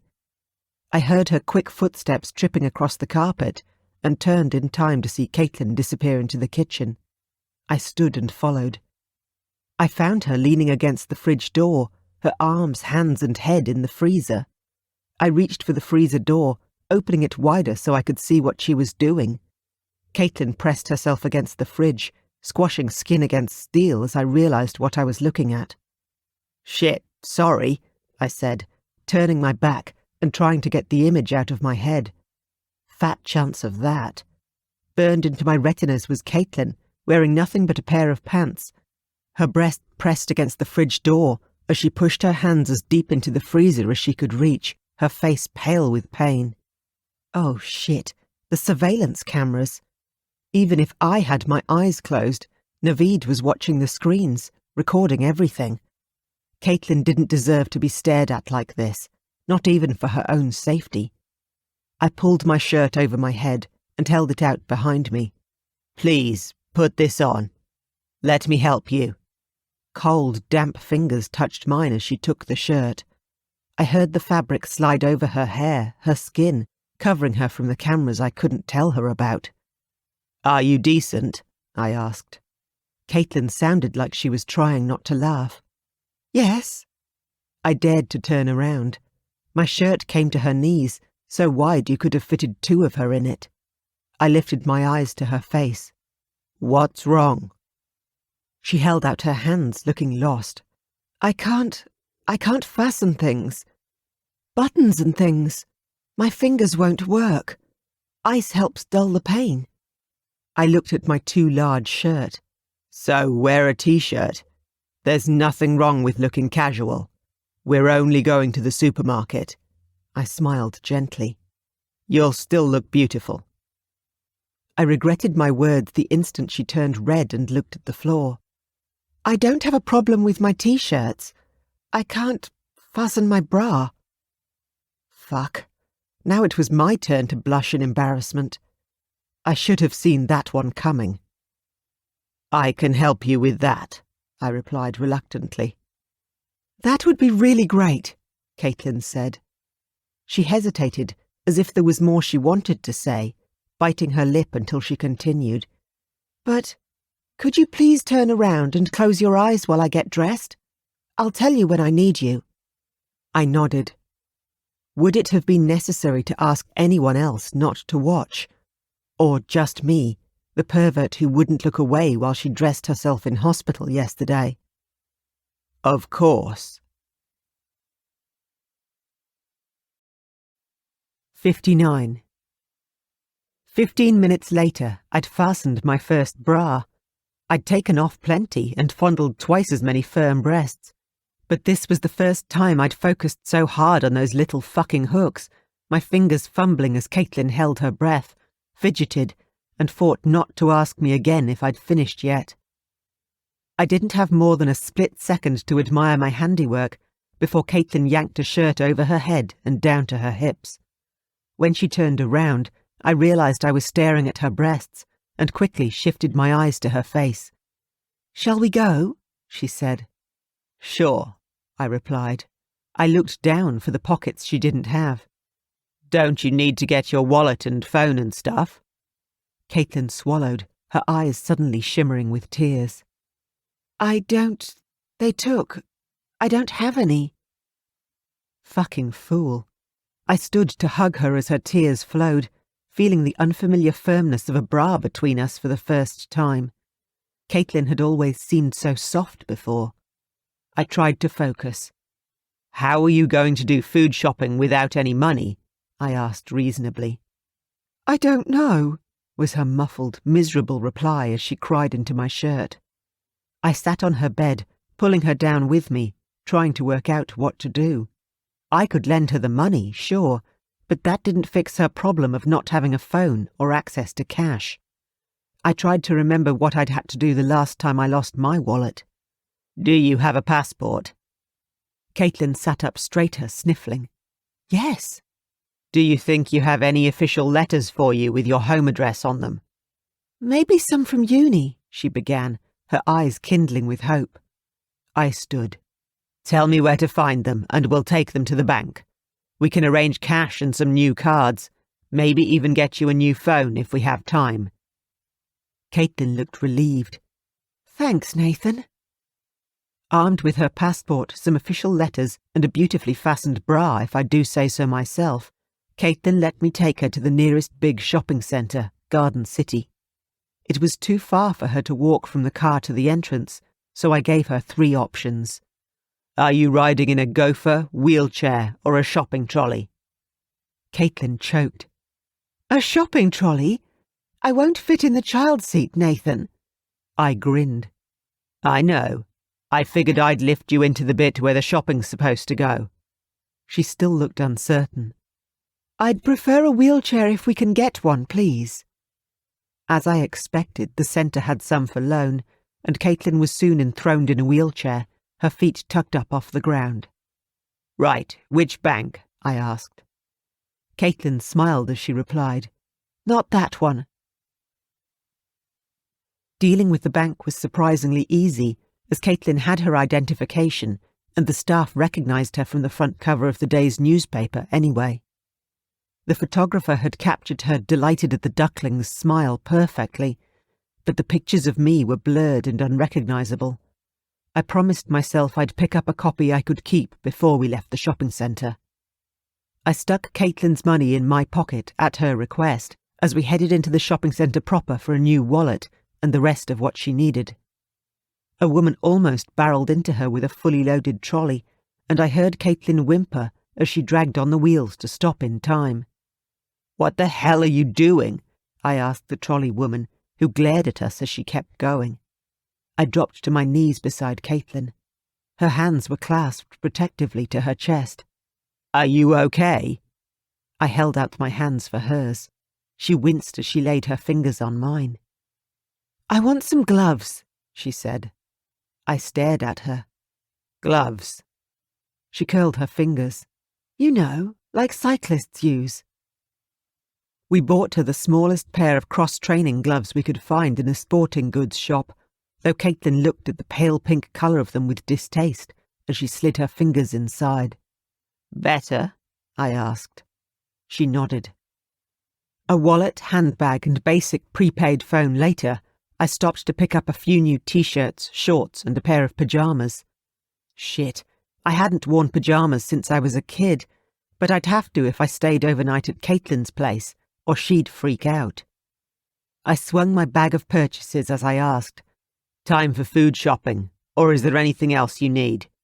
"No, food's good," Caitlin replied, and spun her wheels in the direction of the nearest supermarket. I followed her with the trolley as she made her selections. A couple of times she smiled and nodded at people as if she knew them, but she didn't stop to talk. I watched her as she rolled down the breakfast cereal aisle, placing bets with myself on what she'd choose. I was expecting her to pick one of the boxes of kids' cereal because of how healthy the hospital food had been, but she didn't even look at the cereal. I wondered why. When the trolley was half full, Caitlin said she was done, so we headed to the registers to pay. I grabbed a couple of newspapers from the stand as we went past, dropping them on top of the shopping. I was careful to avoid squashing the strawberries balanced precariously on top, trying to hide my smile. I'd already earned a glare and a warning when I put my jar of coffee too close to them. The checkout operator looked at me blankly as I handed over both newspapers, then turned to Caitlin. "Are you sure you want 2 papers, miss?" Caitlin looked equally blank. "Do we, Nathan?" I hesitated, then decided I had nothing to lose by telling her. "Well, you'll want one, and I'd like one for myself, so, yes." I nodded for the shop assistant's benefit. I pointed at the picture of Caitlin that kept catching my eye. I couldn't stop glancing at it, though I had the real lady herself right in front of me. Idly, I wondered if I could contact the newspaper photographer and get a copy of the original photo. "It's a beautiful picture, and I want to remember the first time you smiled, like none of this had ever happened. Because I was there." Caitlin looked up at me, a searching smile on her face, as if she was trying to work out if I was joking. No matter what else happened, at least she'd had one more day of happiness, and she'd shared it with me. "Nathan?" Caitlin's voice broke through my reverie. I tried to make it sound like I wasn't miles away. I started moving the shopping bags into the trolley. "Will you stay with me tonight?" She looked up at me with those big eyes. "Sure, if that's what you want," I replied. She paid the checkout operator and slipped her change into her new wallet. We headed back toward the car. "I want you to sleep with me." I choked. "You want what?" A light touch on my arm. The brush of 3 of Caitlin's fingertips was enough to stop me in my tracks. "I want you to stay and sleep with me, so you can wake me up if there are any more nightmares. Please." I fought to get the words out. "Sleep? You mean?" Caitlin looked puzzled. "Sleep? Like you did when I was in hospital. Unless I wake you up because I'm having another nightmare." Her eyes grew huge. "You don't have to if you don't want to." Oh God, she had no idea how much I wanted to. And more than sleep. Focus. "Sure," I managed to say again. Good thing I bought pajamas. 60. Caitlin yawned, covering her mouth with one hand. The gloves were gone. I could tell how tired she was, for she looked like a doll flung into the seat, slumped between the leather and the seatbelt with her eyes half closed. "Should we pick up a pizza on the way home?"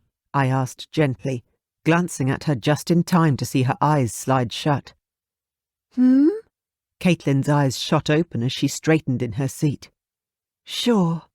I'm still sleepy, so it's best that I don't cook." I pulled my phone out of my pocket and handed it to her. "Here, you call your local pizza shop so it'll be ready to pick up when we get there. You'll just have to tell me where to go." She took my phone with both hands. "What do you want?" I shrugged, slowing down to stop for a red light. "Whatever. I don't mind." She spoke in a low voice to the pizza shop while I weaved through the peak hour traffic, wishing the weary commuters wouldn't keep cutting me off, as if they couldn't see my blazing red car. Maybe if I owned a different colour car. Caitlin insisted on accompanying me into the pizza shop, though she leaned heavily on me every step of the way. "Caitlin, it's been a while," said the woman behind the counter when we walked into her shop. "We all thought—" The smile on Caitlin's lips melted me like ice cream. You know I always come back here. You make the best pizzas. And there's a new dessert one, too." I looked at the menu. Apricots on pizza. Oh, wait, those were the dessert ones. Caitlin handed over some money and the pizza woman held out the boxes with some hesitation. "I'll help carry these out to the car for you." Caitlin smiled and nodded her thanks, turning with me to head back to the car. Once I'd carefully helped her into the passenger seat, the woman deposited the pizza boxes on her lap and stood by the door of her shop to wave goodbye. Caitlin lifted a languid hand to respond.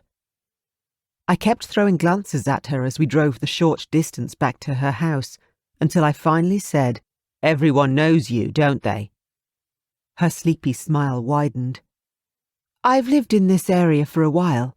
The people in the local shops see me a lot and remember me, that's all." The smell of pizza pervaded the car, reminding me how hungry I was, but I carried Caitlin into the house before I returned for the boxes and the shopping.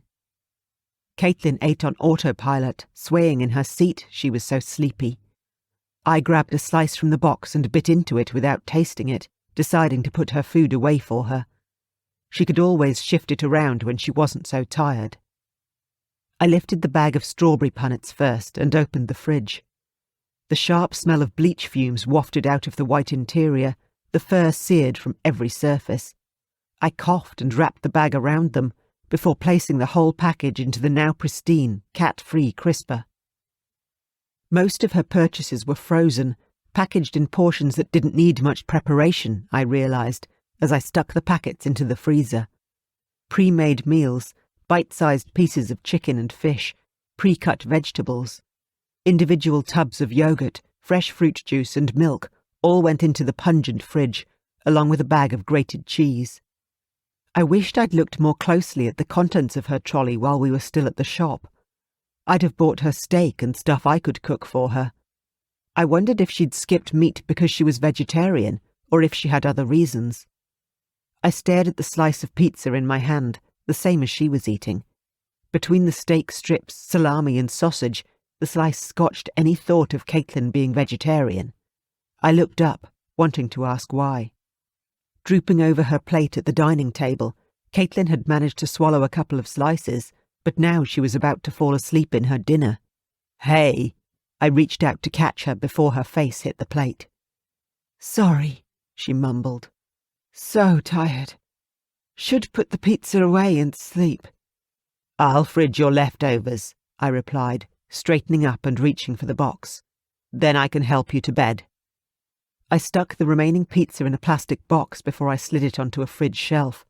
The smell was enough to make me close the door quickly. I turned to see her barely managing to stay on her feet, her knuckles white as she held onto the back of her chair. "Let me help you," I begged, my arms out ready to lift her up. For the second time that day, I carried Caitlin to bed. And for the second time that day, she asked me to stay, so I did, stretched out on her bed beside her, waiting for her to fall asleep so I could go sleep on the couch. I closed my eyes, listening to her breathing slow into sleep, smiling. She was safe.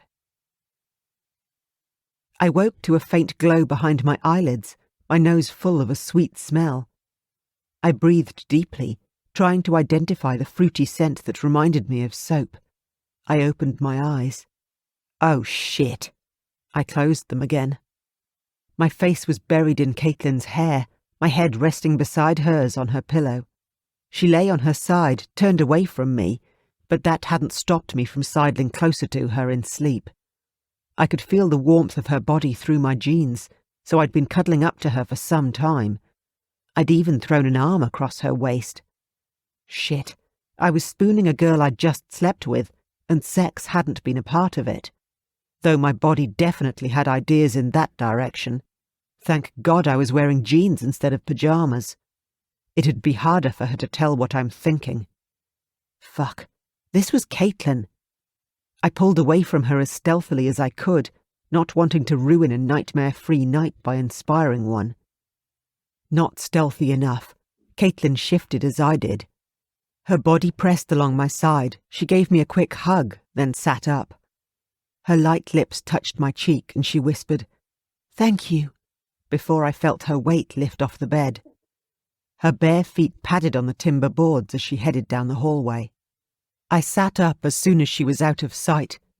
I'd slept in my clothes, so I was all set for the walk of shame to my car in front of Caitlin's whole street. It wasn't the first time I'd done such a thing, and last night had been better than most, even without any sex. Caitlin returned, her face shiny and damp, an excited smile on her face. "Would you like breakfast?" "Sure," I replied. "Do you have any cornflakes?" Her face fell. "No, and if we do, they're so stale they'd be inedible." She walked out, one hand on the wall to steady her steps. Not sure what I'd said wrong, I hurried to follow her. I entered the kitchen just in time to see the bin lid close over the cornflake box. Caitlin's eyes were on the box, and she looked angry. I opened my mouth to say the first thing that came to mind. "You really don't like cornflakes, do you?" Her hard glare turned on me. "No, I don't." She reached into the fridge and pulled out 2 yogurts, holding one out to me. "I'm right," I answered. My stomach growled a different answer. To cover the noise, I continued, "I should probably head home." Caitlin's smile was understanding. "I know. Thank you for staying." She hesitated, then went on. Could you come over tonight and stay again? I feel safer when you're here and I'm not alone at night." Her eyes were suddenly huge. "Sure. I'll take you out for dinner tonight if you like. I'll stay any night you want me," I replied easily, without a second thought. She smiled sadly, and I realized that she'd never want me. But I'd be back anyway.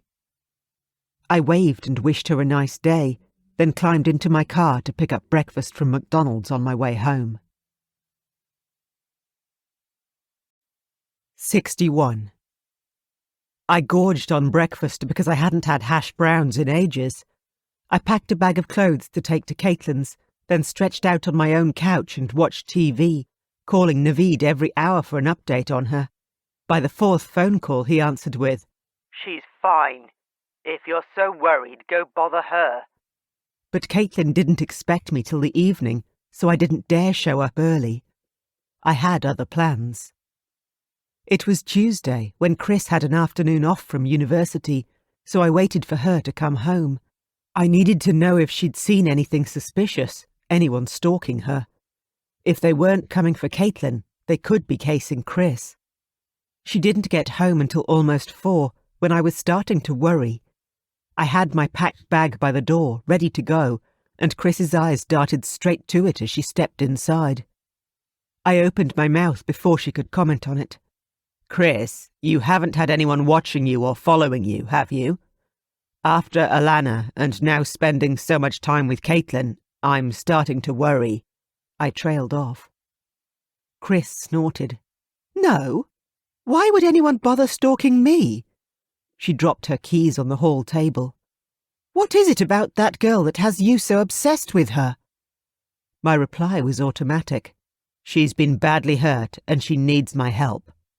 She snorted again, louder this time. "Yeah, you've said that before, but she's not unconscious in hospital now. And if anyone was going to try to hurt her again, they'd have done it by now. This is getting ridiculous. How well do you really know her?"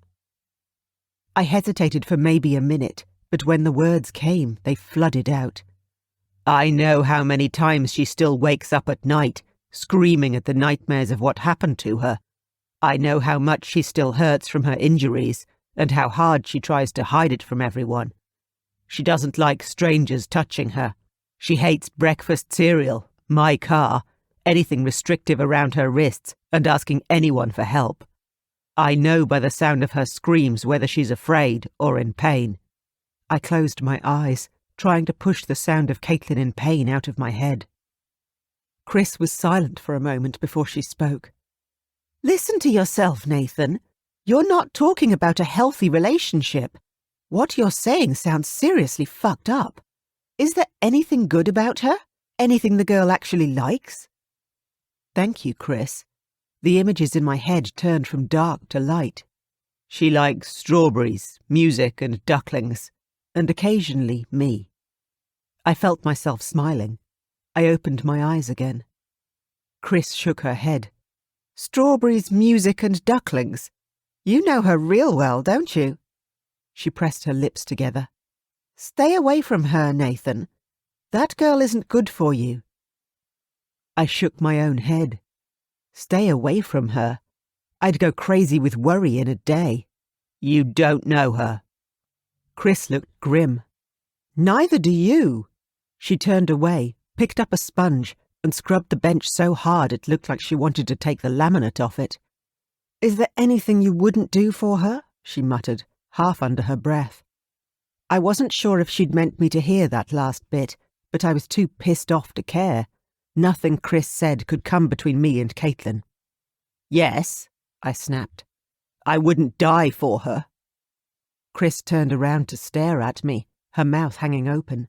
She stood there in shock for maybe half a minute before she spoke. Well, that's good, she said uncertainly. Do you want to know why? I asked steadily. Chris swallowed, seemingly lost for words. That didn't happen much. Another day I'd have felt triumph, but today there was only anger. Caitlin was the key to keeping Chris alive, but today I didn't care anymore. I wouldn't die for her because I wouldn't be able to protect her anymore. What if I missed one of the people who hurt her, and my absence let them get to her? I couldn't take that risk. She's too important. I walked out of the kitchen before she replied. I'd promised Caitlin I'd be back before dark, and I didn't want to be late. Fucking paranoid, delusional, I heard Chris's voice say as I opened the front door. Not as delusional as thinking that I'm safe and no one can hurt me, I thought. There are real monsters out there. The worst part is that they're human. 62. I stood at the garage door, wishing I didn't have to drive the car Caitlin hated so much. Maybe I should sell it and buy something so different this one would only be a distant, bad memory. I looked past it, and my eyes fell on the dusty cover shrouding the car beside mine. Alana's car, untouched since they took her. The car she'd never come home to drive again. My feet moved of their own volition as I reached out automatically to take the cover off. I shook my head as I saw the car. I still didn't understand our parents' reasoning behind giving me the solid, dependable sedan while Alana got the sporty convertible. She'd never had so much as a speeding fine driving this thing, and there was no way she'd let me touch it. I touched the smooth, white contours of her car, wishing she was here to say, "Don't even think about it, Nathan," as she shook her keys at me. I wished I could ask her about Caitlin and whether she thought I was as crazy as Chris did. Would Alana have let me take her car when mine scared Caitlin so much? Or would she have told me I was being stupid and to leave the poor girl alone? I'd never know. Alana wasn't coming back, and her car would sit here, gathering dust, until we got rid of it. Unless I got rid of my car and kept hers. I wiped my eyes, which were tearing up in the airborne dust from shifting the car cover. I could feel my throat choking up, too. The dust must have been pretty thick. I found Alana's keys and turned them in the ignition. I got nothing. It hadn't been driven in months, so a flat battery didn't come as a big surprise. I hunted around the garage for jumper leads to jumpstart her car from mine. We'd never needed them. They were still sealed in the packet. I ripped the plastic open with a pocket knife. Hooking up the cables, I started my engine before clipping the last clamp to Alana's car battery. I slid into the driver's seat and shifted it back so there was enough space for me, tossing the pocket knife into the glove box. This time the ignition caught, and as I revved the engine, I realized her little car had far more power than mine. Perfect Alana, never a foot wrong, to the point where our parents had trusted her with a high-powered sports car when she'd turned 21. God, I missed her. She'd have been able to tell me what to do. I turned the Mercedes off and put the cables away. I climbed back into Alana's car and headed for Caitlin's house. Maybe half a kilometre from home, I decided to take the top off. I'd never driven a convertible before, much less a topless one, and it seemed like a really good idea right now. Maybe the airflow would help clear my head, or even just the dust from my eyes, which were still streaming. 5 minutes later, I could barely feel my hands in the freezing wind. When I stopped at the traffic lights, I looked around for something to wrap around me to keep warm. An old padded jacket, with a logo from an airline company that had long since gone out of business, was spread across the back seat, and I struggled to put it on before the lights went green. I managed to zip it up before I took off. I wondered who'd left the jacket in Alana's car, but I realised I'd never know. It smelled faintly of her perfume, so I knew she'd worn it in the past.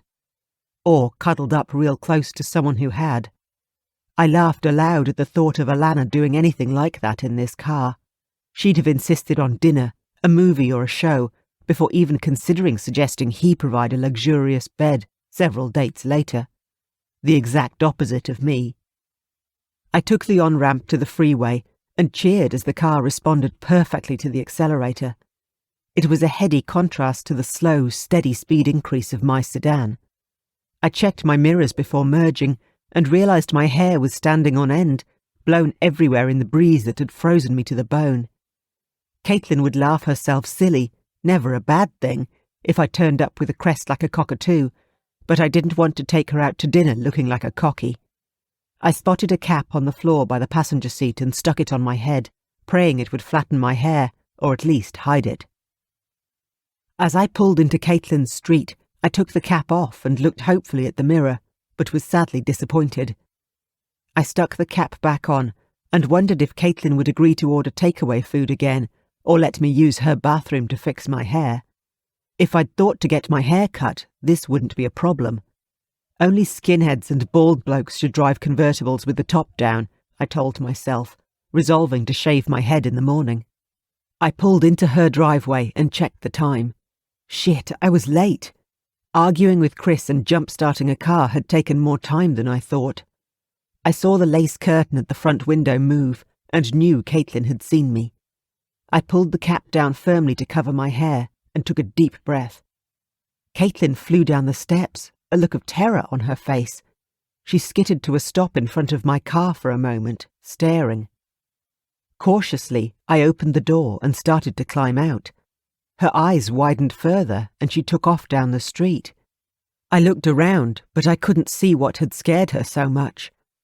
I expected her to come back, but Caitlin kept going, as if someone was pursuing her. I broke into a run too, determined to catch up to her so I could keep her in sight. If someone was after her, I had to stay with her to protect her. It had been too long since I'd last gone for a run. I couldn't catch my breath, but she was visibly flagging as she reached the end of her endurance. I was amazed she'd made it this distance from the house, and I worried that Caitlin would push her body too far, doing herself even more injury. She almost tripped, then righted herself before she hit the ground. "No, stop!" I begged her breathlessly. "Come back! You can't!" I meant to say she couldn't run far, but it seemed fear had driven her to do just that. "Can't outrun me," I finished. That was true, at least. And I didn't want her to try. "Come back! Please! Let me!"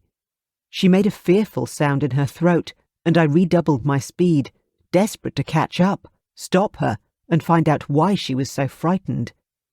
I reached out desperately, trying to grab her shoulder. As my fingers touched her, she overbalanced, falling face first onto the lawn of a stranger's house. As soon as Caitlin hit the grass, she rolled over to face me, the tears in her eyes set on fire by the light of the setting sun. She let out a sobbing breath, her hands up as if to stop me from coming any closer. My heart was already pounding from panic and the unaccustomed exercise. I felt it drop like Caitlin had when she'd fallen. "Angel, are you okay?" I asked, expecting the worst and hoping I was wrong. A curtain in the house twitched and the front door opened. An angry-looking woman peered out of the partly open door, a hockey stick in her hand. Caitlin's sobbing resolved into words. "How could? Why?" I tried to smile, but it was hard. I wanted desperately to know what had scared her, but I didn't dare ask with an angry audience. "What do you think of my new car?" I asked, seeing movement around me as more of her neighbours emerged from their houses. I wondered which one held the piano-playing child. Most of them were armed with sporting equipment. I saw a couple more hockey sticks, some cricket bats and a tennis racket. One bloke carried a massive axe that I hoped stayed on his side of the street, as far away from us as possible. "Your new car," Caitlin managed to say. "Yes," I replied patiently, glancing around. All of them seemed content to watch for the moment. "I know you didn't like the old one, so I figured it was time for something new. Forgive me, Alana, but I'd drive a hot pink hatchback if it meant Caitlin wouldn't be so scared. You don't need your car anymore." She glanced around at the neighbours and lifted her lips in a forced smile. "The car's fine. Please, help me up and back to my house." She lifted her arms, looking up at me with a wide-eyed, desperate smile on her face. I tried to lift her up, but she muttered, "Just help me walk." "But you'll hurt yourself," I protested. "That's too far for you to walk." Her smile was strained. "I got this far on my own, didn't I? Do it, Nathan. Or my neighbours will interfere, and they're fairly protective of me when Dad's not around. Especially now." Against my best judgment, I helped her stand up, taking as much of her weight as I could as I helped her walk home, knowing I'd have nightmares about her tooth-grinding smile after this. Her face was almost drained of colour by the time she staggered up the steps to her front door. Even with me holding her, she was swaying on her feet. "Nathan, please, the door," she panted. She looked like she was going to pass out. I turned the handle and kicked it open, lifting Caitlin off her feet before she fell. "No, must," she murmured, her eyes closed. "You must rest," I finished for her, carrying her over the threshold like my precious bride. At least the precious part was true. I let her down onto the couch, where she sat with her eyes closed, unmoving, for a few minutes. I stood beside her, watching. I took my cap off, not caring how crazy a cockie's crest I had anymore. I ran my fingers through it absently, probably making it worse. I waited for her to catch her breath, for her eyelids to flutter open, so I could ask her what had scared her so much and take care of it for her. But they didn't. Her breathing was shallow and slow. I knelt down beside her. "Angel," I began. "What is it, Nathan?" Her voice was flat but calm. "Are you okay?" I asked, desperate to know. A pause. "Not really. I'm hurting and hoping the pain will go away if I sit still long enough." "Oh, God," I burst out. "I'm so sorry I was late. What happened?" Someone pounded on the door. I looked at Caitlin, unsure what to do. She opened her eyes and struggled to sit up, but she didn't move much. She nodded toward the door. "Please." I stood and opened the door. My least favourite of her neighbours stood there, the bloke with the block splitter. The heavy axe didn't seem to be in his hands anymore. I breathed a sigh of relief until I realised he'd propped it up beside the door so he had his hands free to knock. Fuck. "Can I help you?" I asked nervously. Behind him, I could see people still on their front lawns, watching. "I want to make sure Caitlin's okay," he said, looking me right in the eye. "Me too, mate," I replied. "It's okay, Nathan," Caitlin said behind me. I felt her hand on my arm and moved aside quickly, grabbing her before she collapsed. I held her to my side, trying to make it look friendly instead of forced by her frailty. "Thanks for coming to check on me, Bruce, but my friend Nathan's here to help me. I fell over and I think I hurt something. I'll be okay. I just need to rest a bit." Her body was threatening to make her rest right here on the floor if I let go. I managed to smile for her nosy, scary neighbour. "If you say so," Bruce replied doubtfully. "If you need me for anything, all you have to do is ask. You have our number." He eyed me as he picked up his block splitter, swinging it up onto his shoulder as he walked back across the road to his own house. I carried Caitlin back to the couch before I closed and locked the door. This time I sat beside her. "What happened?" I repeated urgently. She smiled tiredly. "Nothing. Nothing." She closed her eyes for a moment. "Is there any chance we can go out for dinner another night? I'm a little too tired, and you look like a cockatoo." I laughed, relieved. "Sure. I'll ring up and get something delivered." She reached out, her hand patting my arm. "Thank you."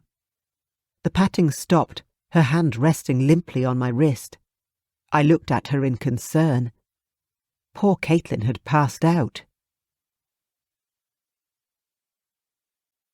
63.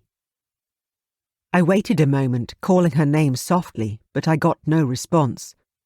Even when I stroked her hair, she didn't move. I stretched Caitlin out on her side on the sofa, checking her breathing and all those things you do for first aid on an unconscious person. As I touched her legs, she whimpered slightly, so I moved away.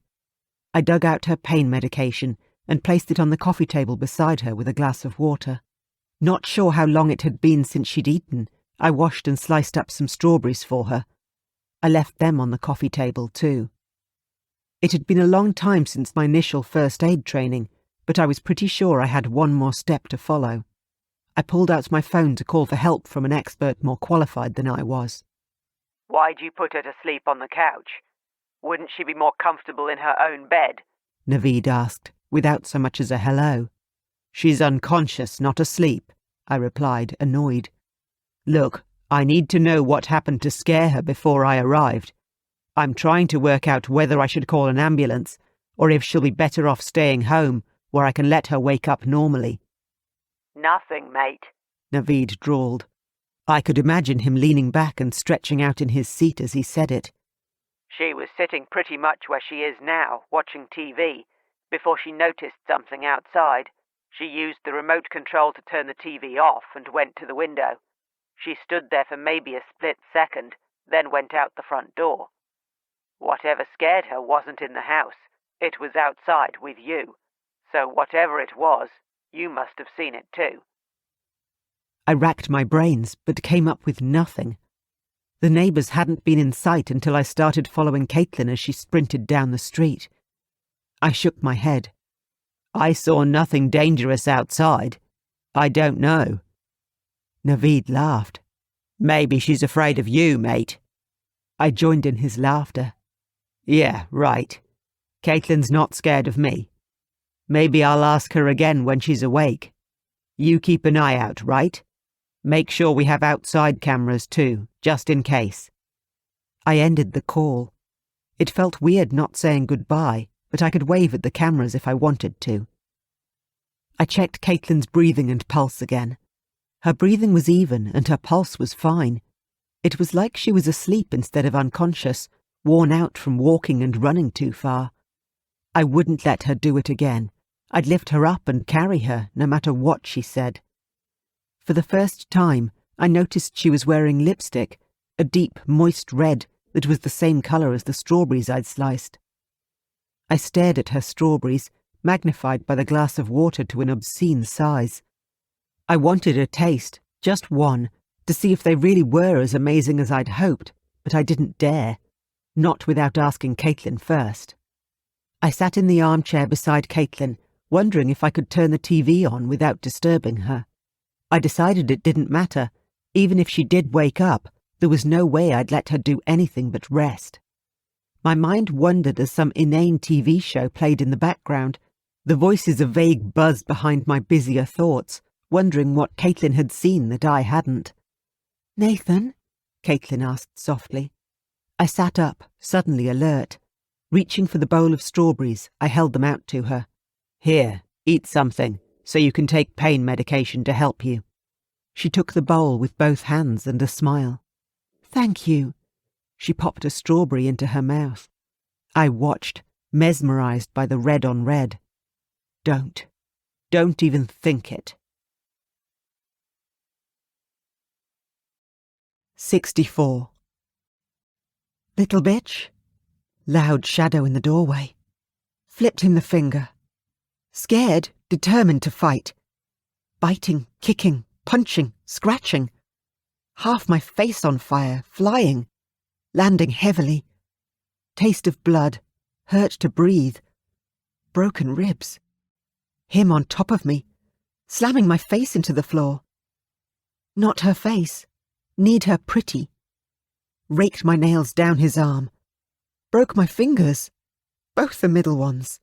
So I could never say up yours to him again. Fuck you instead then. Arms twisting. Fighting not to scream. Tied me up. Glint of a knife in the dim light. Sliced at my clothes. Cut me, too. Didn't care. It's okay, Angel. A bad dream. You're safe at home. Broke my fingers. I have to write it down while I still remember. Are you sure it can't wait till morning? No, it's a short one. I'll do it now. Do you need my help? Don't worry about it, Nathan. You don't need to hear horrible stuff like this. I won't be long. Go back to sleep. I will, soon, too. 65. Right, time to go to your physio appointment, I said, slipping an arm under her knees and another behind her back so I could lift Caitlin from her seat. The early morning sun shone brightly through the window behind me, casting my shadow over her.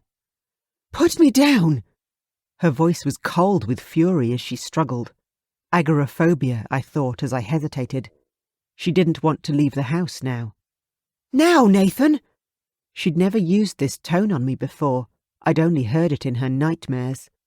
I did as I was told, reseating her on the couch. I crouched in front of her, trying to meet her eyes as I spoke.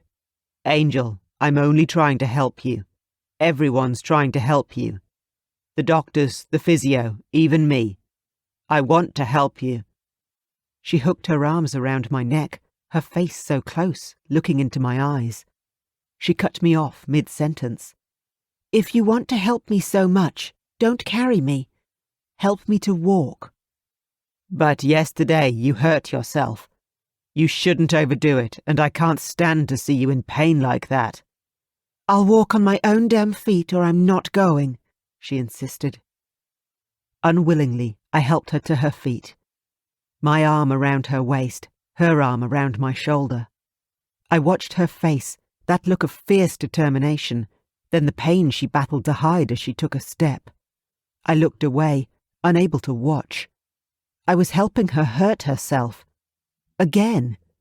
Oh, God. Out the front door, down the steps, down the driveway to my car. Small steps, slow steps, but she was almost there. Maybe 2 meters from the car, she stopped, swung her body around and clung to me. Now I couldn't help but see the tears streaming down her face. I can't, she gasped. It hurts too much. Now I thought she'd let me lift her up and carry her the rest of the way. I leaned down to sweep her legs up, but Caitlin moved closer to me so I couldn't. They've taken everything from me. I can't even walk. Walk to the car. Her voice came out sounding slightly hysterical. I turned her around, carefully, to face the front door. They didn't take anything from you. Look how far you've come. Tomorrow you'll get further. You get better every day. They're not here. They can't get anywhere near you. It's like you keep saying, keep fighting. Don't let them win now. She relaxed and wiped her eyes with her fingers. Thank you. Her arms wrapped around me in a brief hug of gratitude that was over before I was aware of what she was doing. Then she gritted her teeth, clutching my arm so hard her nails dug into my skin, and took those last agonizing steps to the car. I felt the tiny trickle of my own warm blood as it crept down my arm, but I didn't make a sound. Caitlin was hurting worse than I was, and she'd pass out from the pain before she'd permit the scream to escape her teeth. How could I do any less? 66. When we arrived back at her house, It was immediately apparent that something was wrong. Her front door was slightly open. I knew I'd pulled it shut and locked it behind me when we'd left, yet now it was ajar. I left Caitlin in the car while I looked over the fence into the garage. There were no cars there, but the back gate was wide open. I wanted to go around to the back of her house to investigate, but I didn't want to leave her alone and unprotected either. Whoever had left her front door and gate open might still be here. As if she'd read my mind, Caitlin called, "We should phone the police. I don't want to go in unless it's safe." I glanced back at her, sitting in the passenger seat with the door open. Her feet were on the door frame, as if she was afraid to step out of the car. She hugged her knees to her chest, her face pale and her expression frightened. She needed me. The house could wait until I had some help, I decided, as I crossed the driveway to stand beside her, pulling my phone out of my pocket. I wanted to call one of our teams, or at least Naveed, but I couldn't with Caitlin so close by. So I did as she suggested and dialed the police. As the phone started to ring, I reached for her hand with my spare one. I saw the glint of sun on metal as something fell from her hand and plinked to the paving. Her fingers cautiously grasped mine as I recognized the pocket knife I kept in the glove box, now lying open on the ground beneath the car. When did she pull the knife from the glove box? How did she even know it was there? What was she going to do with it? I stared at her for a moment, torn between panic and curiosity.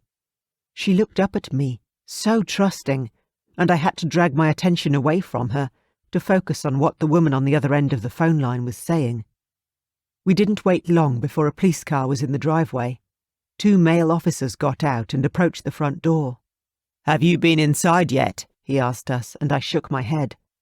The one who hadn't spoken pulled out a boxy item that I assumed was a taser, but the other kept his hands free as he pushed her front door open with his shoulder.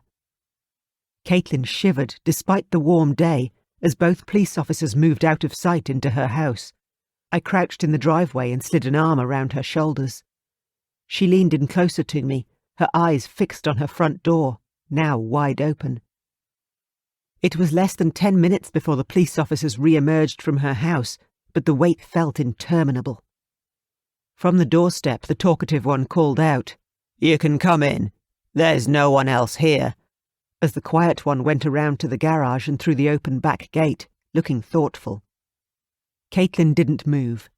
She looked too stunned to protest, so I lifted her out of the car and carried her into the house.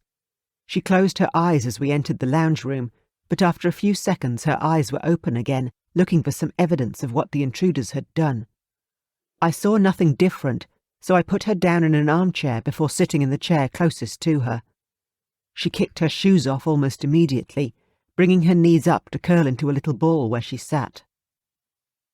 The talkative police officer pulled up a straight-backed dining chair from the next room and plonked himself down in it, across from us. Behind him, the smashed sliding door lay in pieces on the floor, except for a few jagged shards up the top. A brick that I'd seen by the back gate, presumably used to prop it open, sat on top of the broken glass. Well, I can see how they got in, and they left by the front door, I thought, eyeing the mess on the floor of Caitlin's kitchen. I moved my gaze from the room behind him to the police officer himself. He was close enough for me to read his name badge now, which read David. I squinted at the large number of letters in his last name, but failed to make any sense of what they spelled out before he spoke. He had a handheld tablet out, stylus ready. He didn't ask for our names, so he must have known who we were already. "So, you arrived how long before you called the police?" Caitlin was silent, so I shrugged and said, 5 minutes or less. "How long were you gone?" He looked at Caitlin as he said it, but she didn't say a word. I spoke up. "We left the house maybe 2 hours ago." He wrote something down before looking at Caitlin again. "Can you tell me if anything is missing?" I opened my mouth to answer this, too, but Caitlin beat me to it. She uncurled from her fetal position, planting her feet on the floor and leaning toward him. "How do you expect me to know that, when I wasn't stupid enough to go into the house until I knew the intruder was gone?" Both of us were stunned by her angry outburst. Before I could react, she pushed herself out of her chair and strode over to the kitchen table. She surveyed the broken glass on the floor, gripping the table for support. She shook her head, then turned, gritting her teeth, and walked past us through the lounge room to the bedrooms. I leapt to my feet to help her as she went past me, but she shrugged off my hand with a shake of her head and kept walking. I followed close behind, Officer David with the long last name a few steps behind me. The doors to all the other rooms were shut. The only open door was the one to her bedroom, so that's where she headed. Her wardrobe doors were open, and so were all her drawers. There were clothes everywhere, as if they'd been looking for something. On her bed, on top of the mess of clothes, lay a big knife and a matching pair of scissors I recognised from her kitchen. She went to the wardrobe first, opening the doors wide. A blue dress hung at an odd angle, stopping the doors from closing properly. She reached up to push the hanger back into the wardrobe, but the dress slid right off it, puddling at her feet. She reached down and held it up. The sound that came out of her mouth was halfway between a sob and a yowl. The dress was slashed down the front in several places, so the fabric hung in tattered ribbons. If she ever wore the dress in its current state, it'd leave less to the imagination than her scanty hospital gown had. I picked up a pair of pants on the bed, which looked like they'd been slashed with scissors. The entire crotch of the pants was cut out, from the waistband at the front all the way to the back. I dropped them again quickly before Caitlin could see them. She started pulling items out of the wardrobe, one at a time, dropping them on the floor. Dresses, shirts, pants, skirts. Almost everything she touched had been a victim of knife or scissors. I edged away from the bed and bumped into the chest of drawers beside it. The top drawer was wide open, with something lacy hacked into pieces on top. Unable to help myself, I lifted the mess of white lace up for a better look. From the little that remained, it looked like they had once been a bra and matching knickers. Now they looked like some white elastic with scraps of lace dangling off at odd angles. What I'd give to have seen her in these when they were still intact. The police officer stared at me, not saying a word, though he evidently wanted to say a few things. I dropped the ruined underwear back in the drawer.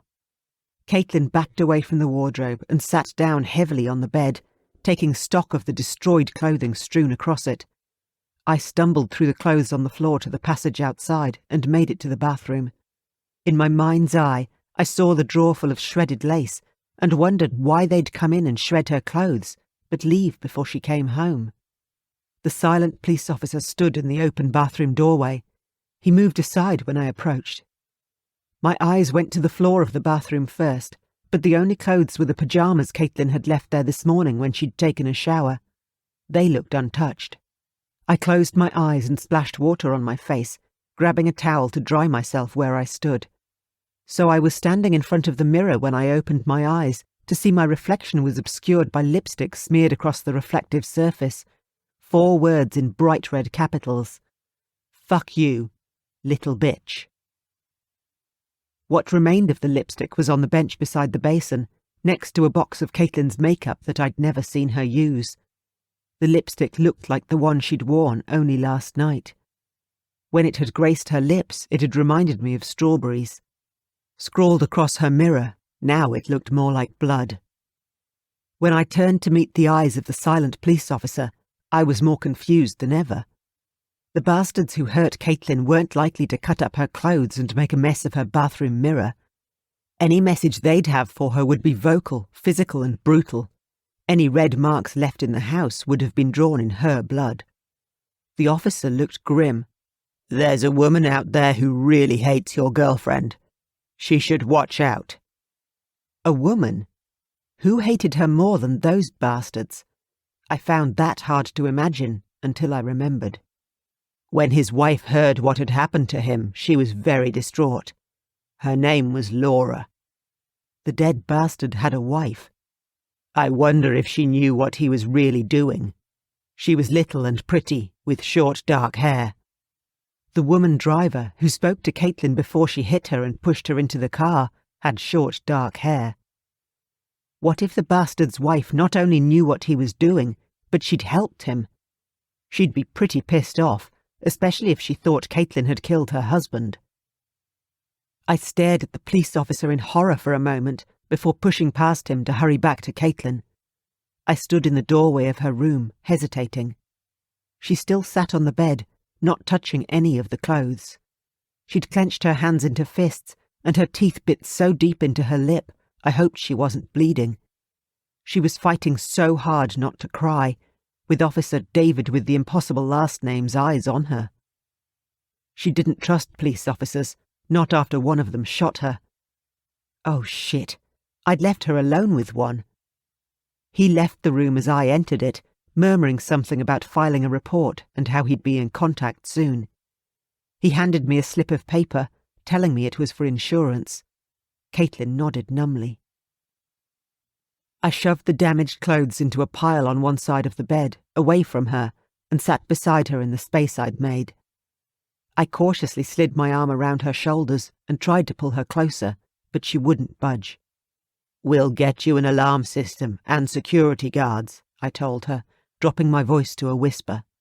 "I won't let her hurt you." Still she sat ramrod straight, her whole body tense, and I wondered if she was going to push me away or even hit me. She seemed angry enough to do anything, even if it would hurt her later when she calmed down. Shit, I was worried that she was going to hit me, not because I might get hurt, but because she might hurt her hand and need an ice pack. I suddenly remembered the knife she'd held in the car. Had she left it there? Where were the knife and scissors? I looked around the bed for them, but I couldn't see them. On the edge of panic, I tried to pull her toward me again. "I won't let them hurt you," I promised her again. "I'll even take you shopping to buy more clothes to replace these." She looked at me, her eyes filling with tears. Her hand groped for something behind me. I prayed that it wasn't something sharp, before her tears spilled over. What would the woman who did this to an entire wardrobe of clothes do to Caitlin if she got her hands on her? I realized suddenly, my arms tightening protectively around Caitlin. Nothing. Nothing. I wouldn't let her. Her tears were short-lived this time. It seemed only a couple of minutes before Caitlin sat up again, something still clenched in her right hand. She wiped at her eyes with her free hand, sniffling. Did she get to the dirty clothes in the laundry? I thought about the untouched pyjamas on the bathroom floor. I don't know, but I doubt it. She stood up a little shakily. Then I'd better go do some washing before I get a rubbish bag for all this. As she walked away with small, careful steps, leaning against the walls and furniture where she could, I noticed her hands were empty. I watched her until she was out of sight down the passage, before I looked to see what she'd been so quick to grab and keep hidden from me. On the clear patch of the bed where she'd been sitting was a crumpled ball of shredded black satin and lace. I smoothed out the remains of the slashed G-string and felt my face grow hot. Oh God, I just agreed to take her shopping for sexy underwear. Don't think about it. Make some phone calls. Check with whoever's on surveillance to see if it was Laura. Keep her safe till tomorrow, and then worry about how I'd manage to go underwear shopping with her without being a blind eunuch with a preference for guys. Fuck. 67. Knocked out or just asleep? Still dark. Chris, the only name they gave me. Tied up, restraining wrists and ankles. Someone else here? Water. Sipping slowly, swallowing painfully. Let me go. Help me, you bastard.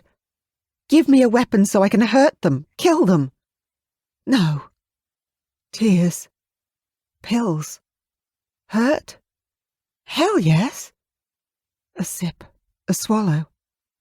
Silence. Won't let them win. 68. Please, don't let them. Fuck. Another one. The nightmares had started maybe an hour after Caitlin had fallen asleep, and this was the third time tonight. Hell, it wasn't even midnight yet. I'm here. I won't let them hurt you, I murmured. I smoothed my pyjamas, making sure they covered as much of me as possible. I had to be so careful. If it weren't for Caitlin, I wouldn't even own pyjamas. She owned very little in the way of clothing now. In the end, I'd had to bag up all her ruined clothes before putting them in the rubbish bin. Caitlin's tears had been more than I could take. Her wardrobe was as bare as one in a hotel room. No, more than that. Even hotel wardrobes had bathrobes. Hers was sliced into so many pieces I'd had to vacuum some of them up. I moved closer to Caitlin, every movement controlled as I pulled her into a hug. It's okay. They're not here. It's over now. Just a dream. I felt her relax. Nathan? That's right. Just us here, no one else. You're safe at home. I loosened my hold on her. I know. Just a dream. It's okay. I took a breath and let it out slowly as I let go of her. Try to get back to sleep, okay? Okay. The bed springs crunched lightly as they compressed under her shifting weight. I sighed and shifted so my head was back on my own pillow. The clock read 11:46. I wondered how long it would be before the next nightmare as I slid into sleep. Let me go, you bastard! 1:03. Oh shit, it was this one. Don't touch her till she's awake. No one here but you and I, Angel. No one's got you. They can't hurt you any more. I spoke at normal volume, hoping to wake her with only my voice. I didn't want her clawing at my face again. I said, let me go, loser! Her voice rose. Fuck. The neighbours were going to hear this one if I didn't wake her up soon. I touched her shoulder lightly. Caitlin, it's Nathan. You're safe. I swear, you're safe. She turned on me, and I felt her nails rake my cheek as I pulled away too slowly. I caught her hands in mine, as carefully as I could. She dug her nails into my palm. Let me go, she insisted, trying to pull her hands out of my grasp. Wake up, Angel. No one's hurting you, least of all me. Come on, you know who I am. I shifted away from her, letting go of her hands. Just another nightmare, Caitlin. My heart ached for her as I touched my hand to my cheek, relieved to find I wasn't bleeding, though that also meant she wasn't strong enough yet. Almost. A gasp and a sob. Nathan, please. Thank God. I moved quickly to her side again and held out my arms to her. She burrowed her face into the buttons on my chest, and I felt the thin cotton soak through with her tears. Wouldn't help me. So much pain and no help. Bastard. I heard the words that were muffled by my pyjamas. I sighed in relief. I'm here now, and I'm helping you. No one's going to hurt you again, I swear. Definitely not her. Caitlin pulled away, sniffling. She stretched out, resting her head on her pillow again. Sorry. Thanks, Nathan. I was slower to relax back into repose. My cheek stung, but my eyes still closed. Who do you think you are? Her angry voice woke me again. I prayed that the dream wouldn't go any further. Took my clothes, she wailed. Fuck. I opened my eyes. 2:14. Here we go again. No sleep for the wicked, or the rest of us either. 69. Hello, Caitlin's voice said softly behind the curtain. I'm here, I answered from the chair outside, beside a rack of stringy satin and lace. If I didn't look too closely at the lingerie beside me, didn't think about how little Caitlin was wearing, and firmly focused on the memory of her broken fingers covered in blood on the beach, I could almost keep it together.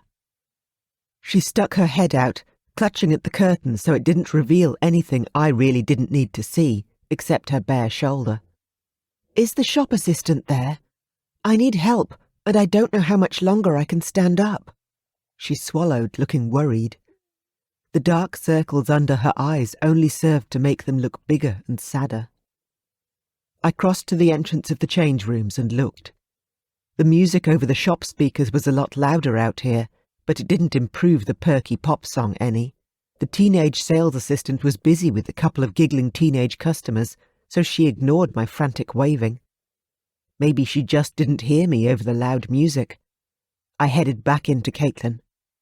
Grabbing the chair I'd been sitting in, I said, "She's busy. I can help if you like." I held out the chair, so its outline took shape through the curtain. "First, you should sit down." I slid it through the gap, closing my eyes until I felt her take the chair from me. "Thank you," Caitlin replied. She took a deep breath, like she needed to say more. "But I still need help with fastening things," she finished in a rush.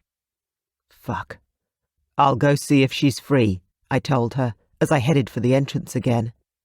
The giggly girls continued to ignore me. I returned. "Sorry, Angel, she's not. Can I help?" I could hear her breathing, but she didn't reply for a few slow breaths. "You remember how you helped me get dressed this morning?" I laughed. "Of course, Angel. I'll close my eyes or keep my eyes down the whole time. Don't you worry."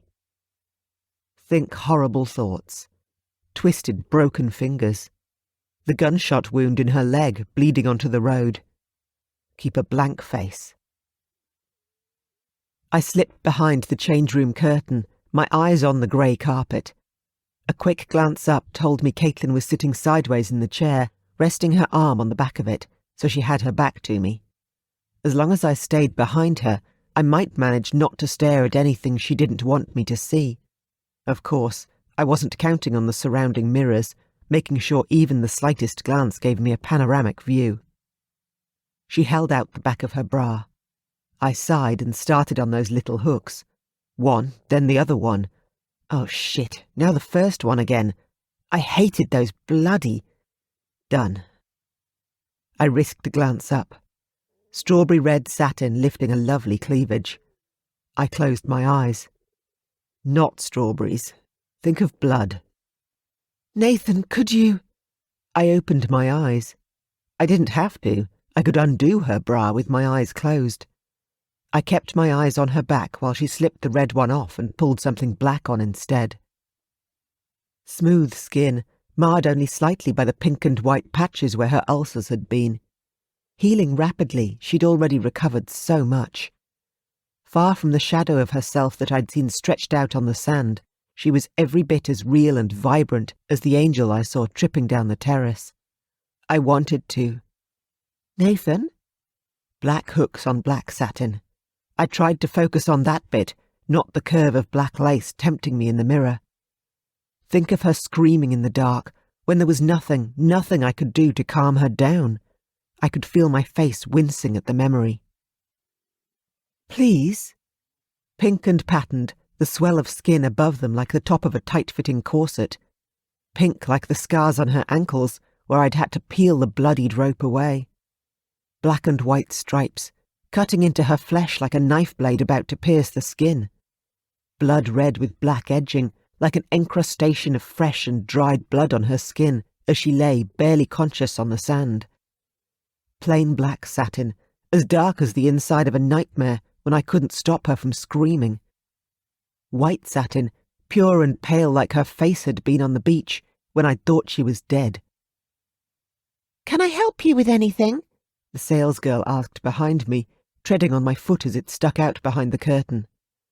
"Oh, thank God," I blurted out as relief rushed over me. I wouldn't have to conjure up any more horrible memories of Caitlin's injuries to stop myself thinking about her in her underwear. A sharp intake of breath, and I dared to open my eyes. Caitlin's reflection stared at me, looking shocked and hurt. Instead of a new bra, she wore a silky little black nightdress, and she looked nothing short of incredible. It hurt to look at her, close enough to touch and yet untouchable. "Miss, are you okay in there?" the salesgirl asked, sticking her head inside the curtain. She squinted suspiciously at me, kneeling behind Caitlin. "Fine," Caitlin said absently, whisking a tear off her cheek before the girl saw it. She reached for the hangers, laden with what she'd tried on. "I'll take these ones, with the matching knickers, all in small." She split the pile and handed a small stack to her, the strawberry red one on top. "And you can keep these." The larger pile went to the girl's other hand. The girl didn't move, still gaping at me. "He's helping me," Caitlin said angrily. "Now, let me get changed into my clothes." The salesgirl opened her mouth like a flustered fish as she backed out and left. Good riddance. I looked at Caitlin, who gazed pointedly back at me. I closed my eyes and heard the rustle of satin as she took the nightdress off. "You looked beautiful in that one," I said suddenly, feeling like I had to say something. Caitlin didn't say anything until she needed my help. "One last bra, please, Nathan." I fastened it fairly quickly this time. I was getting the hang of those bloody hooks. Deep purple satin, the colour of a blossoming bruise. Fuck. Satin draped over her arm, Caitlin left the change room as soon as she was dressed, while I struggled to my feet and stumbled along behind her. She laid the nightdress on the counter. "This one too." I wanted to apologise. I wanted to explain. Most of all, I wanted to see her wear any of her new purchases without having to dredge up horrific thoughts. I wondered if there'd ever be a day I could think about her body without imagining blood. I didn't have a hope in hell. 70. My phone vibrated, not quite silent. The screen glowed brighter than anything else I could see, for it was almost dark. Caitlin wasn't within earshot, so I answered it. Naveed's voice was panicked. "They're almost there, just coming into sight of her house. It's too late to get her out, and it's now or never. Get her hidden. Our team are still on their way. Get geared up and stick your earpiece in. Now." "As soon as Caitlin's safe," I replied, my heart plummeting at the thought that she was in danger. "Just don't waste time. They're coming, and backup won't be here in time to stop them from reaching you." "How many?" I asked urgently. 3 men. Came the answer. No sign of her." "Shit. I'll take care of it. Let them in. Talk to you soon." I hung up. I knew she was in the toilet, but I couldn't wait. Perhaps this was the best place to hide her and she'd be safe. I had a million thoughts running through my mind, but I couldn't focus when I considered the possibility that she might not survive. I couldn't think it, and I didn't want to. I heard the sound of cascading water and burst in, almost knocking her down with the door. She looked stunned as she tried to regain her balance, but I shoved my body up against hers, pinning her to the wall as I kicked the door shut behind me. My shirt slid over warm black satin with a froth of white lace at the top, highlighting the cleavage it made no attempt to hide. Oh God, she was wearing the new little nightdress. I dragged my eyes from her lace to her face. A face full of raw terror and panic that I'd do anything to wipe clean. Her eyes didn't leave mine before she whispered imploringly, "Nathan, please, don't hurt me," as Caitlin closed her eyes, surrendering. No. Painfully, I was reminded of her lying on the beach and that moment when I thought she was dead. My heart contracted in my chest, aching for her, as I thought about how lost I'd be if anyone hurt her. If I lost her tonight. I tried to reassure her. "It's okay. You're safe." I lied through my teeth, knowing she didn't believe me. I could feel her heart beating fast under my hand, reminding me that she was still alive. "I'm not going to hurt you," I murmured. Fuck. Let them hurt you. Not going to let them hurt you. Surely she knew by now that I'd never hurt her. Her eyes stayed closed. She opened her mouth to draw in a deep, shaky breath. I moved almost by instinct. There was no thought. I just looked at her face, her lips, her closed eyes, and touched my lips to hers. She stiffened and her eyes flew open. She just stared at me, her eyes filled with hurt and betrayal, as if she didn't know me, as well she might. Like I reminded her of them. I broke away from her. "I'm sorry." "Chris," she breathed, confirming my fears. She brought her knee up between my legs as hard as she could. "You prick!" she hissed in my ear as I doubled over. "You did that before, and you hoped I wouldn't remember." She tried to shove past me, but even in my haze of pain, I remembered why I'd cornered her in here in the first place. She's getting stronger, I realised. If I could keep her alive past tonight, she'd recover. My heart leaped at the thought. "I need you to stay here. The security guards told me there are people outside your house, and I need you to hide in here, where no one will guess you are. Just until the police arrive." I pushed her into the corner, pressing her shoulders toward the floor. Her cheek pressed against the trickling cistern. Her dry eyes were both furious and terrified as she looked up at me. "You can't leave me here alone. Give me something to defend myself with, or stay here with me." Her hands were curled into fists, and so were her bare toes. She was so angry. I wavered, wanting to stay. "No, don't think of that night on the beach. Concentrate on keeping her alive." Struggling to keep my focus, I crouched in front of her. "I can't. They might have seen me come in here. If I stay here and they come into the house before the police arrive, this is the first place they'll look, because they know I'll be here. Then they'll find you too." She bit her lip and closed her eyes. When she opened them again, her eyes held mine. No longer terrified, she'd harnessed the fury. "Fuck. Make sure you kill them all," she told me through gritted teeth. "None of the people who hurt me deserves to live." I nodded once. It felt like forever, but barely a minute had passed, the time it took for the cistern to fill, ready to flush again. I had to get out of there to keep her safe. I opened the door and pretended to zip up my fly as I shut the door behind me. I ran for her bedroom, praying I'd have time to get my vest on and some extra clips for my standard-issue semi-automatic before they arrived.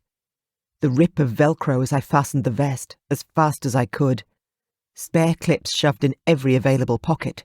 A loaded gun in my hands. Please, just let her survive till tomorrow. Would I wondered as I fumbled to fit the earpiece in place. "Time's up," said a voice in my ear.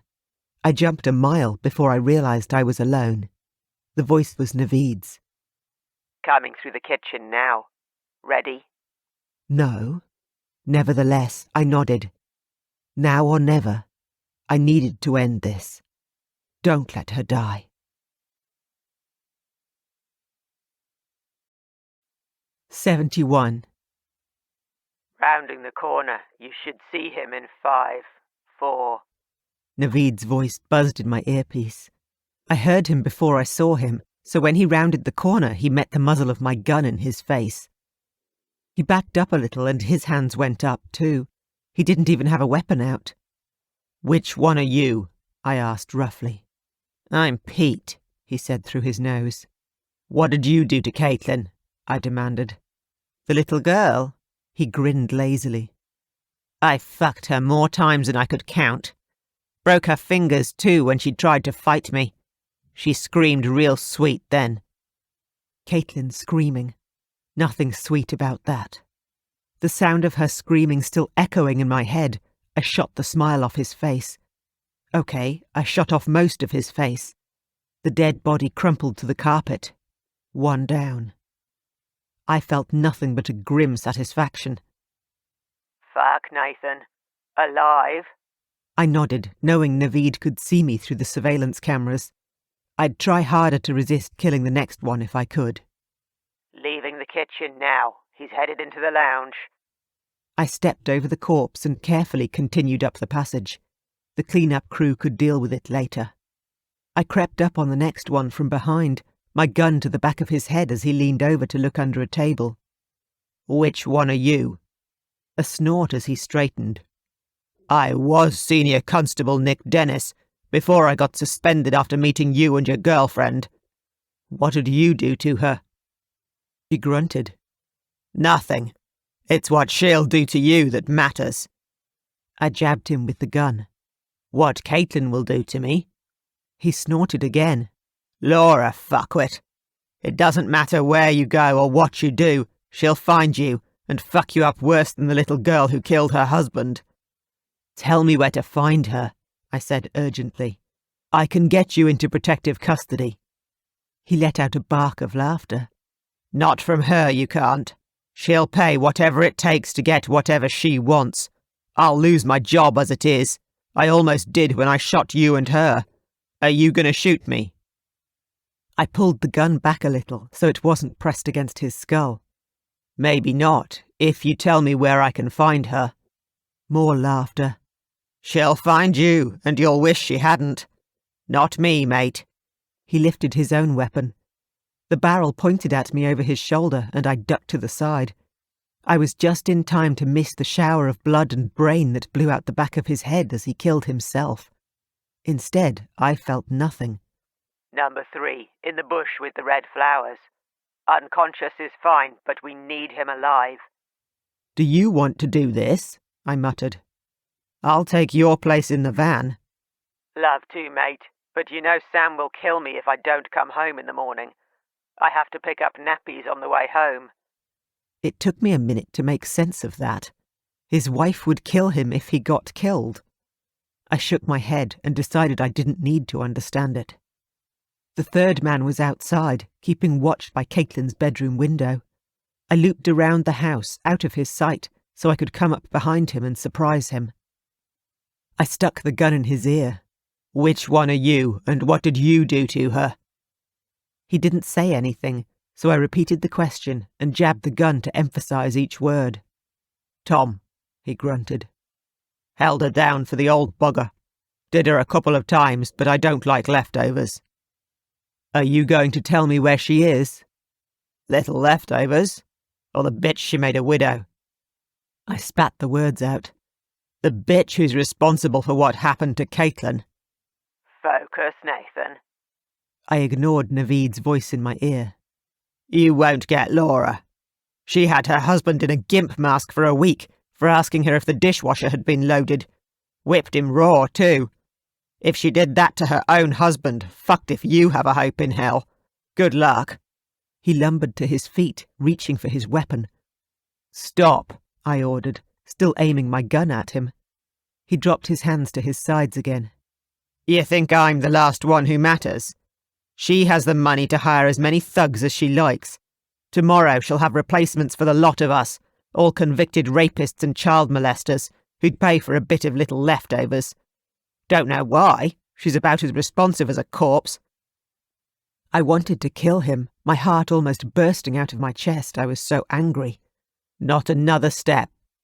Or you'll shoot me, he smiled grimly. It's nicer than what Laura will do to me, or to you when she finds you. She'll leave little leftovers for last. I gritted my teeth. Don't call her that. Her name's Caitlin. He turned his back on me and started walking away. Like I fucking care. She was just a little cunt to me, and she's less than shit to Laura. She won't last long enough for me to learn her name. The sound of the shot echoed between the brick walls of the front yard and the house like there was more than one. I fired before I realised I was going to. He fell face first onto the paving as the acrid smoke wafted away in the wind. I left him where he lay. Like I fucking cared. Fuck, Nathan. You were supposed to keep him alive for questioning, Naveed complained. There's none left now. She should be safe for a few minutes by herself. Come to the van so we can talk face to face. I started into the dark. 72. I tapped lightly on the van's side door. Naveed opened it for me, a tight smile on his face and a phone jammed between his ear and his shoulder. That's the lot, mate. He nodded in greeting. All clear. You can stand down. He beeped the end of the call and stuck his phone back in his pocket. Any sign of her? I asked tersely, slamming the door hard behind me. The icy fury I'd started with now burned white hot, and I had no one left to kill. Nope. Did you get anything out of them? I shook my head. They said they heard Caitlin, and they'd prefer a clean death over the one she'd give them, so they wouldn't say a thing about her, except how shit scared they were. I thought back to things I hadn't noticed at the time. They were all limping, though, walking stiffly the way you do with a knee injury. I felt some satisfaction that Laura had already fucked them up before they died. Only now did I wish that Caitlin or I'd had some hand in that, but it was too late. I looked up to find Naveed's eyes on me. He looked like it pained him to say, "You should have left at least one of them alive, mate. You're going to get in trouble for killing them all." I shrugged. One of them killed himself instead of coming with us. He was police, or ex-police. The one who shot me and her. Fucking crazy. Naveed looked worried. Him or you? Now we have no choice but to get the woman alive. You've killed the rest. I nodded. Yeah, she's next. Time to get the clean-up crew in here, I think. Then we'll plan out her capture. It won't be easy. Easy to resist strangling her with my bare hands. I flexed my itching fingers. Naveed laughed. We've been after that crazy bitch for months. If it was easy, we'd have her already. I nodded again.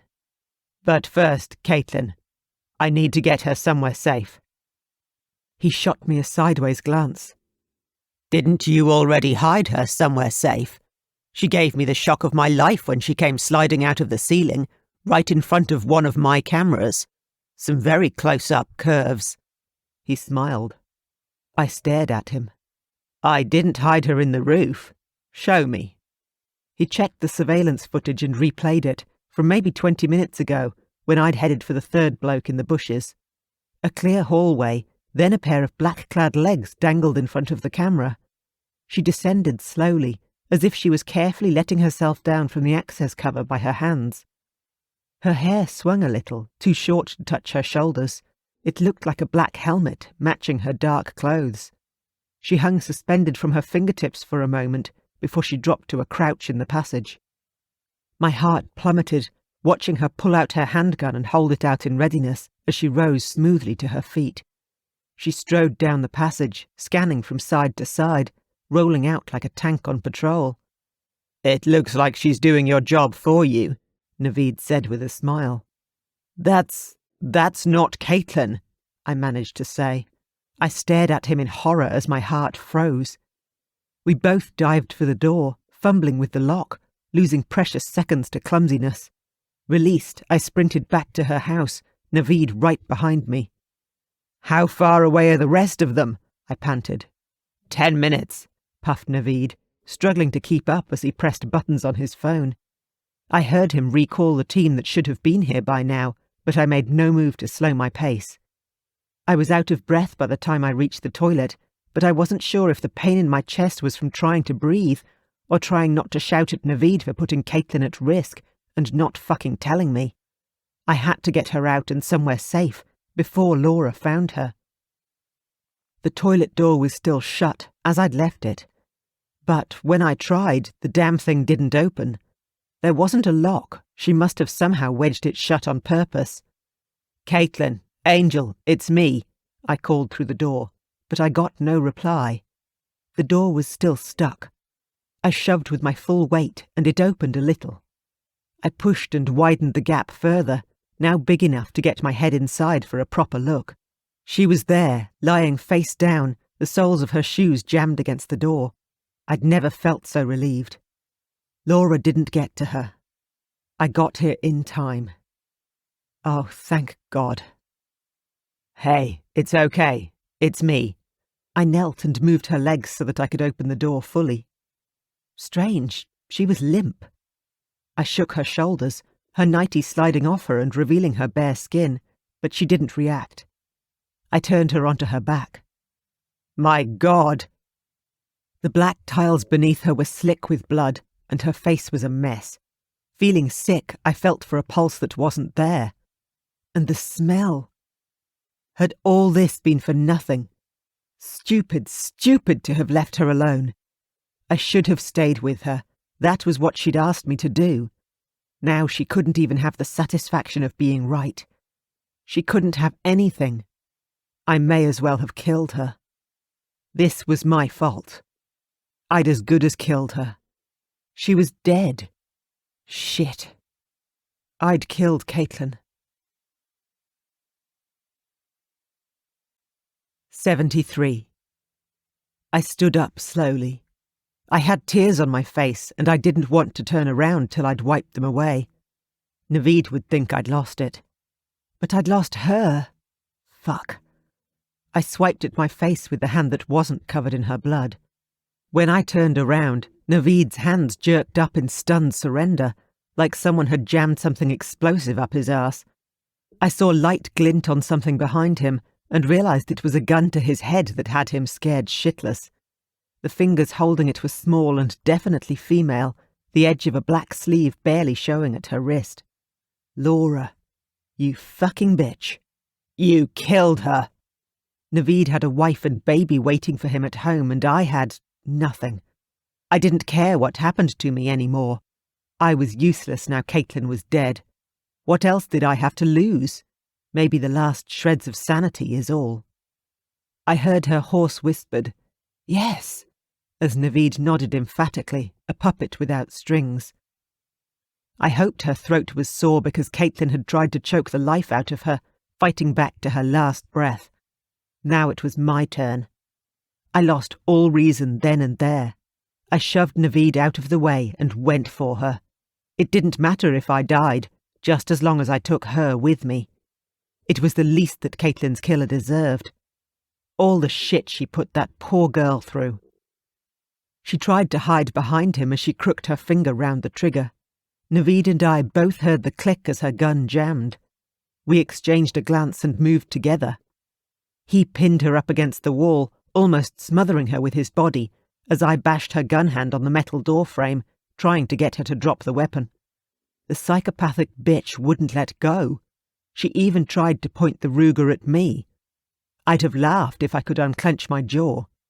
The bitch's gun was useless, and she didn't have a free hand to do anything about it.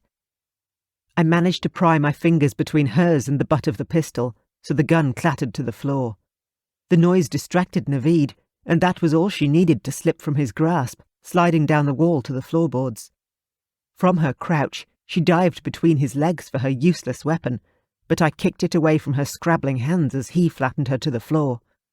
Shoving her down, he used his much longer reach to grasp both of her arms and twist them up behind her back. She muttered into the mat. I couldn't hear everything she said, but it sure didn't sound complimentary. "Fucking kill you," was the only phrase I could make out. I itched to kill her, too, for everything she'd done, but Naveed was already shaking his head at me. We had to bring this bitch in alive, even though she'd shot Caitlin. He pulled out some handcuffs, looking up at me. I swallowed and nodded. She started struggling to throw him off as soon as she felt the touch of metal, but he held her down as he fitted the handcuffs tightly around her wrists and snapped them closed. Instead of giving up, she struggled harder. Her bare feet drummed on the boards, like she was going to kick through the jarrah. Fat chance, bitch. That stuff was harder than my heart. "Now look," Naveed said reasonably. "You're coming with us whether you like it or not.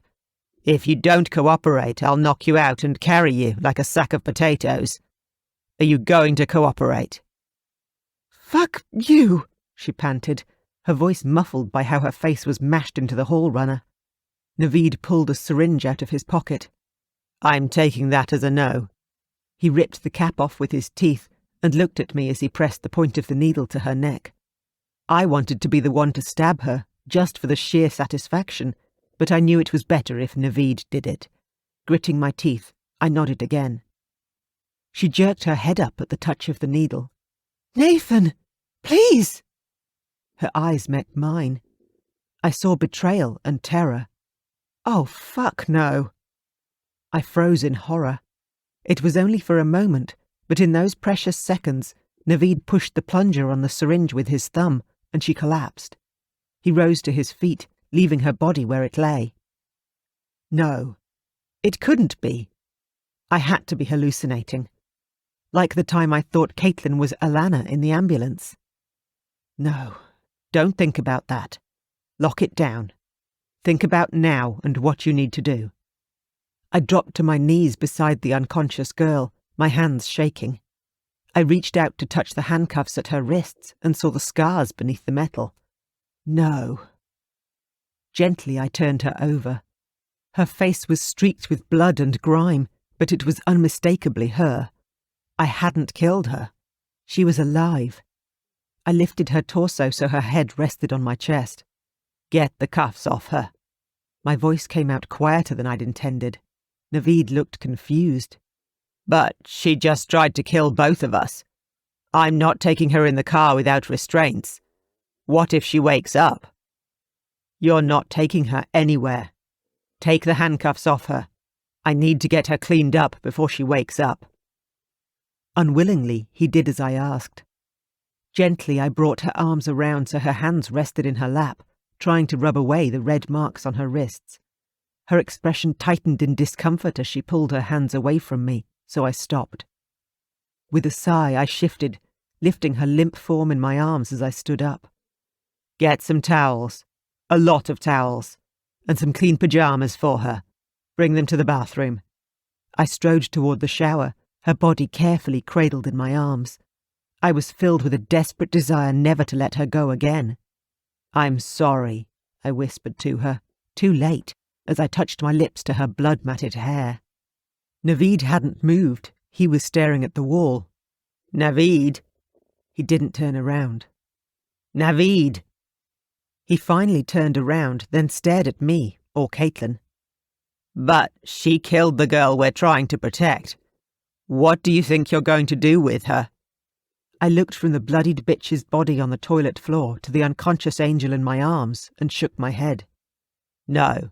Caitlin killed the bitch we wanted to bring in alive in what looks like a fair fight." I tasted salt. Too late, I realized that it was Laura's blood I'd licked off my lips. I shifted closer to spit the offending saliva on her faceless corpse. Naveed's mouth hung open. "But you said the girl in the surveillance footage wasn't Caitlin." Caitlin couldn't hang from her fingertips, nor use her hands to slowly climb from a ceiling. She didn't move like a tank either. She wasn't. That was Laura. Somehow Caitlin managed to take her out and take her clothes too. She left her own clothes with the body. His disbelief wasn't easily dispelled. "How can this be the sweet little girl you've been guarding? How'd she beat the killer bitch we couldn't catch? Someone's going to have to debrief her to find out."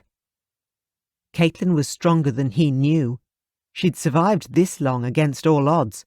Why be surprised at one more night? "It's over, mate. The 3 that were left, Nick, Pete, Tom, they're all dead. We don't need to debrief her. We know what she did, and we don't need to know how. We're going to make all this go away before she wakes up and remembers what she did." Naveed looked in horror at Caitlin. "There's no way she'll forget this. She killed someone and then we—" He swallowed painfully. He still held the syringe, but he'd put the cap back on. Good thing, too. It was shaking in his hand. "She's blocked out the memories of a lot worse," I replied. "I'll tell her it was a dream." Naveed was shaking his head in disbelief. "That's a hell of a messed up dream for a girl to have. Compared to some of her nightmares, this is nothing." "Mate," he started to say, but I cut him off.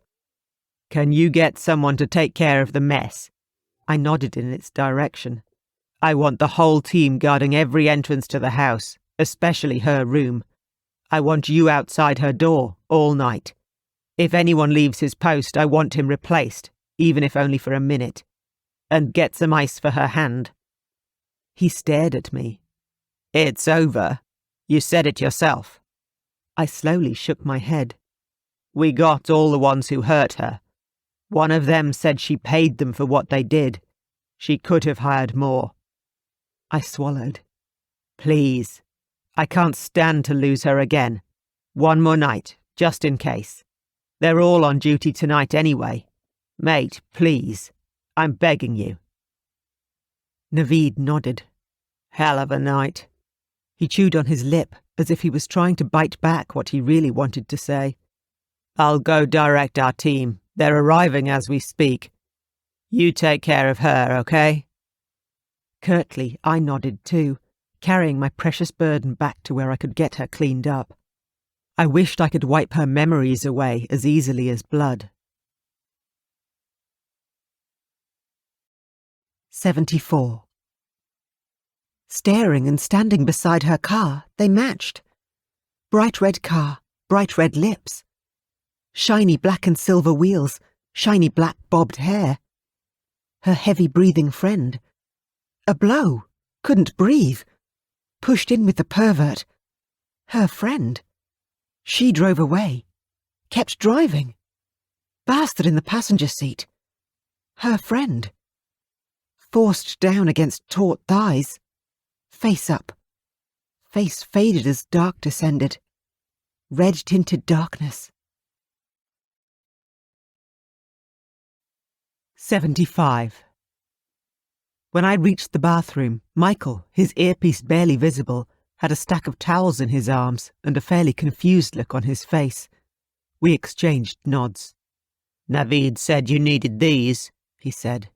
"Spread a couple of them flat on the floor, one on top of the other, so I can put her down on them," I instructed. I watched Michael smooth the towels across the tiles before I was satisfied.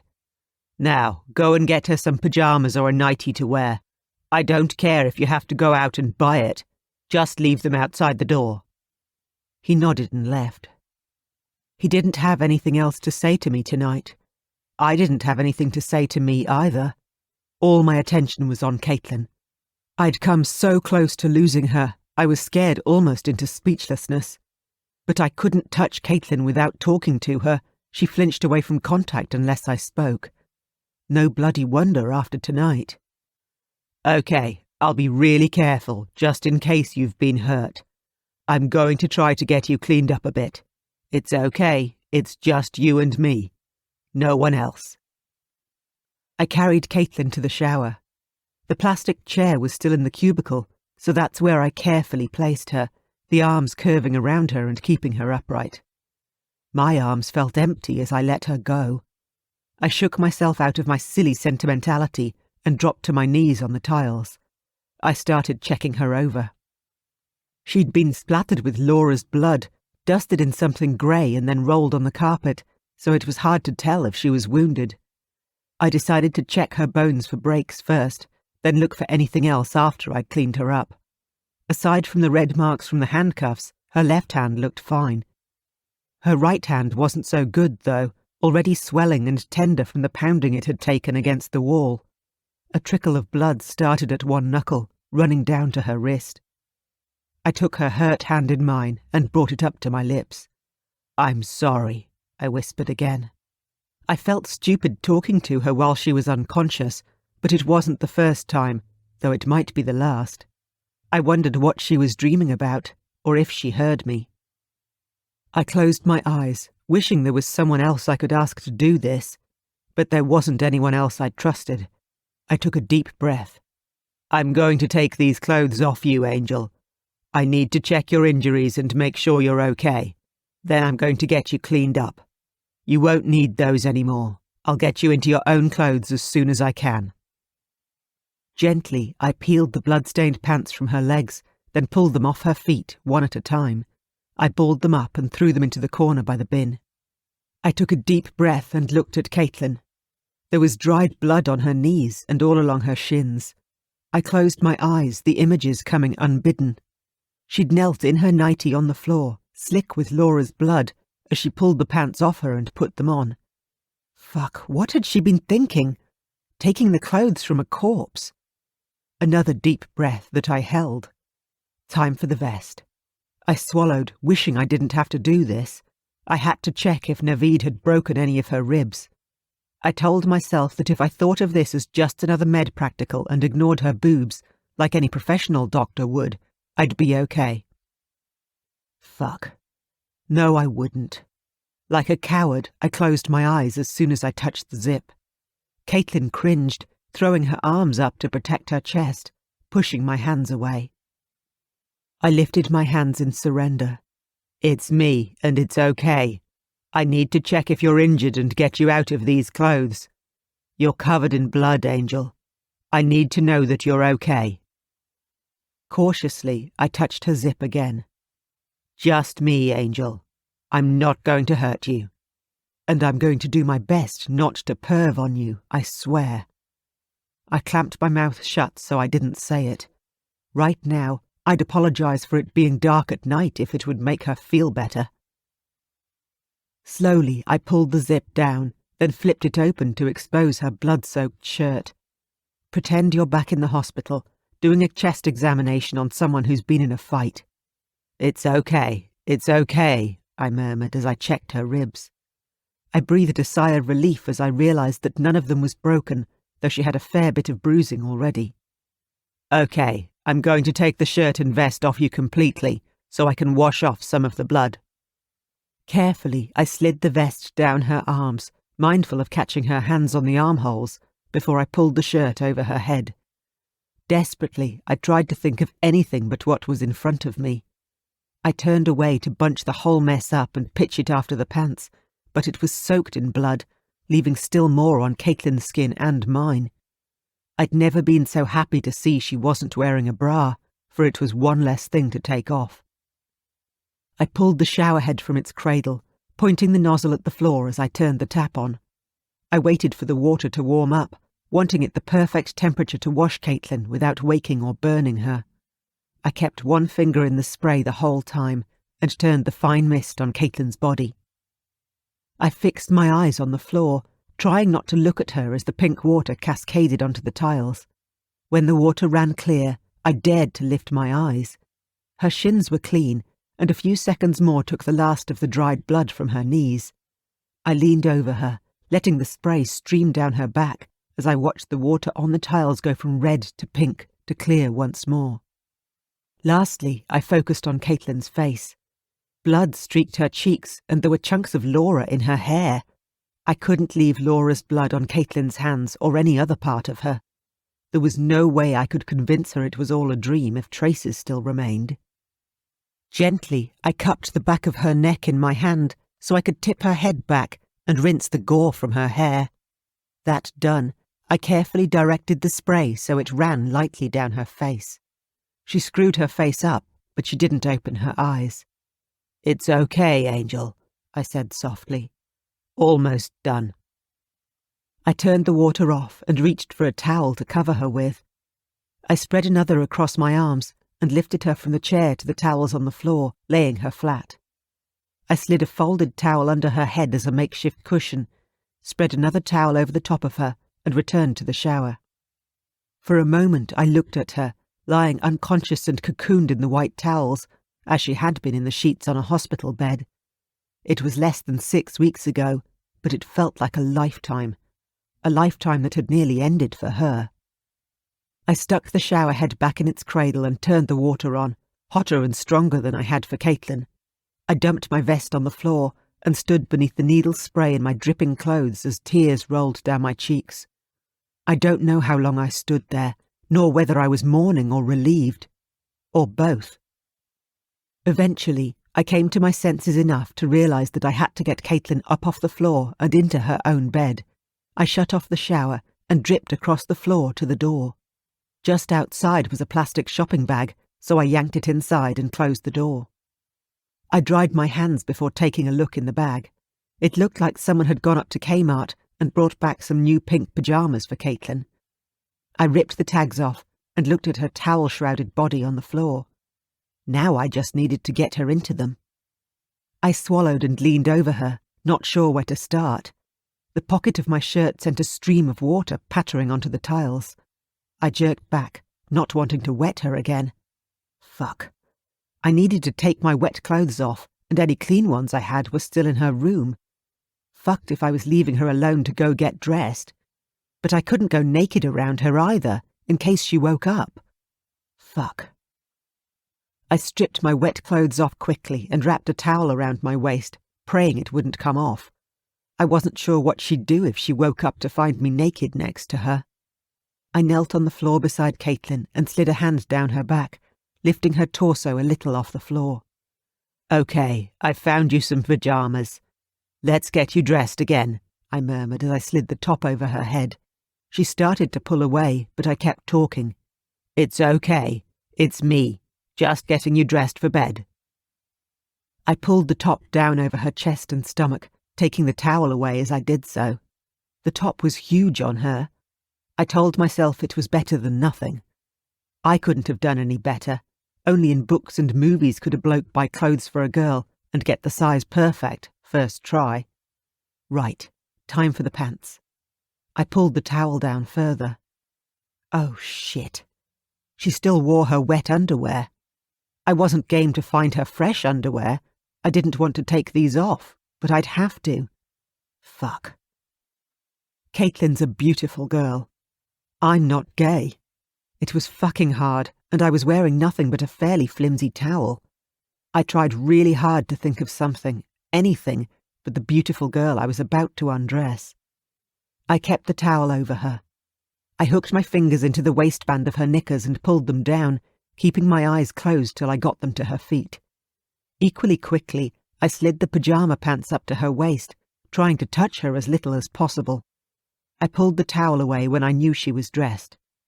I took the last towel and spread it across my chest before I lifted Caitlin up and carried her back to her bedroom. I laid her on the sheets, my hand lingering on her hair as I let her head down onto the pillow. I wanted... Fuck. I pulled the quilt up to her collarbone, hiding temptation from sight. Naveed knocked on the door. "Everyone's in place. Even if there's nothing to watch for, they're all dead," he said. He looked hesitant. "Can I see her?" I jerked my head toward the bed, lifting a finger to my lips to indicate quiet. She'd have a heart attack if she woke up to find him that close to her again, after what we just did. He stood over Caitlin and looked at her for a moment before he whispered, "She's just a kid. How did she survive?" I shrugged. "She's stronger than she looks." He got down on his knees beside the bed, next to her. "But isn't she beautiful? No wonder girls like this cover their faces. With one look she could steal your soul. I swear Persian girls are the most beautiful in the world." Before I could stop him, he ran his fingertips down her cheek. She shrank away from his fingers, screwing her face up. "No! Nathan! Nathan?" I jerked my head toward the door. "Get out," I hissed. I dropped to my knees beside her bed and held her tightly. "I'm here," I breathed into her ear. "I'm here." I felt her body relax in my arms and my heart with it. "Why don't you just seduce her and be done with it?" Naveed's voice startled me. Where he stood, his face was in shadow, his expression unreadable. "We've all seen how you look at her, how you act with her. You even sleep with her every night. Some of the other guys find it hard to believe you haven't yet, but they don't know you. You wouldn't look at her the way you do if you'd already fucked her." "It's not like that," I told him. "She'd run screaming if I so much as kissed her. Or fight as dirty as she had to if she was cornered and she couldn't run." I ached in more than one place at the memory of my lips on hers earlier that evening. I like a girl with spirit. A terrible line for a movie villain, yet no less true in my case. I hid a smile. But Caitlin wasn't just a girl with spirit. Strike a match and I could set that spirit alight.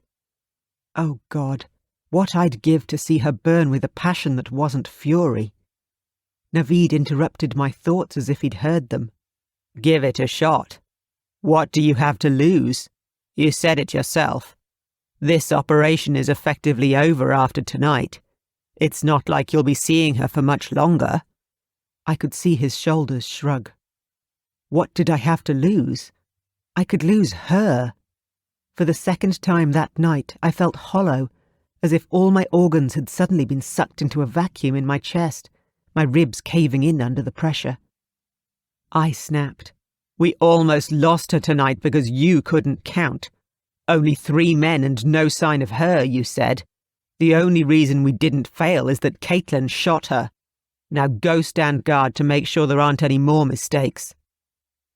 "Just like you taking so long to help her. When she had to shoot the bastard on the beach herself," he shot back. "When I thought she was dead. Like tonight." "Get out," I managed to say. He shrugged.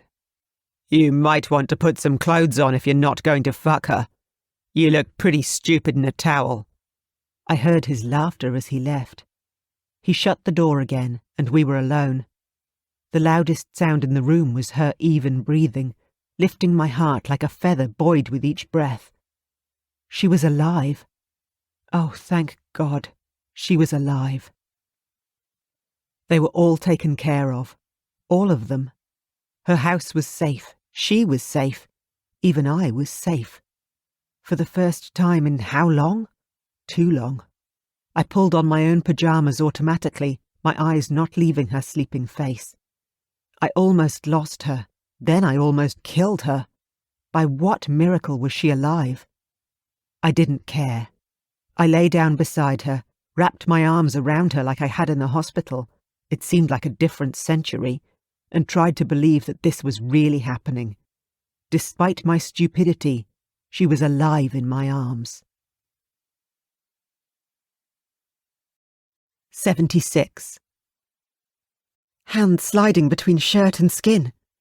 Fighting. No! Please help me. These hands won't hurt, sometimes help. Just let me. Scared. Tears. I don't want to. Clinical hands. No passion. So cold. Couldn't get it up. Clothes taken away. So cold. Shivering until handed a pulled-off sweater. Still warm from someone else's skin. Wouldn't look. Couldn't look. Need Superman. Need help. Sorry. 77. In my nightmare, the dead girl in the toilet had a face, and it was hers. My heart broke anew as I felt hers no longer beat, before I realised her eyes were open. You bastard! Fuck, I hate zombies. I woke up in shock to find that Caitlin had woken in the dark too. Her breathing beside me was fast, panicked, as if she was choking back tears. I didn't dare touch her. Zombies, corpses, blood. What if she still wanted to kill me? She'd said as much before Naveed knocked her out. Hey, are you all right? I asked her. Her words tumbled over each other, trying to tell me her nightmare as I tried to focus on what she was saying, pushing the image of her dead face out of my mind. Just a bad dream, I told myself as much as her. It's all over now. And she was alive here, so close. I turned on my side to look at her in the faint illumination filtering through the curtains from the streetlights outside, to see and believe what I was telling myself. At the same time, she shifted closer to me. My lips met hers, her body against mine. I both heard and felt her sharp intake of breath. I froze for a moment, but she didn't move away or try to kill me. I should have backed away. Fuck, I should have. But I didn't. This could be my last chance. Fuck it. For the second time that night I kissed her, apprehensive at first, then with more feeling as I realised she was kissing me back. If the last thing I did before she ripped my face off was kiss her, then I got a pretty good deal. But if she wasn't going to kill me, I was taking advantage of her. She'd remember, and she wouldn't forgive me for it, I struggled to tell myself, but even I couldn't hold that thought tonight. Her hands were under my shirt, on the bare skin of my back. I kissed her lips, her neck, following her singlet strap as it slid off her shoulder and partway down her arm.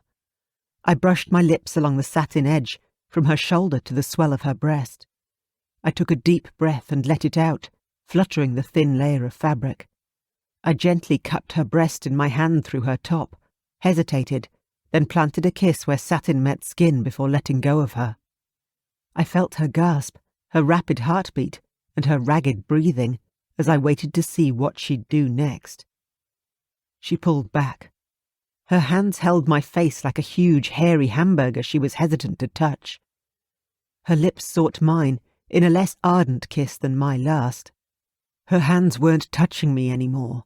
Her lips were the only contact between us now, before that was broken too. Resigned, I consoled myself with the thought that every kiss we shared now was one more than I had any reason to expect. Even the thought of more than that was a faint hope. Faint but alluring, Oh God, what I'd give for more than just a hope. I dreamed I killed someone, Nathan, because I'd prefer to die than let them hurt me again. Her voice was small and sad. I dreamed you were dead, and I won't let anyone hurt you again, I thought. I kissed her mouth, her lips salty with fresh tears. Don't cry, Angel. What can I do to make you happy to be alive again? Just a dream. Let me help you take your mind off it. I was slow to slide my arms around her, hoping to hold her close if nothing else.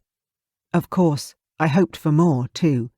Hoped she'd forget everything else and believe it was nothing but a bad dream.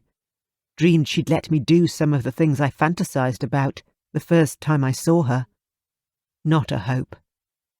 Caitlin gave a shudder and I stopped. No, I can't do this. No, Nathan. Maybe one day, when it's all over and there's no one left for me to be afraid of, but not tonight. I felt the broad smile spread across my face, though she couldn't see it. It is over, Angel. They caught all 3 men tonight, trying to sneak into your house. I heard the names. Pete, Nick, Tom. The woman, too. It's all over and you're safe. She shook her head and pulled away. All of them? What about Mike? And Simon? If they're still out there, it's not over yet. I felt sick. I thought you said there were 4. I looked over at the laptop, closed on the desk. I wanted to switch it on and look through her nightmares to work out what I'd missed. But I couldn't go snooping through her files while she was watching me. I scrambled to my feet. I'm going to go to the toilet. I dragged myself away from her, stumbling toward the bathroom without looking at Naveed. I couldn't face him or the toilet, reminders of the corpse that had almost been hers. Could still be, if there were more of them out there.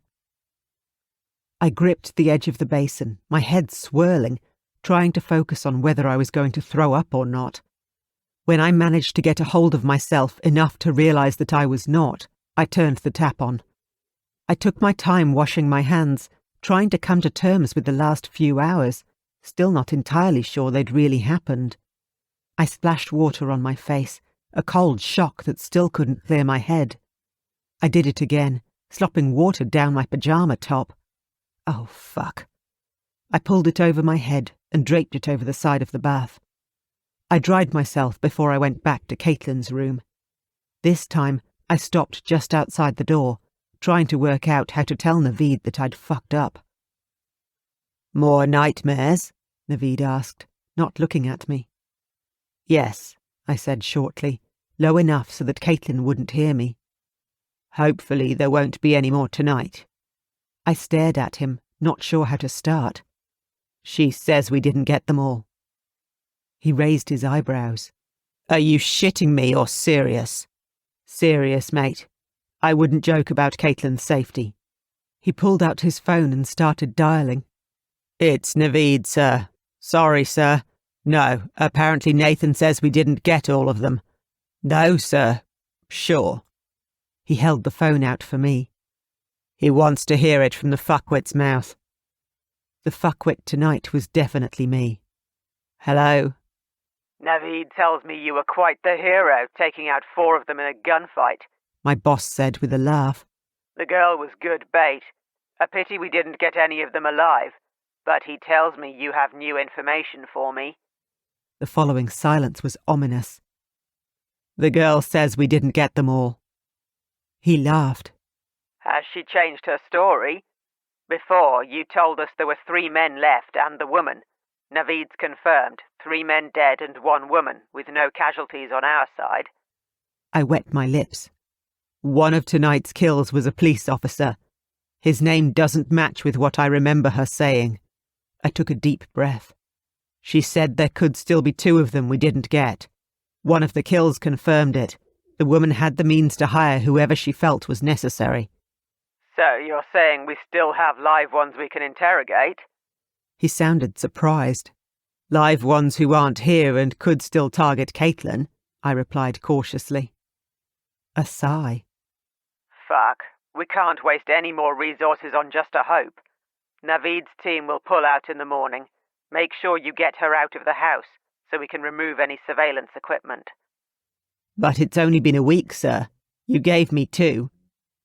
The sir grated on my tongue, but I gritted through it anyway. It couldn't hurt to be polite. Silence. You told me I was assigned to her for 2 weeks. So Naveed's team will be leaving, but I'll remain. Presumably, you'll permit me to call on his team in case their assistance is required. Correct? He laughed again. Sure, Nathan. You can see your project through to completion. 1 more week and your contract is finished. Finished. All this would be over in a week, and I could go back to uni next year. And I'd get to see Caitlin again. Maybe. Thank you, sir, I said, as the phone beeped to indicate he'd already hung up. I looked at Naveed. So you're all gone in the morning, and I have to take her out of the house tomorrow. He nodded. As early as possible. The boys will be glad to wrap this one up.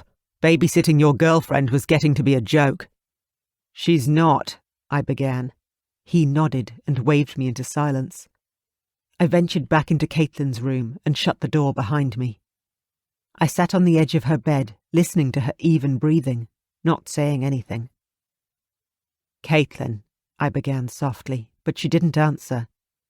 I wanted to touch her, but I clenched my hands to stop myself. Angel, I swear we'll get them too. I won't stop searching until I know you're safe. She still didn't reply. There was the other thing. Even if she was asleep, I had to say it aloud. It wouldn't be the first time I'd confessed to her as she slept. You're a very beautiful woman. Every man who sees you is attracted to you. I'd have to be blind not to notice, or concentrating really hard on something else. I'm sorry if I got carried away and pushed you too far. She didn't say a word. Asleep already, I thought. Lucky. I thought of going to sleep on the couch in the lounge room, or getting some spare blankets and making up a bed on the floor of her bedroom for me. I couldn't bring myself to leave her tonight, until I left her house for good.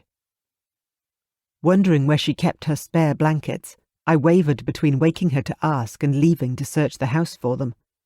Wasn't there a blanket at the top of her cupboard? I stood up, trying to remember. Her fingers on my back, a light touch. Nathan? I turned so I was facing her, even though I couldn't see her. I could hear the bed springs shift as she moved. When she spoke, her voice sounded closer. You think I'm beautiful? Even, she swallowed, even with the scars? The scars will fade and you'll always be beautiful, I thought but didn't say. Yes, Caitlin, you're very beautiful. The scars don't change that. I felt the breeze of her breath on my skin, an instant before her arms were around my neck, her cheek against my chest. Thank you, Nathan, she murmured. I draped an arm cautiously around her. Any time, Angel. Any time you want. All you have to do is ask. I tried to bring my thoughts back to reality, here and now, but that was her body beside mine, so close I could feel her breasts move with every breath, me wearing nothing but my shorts. How about we try for some more sleep? I asked her, guiding her back to bed. She didn't let go of me, so I lay down beside her. She pillowed her head on my chest. Sleep well, she said softly. I listened to her breathing slow, becoming even again. Even as I closed my eyes, I doubted I'd sleep with the tumult in my head. At least if I had any more dreams tonight, they weren't going to be nightmares. 78. When I woke up, Caitlin was still asleep, her head resting on the pillow beside me, a slight smile visible on her face. No more nightmares then, I decided. I reached out to stroke her hair, then hesitated. How much of last night would she remember? What else had she remembered? Last night she'd kneed me, called me names. I'd almost gotten her killed, and she'd tried to kill me. And afterwards... I'd kissed her, she'd responded, and the feel of her skin, the taste of her hands on me, how much I'd wanted her, how much I still want her now. Oh, shit. I sat up and started looking for my clothes, hoping I could make it into a cold shower before she woke up. Part of me hoped she'd forget all of it, thinking the whole night was a dream. It wouldn't be the first time. Then she could go on, tolerating my presence because I was a friend who wanted to help her, and I didn't want anything else. Could I go back to ignoring how much I want her? Especially now I had the faintest hope that she wanted me. Or one day she would. Last night, she'd shown me a small part of the fire she'd had before all of this. The inner fire that had gotten her through it. To imagine what she'd be like, not scared and not hurt anymore. Just Caitlin. I found myself staring at her. "I want you" was probably written across my face, and my shorts as well. Her big dark eyes opened. Oh, fuck. I had to cover up before she noticed and ran away screaming. Or worse. I smiled and sat on the edge of the bed, dumping my clothes in my lap. "Good morning." She was silent for a moment as she sat up, pulling the quilt with her. Caitlin winced, her fingers looking thicker than usual. I'd forgotten the ice pack, so they'd swollen up from the beating her hand took last night. A beating I gave her. Oh, God. I swallowed. "Good morning," she replied vaguely. "What happened to my hand?" I thought quickly. "You must have been lying on it. You passed out in the toilet last night, Angel. Remember?" Of course she wouldn't. "Maybe you hit it as you fell. You were lying pretty awkwardly on the floor." Awkward was an understatement. Pinned under Naveed before he knocked her out as I looked on and did nothing. Caitlin looked puzzled, then nodded slowly. I changed the subject. "Did you have any more nightmares?" "No, no more nightmares." Caitlin's face lifted with a watery smile. "Good." I hesitated before I gave in and leaned forward to kiss her. Her hands crept around my neck as she kissed me back. I didn't want to stop. Her quilt slipped down, and I was conscious of her breasts pressed against my chest. She pushed me away, clutching at the quilt again. "Nathan, please, stop." She sounded breathless. I leaned back again as she caught her breath. I wish I was brave enough to do this. I'm still scared, Nathan. I'm scared of, even with you." She looked up at me, her eyes filling with tears. I wrapped my arms around her, quilt and all, and told her it was all right, that she knew I'd never hurt her. As she cried, my heart sang. She wanted me. One day, next week or next month or next year, she'd be ready. All I had to do was hold on to her and wait, hoping she didn't remember. 79. "You should wear this." I dropped the red dress in her lap. I sat behind her to help her fasten her bra, trying not to think about how well the colour matched the dress. I had a serious craving for strawberries. Her hair was still wet from the shower. Caitlin sprayed something on her damp tresses as she brushed them. More strawberries, I realised, as the scent of her conditioner spray hit my nose. "What for?" she asked. "I'm going to take you out for lunch. Then maybe we can see a movie, or you can buy some more clothes to replace what was damaged. Afterwards we can have dinner somewhere. After that I'll take you home if you like. Or if you'd prefer, I can take you back to my house for a bit." I raised my eyebrows. "I would like to see your house," she said thankfully. "Okay, so get dressed so we can go have lunch." I left the room but stayed by the door. She still had trouble with zips and buttons, and if I wasn't there to offer a hand, I'd come back to find her half-dressed and in tears, her hands in the freezer, looking for ice to dull the pain. She never asked for help. I'd have to offer or see her hurting.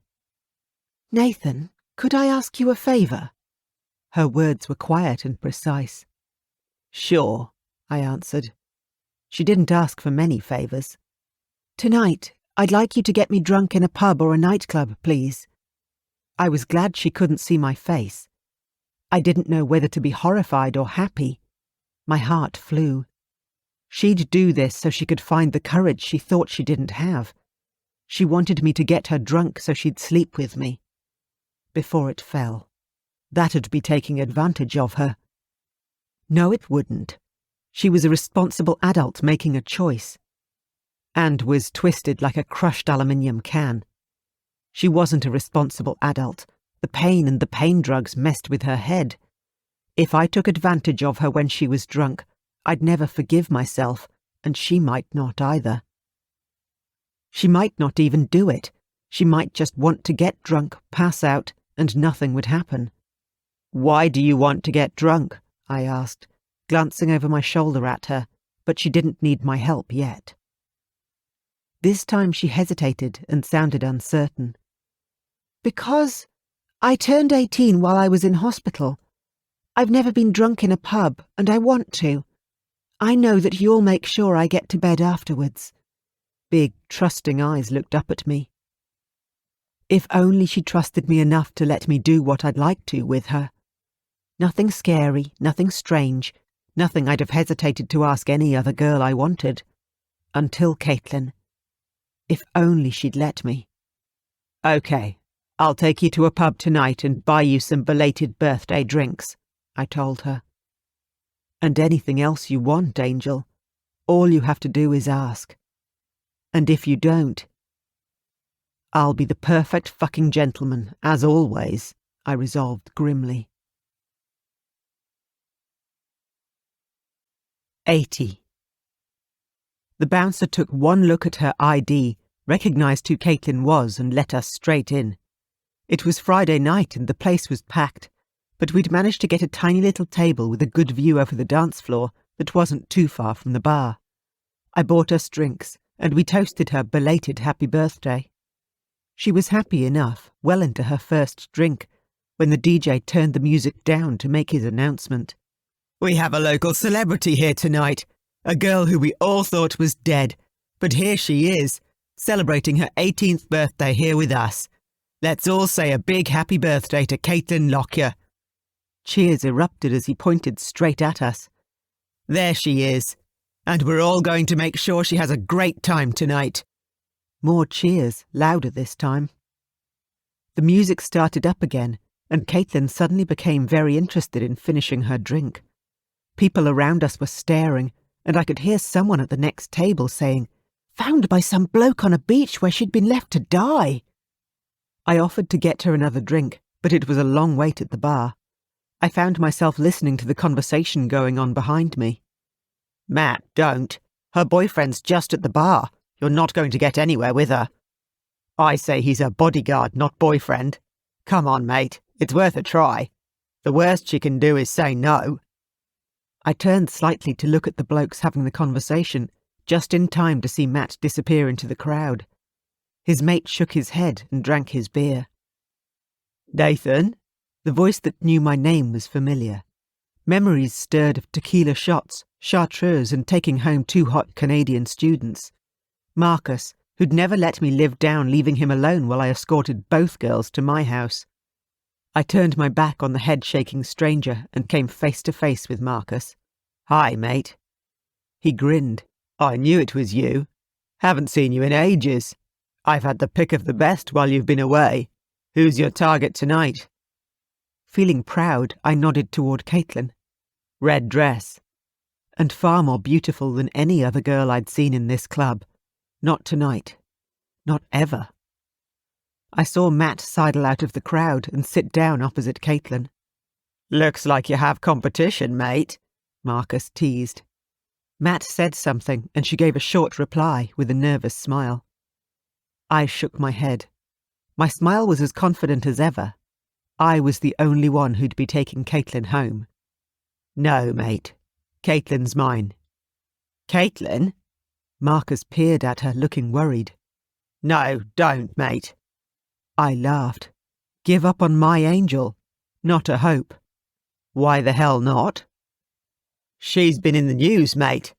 Kidnapped, raped and found by some bloke on a beach where they left her to die. She's not worth it. Marcus sounded really serious. He didn't know her, nor what she was worth. Because some other blokes had her first. You know I'm not into virgins, mate. Matt said something else to Caitlin, but she didn't reply. Marcus persisted. Are you stupid? Not only is she Mission Impossible, but if you manage to get her drunk enough to get into her pants, there's no saying she won't call it rape in the morning. You're fucked either way. Don't, mate. I heard the words, but I didn't pay them any heed. Matt must have introduced himself to Caitlin, because he stuck out a hand to shake hers. She hesitated before she offered him her badly bruised right hand. I watched him give a firm handshake, squeezing her fingers too hard. I saw her lips frame the words, "Let go of me," as she winced in pain. Oh, shit. I left Marcus standing at the bar and started to shove my way through the crowd back to Caitlin. Before I could get there, the guy from the next table leaned back and punched Matt in the face. Matt keeled over backwards, flat out on the floor. The half-dozen feet he'd almost landed on laid into the guy too, so I couldn't even see where he was in the free-for-all. Caitlin stood up unsteadily, but didn't know where to go to get away from the brawl that was rapidly escalating in front of her. She looked around frantically, too scared to release the scream I could see building as she jerked in each panicked breath. I curled an arm around her, trying to support her. I could feel her body shaking as she watched the bouncer drag a bruised and bleeding Matt out of the nightclub. Are you okay? Did he hurt you? I asked urgently. He barely touched me, she whimpered, almost ready to cry. Look, mate, it's the girl's birthday, and if you don't want what he got, I think you should leave her alone. The guy from the next table who'd thrown the first punch had sat down again, and his warning was directed at me. I needed to leave. She was safe here, but I wasn't. I could feel her sagging against me. She couldn't stand up much longer. If she didn't sit back down, she'd need my help even more than she did now. Caitlin murmured something I couldn't hear. I leaned closer to her and asked her to repeat it. She tilted her head up so her lips were close to my ear. Don't leave me. You promised. My heart froze in my chest. All my previously solid thoughts of leaving her alone again, even for a moment, sublimated to join the dry ice haze wafting around the dance floor of the club. I closed my eyes for the briefest moment, struggling to breathe. You promised. You owe her, you bastard. Last warning, mate, our friendly neighbour told me ominously. From the looks on the surrounding faces, they all agreed with him, and they'd probably back him up, too. I couldn't take them all on, and I couldn't leave her alone. Do you want to stay here or go home? I asked her urgently. I want to get out of here. I could feel her panic. Let go of the girl. Friendly neighbour stood, both hands clenched on the backrest of his bar stool. Wrap your arms around my neck, give me a big sloppy kiss, smile and act drunk. I won't let you fall and I'll get you out of here, I told Caitlin, letting go of her and throwing my hands up in surrender. She stumbled, as I knew she would, but she came up smiling. I love you, Nathan, Caitlin slurred, throwing her arms around my neck. I stared at her in shock for saying words I never thought I'd hear, even though I knew she didn't mean them. It took me a minute to realise how much weight she had hanging on my neck. I was so euphoric. I reached out as if all I wanted to do was steady her, but really trying to stop her from breaking my neck. She kissed me clumsily, as if she didn't know how, and looked up at me with a blissful smile on her face before her knees buckled. I had most of her weight anyway. It wasn't an issue to lift her off her feet and into my arms, commenting about how she'd had enough to drink for one night. Her smile remained pasted on her face as she looked up at me. Smiles, claps, and a few bawdy cheers followed us as I carried Caitlin out of the club. I could see Marcus shaking his head in disbelief as we passed. I shrugged, smiled, and shouldered my way through to the cool darkness outside. I tried to set her on her feet again when we reached the street, but her arms were still around my neck, so she swung around to face me. She was still smiling, looking up at me, but it was too dark for me to tell how this was different. She stretched up to kiss me again, hesitant at first, and then, more like last night, and I knew she wasn't drunk. "Thank you," Caitlin said slowly as she pulled away from me. Like some lovesick teenager who just slurped his first kiss, I wanted to savour the citrus taste of her tongue in my mouth. My adrenaline levels were higher now than they'd been at the thought of a fight in the club. I tried to calm down enough to sound sane. "Come on, I'll take you home now if you like." "Your place. You promised your place," she insisted. "And I'd like to stop at a bottle shop on the way. You said you'd get me another drink." 81. "You could have cleaned up after your little drinking party last night," Chris said as she walked into the kitchen, an empty bottle in each hand. She clinked them into the recycling bin. "Well, you're certainly back. Back in action too, if last night was anything to go by." She smothered a smirk with her hand. "I heard you two come in, but I didn't hear her go. So, what time did she leave last night?" I looked at her, bleary-eyed and yawning, as the watery sunlight trickling through the kitchen window turned her fair hair into a halo Chris didn't deserve. "She didn't." "You let her sleep in your bed? What happened while you were away to make you so considerate?" Irritated, I responded, "She's tired and she had a bit to drink last night. She needs some sleep before I take her home." Caitlin had smiled in her sleep as I'd tucked the quilt around her. My mouth had gone dry, and I couldn't bring myself to wake her yet. So beautiful. Chris whistled. "She gets to sleep in your bed and she gets driven home. When did you become such a perfect gentleman?" I tried to concentrate on making myself a coffee, in between thoughts of Caitlin. I didn't want or need to listen to Chris. "You're not having breakfast? Or have you already eaten?" "Can't you leave it for even a second?" I didn't want to get into an argument. I wanted to have Caitlin's breakfast ready before she was awake.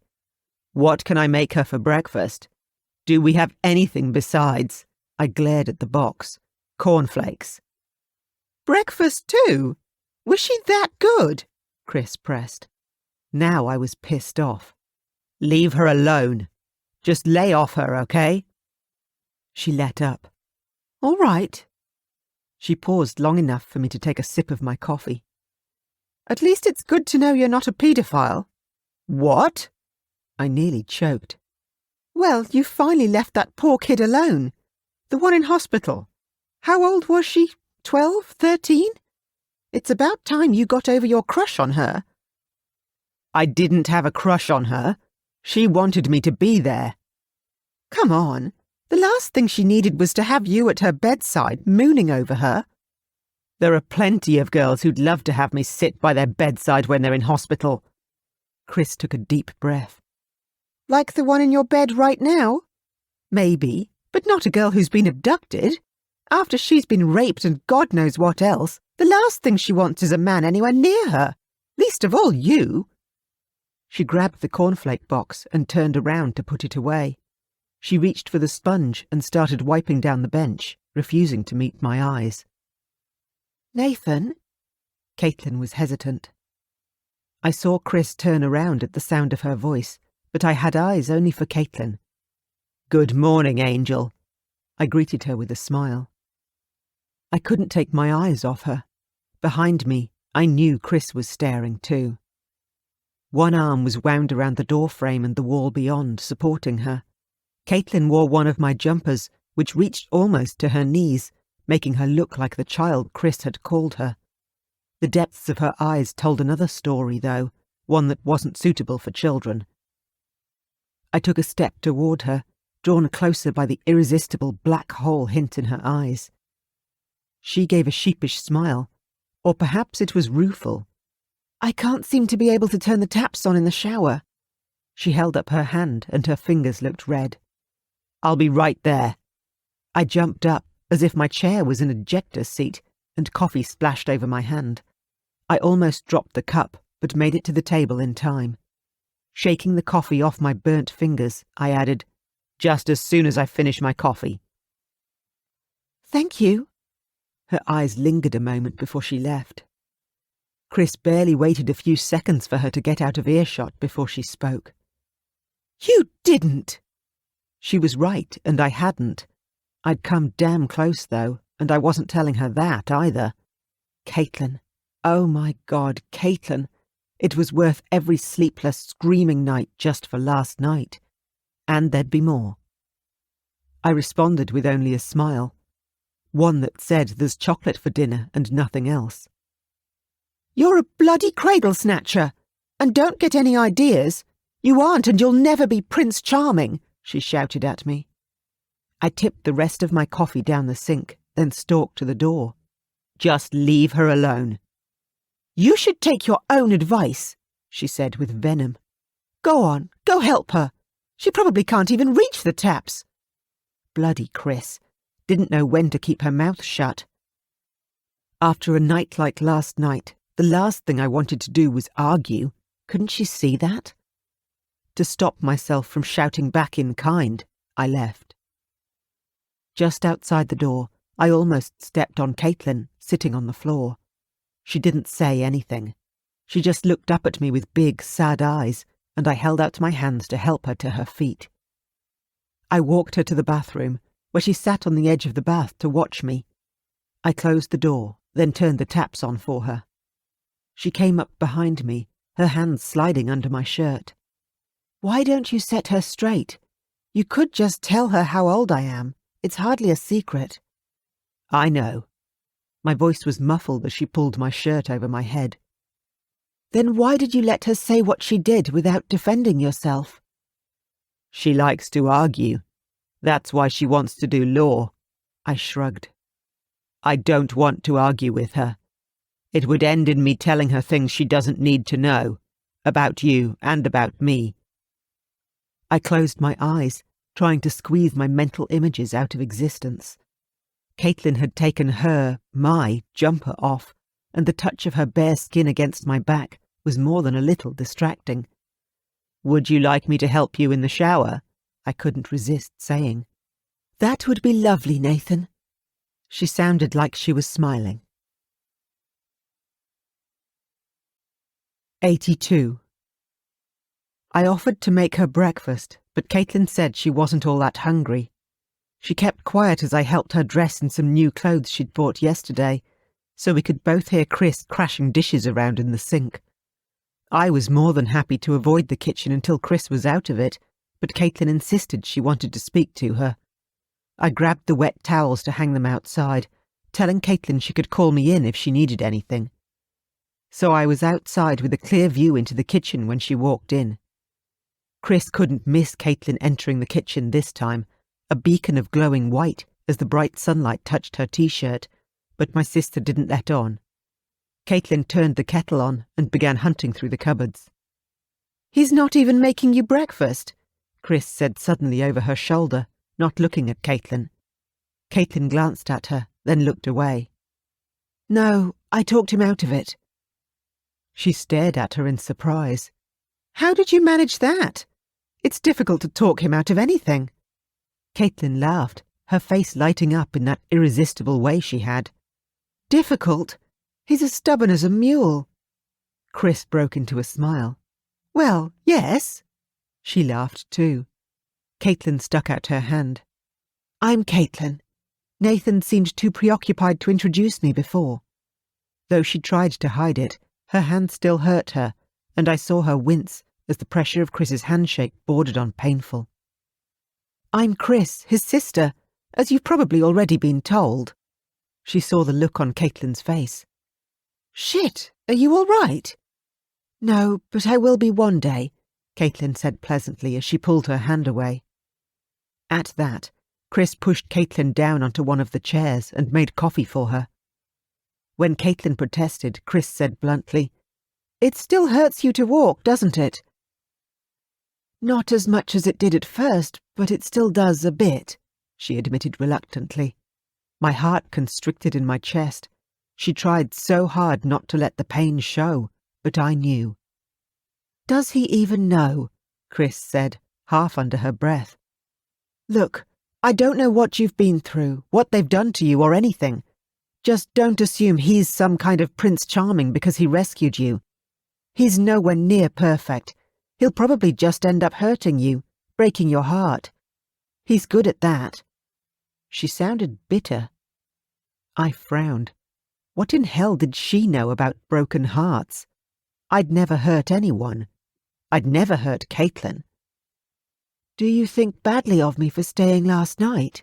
Caitlin asked her quietly. "No, it's him." She broke off, then passionately began again. "What you want to do is your business, and you're not the first." Caitlin tried to say something, but Chris went on. "Not the first girl he's ever brought home, I mean.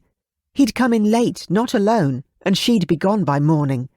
I've never seen or heard the same girl twice, except when they called to try and get in contact with him again." I hid my smile. Alana used to deal with those phone calls, some mad girls I'd slept with, who thought we had a future, though I'd made it perfectly clear there wouldn't be one. I was just that good in bed that they wanted more. It wasn't my fault they weren't up to par. Alana used to give me an earful about it afterwards. Maybe Chris had heard it once or twice. "It's been a long time since he brought anyone home, but I'd have thought he'd know better than to seduce you or play on what he did for you. After all you've been through, you don't need him to hurt you as well." Chris looked fiercely at me outside, and I pretended to be very busy with the towels. Chris sat down at the table by Caitlin, handing her a coffee. There was silence for a few minutes while they both drank.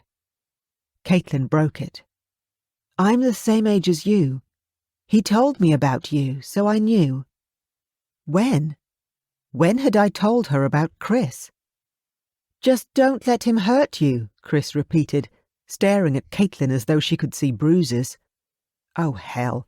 Was there a mark where the needle went in? Was she looking at her fingers? I could have sworn the swelling had gone down. Preoccupied, I didn't notice that Caitlin had been silent, her head bowed. "He said he never wanted to see me hurt." Her voice shook. When I'd said that, she'd been unconscious in hospital. What else was she remembering? This could only end in tears. I swore and headed inside. Chris had pushed a box of tissues across the table to her, but Caitlin hadn't noticed. The tears just kept on coming. I took one look at Caitlin's face and dropped to my knees next to her, arms around her, letting her cry against me. "What did you say to her?" I demanded of Chris. I don't know." She sounded puzzled, and I looked up to see her staring at Caitlin, a look of astonishment on her face. Caitlin stretched her arm out to take a tissue and used it. "I don't think I want breakfast anymore. I want to go home." "Are you sure?" I asked. "I'll be right," Caitlin said fiercely, to herself as much as to us. 83. Caitlin unlocked the front door and turned to me, pressing her lips briefly against my cheek. "See you tonight for dinner?" I stopped dead. "Don't you want me to stay with you?" She shrugged. "I'll probably just be writing more of my memories down and doing some washing. Maybe catch up on the sleep I missed out on last night." Her smile was enough to remind me of things that were better than sleep. "I feel bad that I take up so much of your time, like the rest of your life is on hold for me."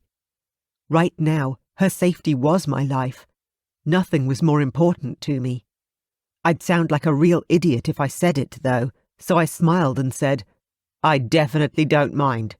Are you sure, though? I mean, what will you do if the last of the bastards come for you while I'm not here?" Her surprise made me feel stupid. "Call the police, of course, like you did last time. After all, they were so efficient. I'm sure they'd be just as helpful again." The police did fuck all last time. That was us. I tried to find a way of saying it inoffensively, but came up blank before I realized that she didn't know, and I had to keep it that way.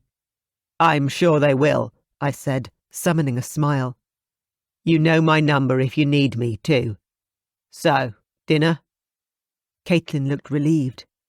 "Dinner. See you tonight." She left me standing on the doorstep as she shut the door. Feeling stupid, I trudged back to my car. After a few minutes driving, I still didn't know where to go or what to do. On Saturday, Chris would still be home, and I definitely wanted to avoid my sister today. My job was to protect Caitlin as much as she'd permit, so I didn't have work to do after she'd dismissed me for the day. My life was on hold while I protected hers, and I wouldn't get my life back until it was over. I wasn't stupid enough to think it could go back to what it was, no matter how much I wished for it. Before Mum and Dad made names for themselves as successful investment advisors in Dubai, it sounded so simple, telling a wealthy investor that if he invested his money in businesses known to support terrorist activity, he'd lose it. It wasn't that simple, of course, as Dad had explained on his last visit. For our advice to mean anything, we have to know which businesses support violent extremist activity and demonstrate with extensive data the resulting losses, he'd said, lining up his points like ducks crossing a road. With the numbers to back us up from Marion's PhD project and the glowing reviews of satisfied customers, it was just a matter of the right introductions. Alana had laughed at him as she shook her head. Her laugh had been deeper than Caitlin's, more a throaty chuckle I remembered fondly. But Dad, you're forgetting that violent extremists use religion as their basis for action. Aren't the businessmen anxious to save their souls by investing in a religious cause? Dad's laugh had matched hers, maybe the last time it ever would. The successful ones are more concerned with the state of their bank balance than that of their soul. Plus, they feel that taking money from people in the West is revenge enough. He'd explained how he'd speak to the men and Mum would sound out the women, for wealthy wives had money to invest too. If they hadn't been so successful, maybe Alana would still be alive. One too many investors had stopped giving money to some group who decided they didn't like their funding drying up. They hadn't gone after Mum and Dad, they'd threatened their children. A threat Mum and Dad had ignored. After all, you're all safe in Australia, Dad had laughed over Skype. First, Alana disappeared. No word, no sign, nothing. Then the gory envelopes arrived at home as I tried to hide them from Chris. She'd had final exams to focus on, and so had I. She'd done well, of course. She'd channeled her worry into study, and it showed. Yet I'd failed, my thoughts on Alana at the exams she should have attended with me. Receiving the results of DNA tests, confirming the envelope contents were from Alana. Grave-looking police officers always offering sympathy, as there was nothing else they could do that they hadn't already. The message was clear. No one's safe, no matter how far away. Yet Dad said she'd turn up. Alana always did, because she was so good, so perfect, a fighter to the last. Mum and Dad refused to capitulate. Their business model was too good. There was too much money to be made in doing the right thing to give in to terrorists. The kidnappers would realise they had no choice but to release Alana. When are terrorists ever reasonable? I got sick of the positive fucking spin. Endless repetition of, Alana will appear. She always does. She did. The call came to my mobile to come and identify her. I didn't tell Chris. I didn't call Mum or Dad, far away and far from concerned. I stood and stared at the corpse of my sister as the images seared themselves into every layer of my consciousness, never to leave me, leaving only ashes and a smouldering desire for revenge. I'd resolved to make the bastards who took my twin pay in tears of blood. The most terrifying thing is losing those you love. Mum and Dad did mourn. We all did. We just didn't do enough. One sister gone, I dreaded losing Chris next. I was the only man home. It was my job to protect them, and I'd already failed. I couldn't fail again. Time to get fucking proactive. The ASIO team started asking questions, so I started with them. I was going to help, whether they paid me or not. In the end, they gave in just to stop me from interfering in their operation. Gotta catch 'em all. Almost. God, almost. So close and so fucking frustrating. My hands tightened on Alana's steering wheel. Mine now. What if they got to Caitlin while I wasn't there? I decided to go to the gym. I wanted to punch things. I'd never worked so hard with the speedball. I lost count and didn't stop till I couldn't see. There was so much sweat streaming down my face. I mopped my face with a towel and moved on to weights. Lifting Caitlin so often meant I wasn't completely out of practice, so I was pleased not to need to drop the weight down much. I did a few extra sets, just to make up for the time I'd been away. I refilled my water bottle, nodding to some of the familiar faces I hadn't seen in a while. Mine wasn't a social gym. All the battles were personal, except when you worked with a personal trainer. The guys who grunted and sobbed as they did bicep curls with a barely loaded barbell didn't last long in my gym. They soon found somewhere else to train. I finished up with intervals on the treadmill, starting out easy and then turning up the gradient. I ran till I ran out of water before heading home for a shower. Chris had already left the house by then, thank God. Showered and freshly dressed, I watched TV until it was time to go back to Caitlin's. We had Japanese for dinner, and Caitlin cried when she couldn't handle the chopsticks. I threw them out and fed her sushi with my fingers until she laughed again. Of course, that didn't happen until my eyes were streaming from finishing up the wasabi in one mouthful. She could have warned me. She let me ditch the pyjamas, but not my shorts. I wasn't complaining. I still got to sleep with her. And the next night. And the one after that. I wished I hadn't spent so much time at the gym that first session, because everything fucking hurt like I'd been in a fight and lost. It got better, though.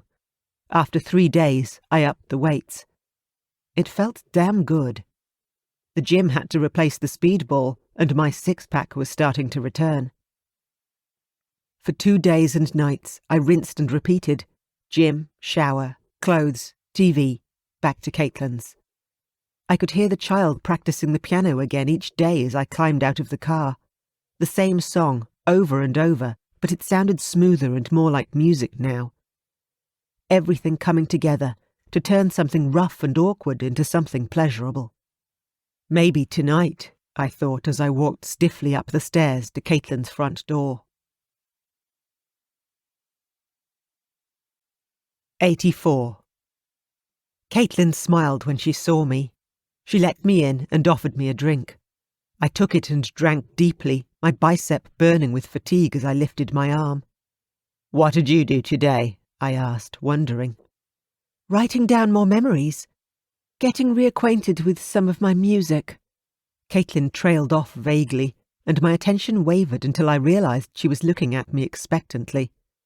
"Sorry," I said, embarrassed at being caught out for not listening. "I think I need to give a press interview," Caitlin said, looking frightened at the thought. "Why?" I asked. "We've avoided the press as much as possible, with the help of the police, because you didn't want any publicity. Besides, what about the ones still left who hurt you? What if they see the interview and come after you?" "After that night in the nightclub, where everyone recognised me, what's the point of me trying to hide? They already know what I look like. I won't be able to fade into my life again." She sounded near tears, and I thought I understood why. "And I owe it to you. Every request I've had for an interview wants the fairy tale story, the one with a hero in it. And no one knows who you are and what you did." "Because I don't want them to," I thought, but didn't say. "You don't owe me anything. I was in the right place at the right time to help you. Anyone would have done the same." "Like the helpful guy in the club who attacked that bloke, who almost attacked you? I don't want that to happen again. This isn't a story I want to tell, but it's not just mine, Nathan. I want to make sure people know what you did for me. I don't want to see you framed because you helped me." She sounded firm, but she looked like she was holding something back. I assumed it was tears, but there was more. "I need your help to do it, Nathan. They want to interview not just me, but you too." No. That was my first thought, and the second too. I'd lose my job was the third, followed by, did I really want to do this job anymore now that it's over? I could go back to uni next year. I realised what else was bothering me and voiced it. You don't like telling anyone what happened. How could you give an interview about it? She bit her lip, and her voice was barely audible. Because if I do this, I won't need to tell it again. Everyone will know, and I'll only need to tell it once. And there it was. No matter what I felt about it, no matter how much either of us didn't want to do it, we both would, so that I would know she'd never have to go through it again. I still couldn't get her face out of my mind, that day in hospital, when she first started telling me what she remembered so I could take it down. The way she'd cried torrents without stopping, as if something inside her had ruptured and spilled out through her eyes.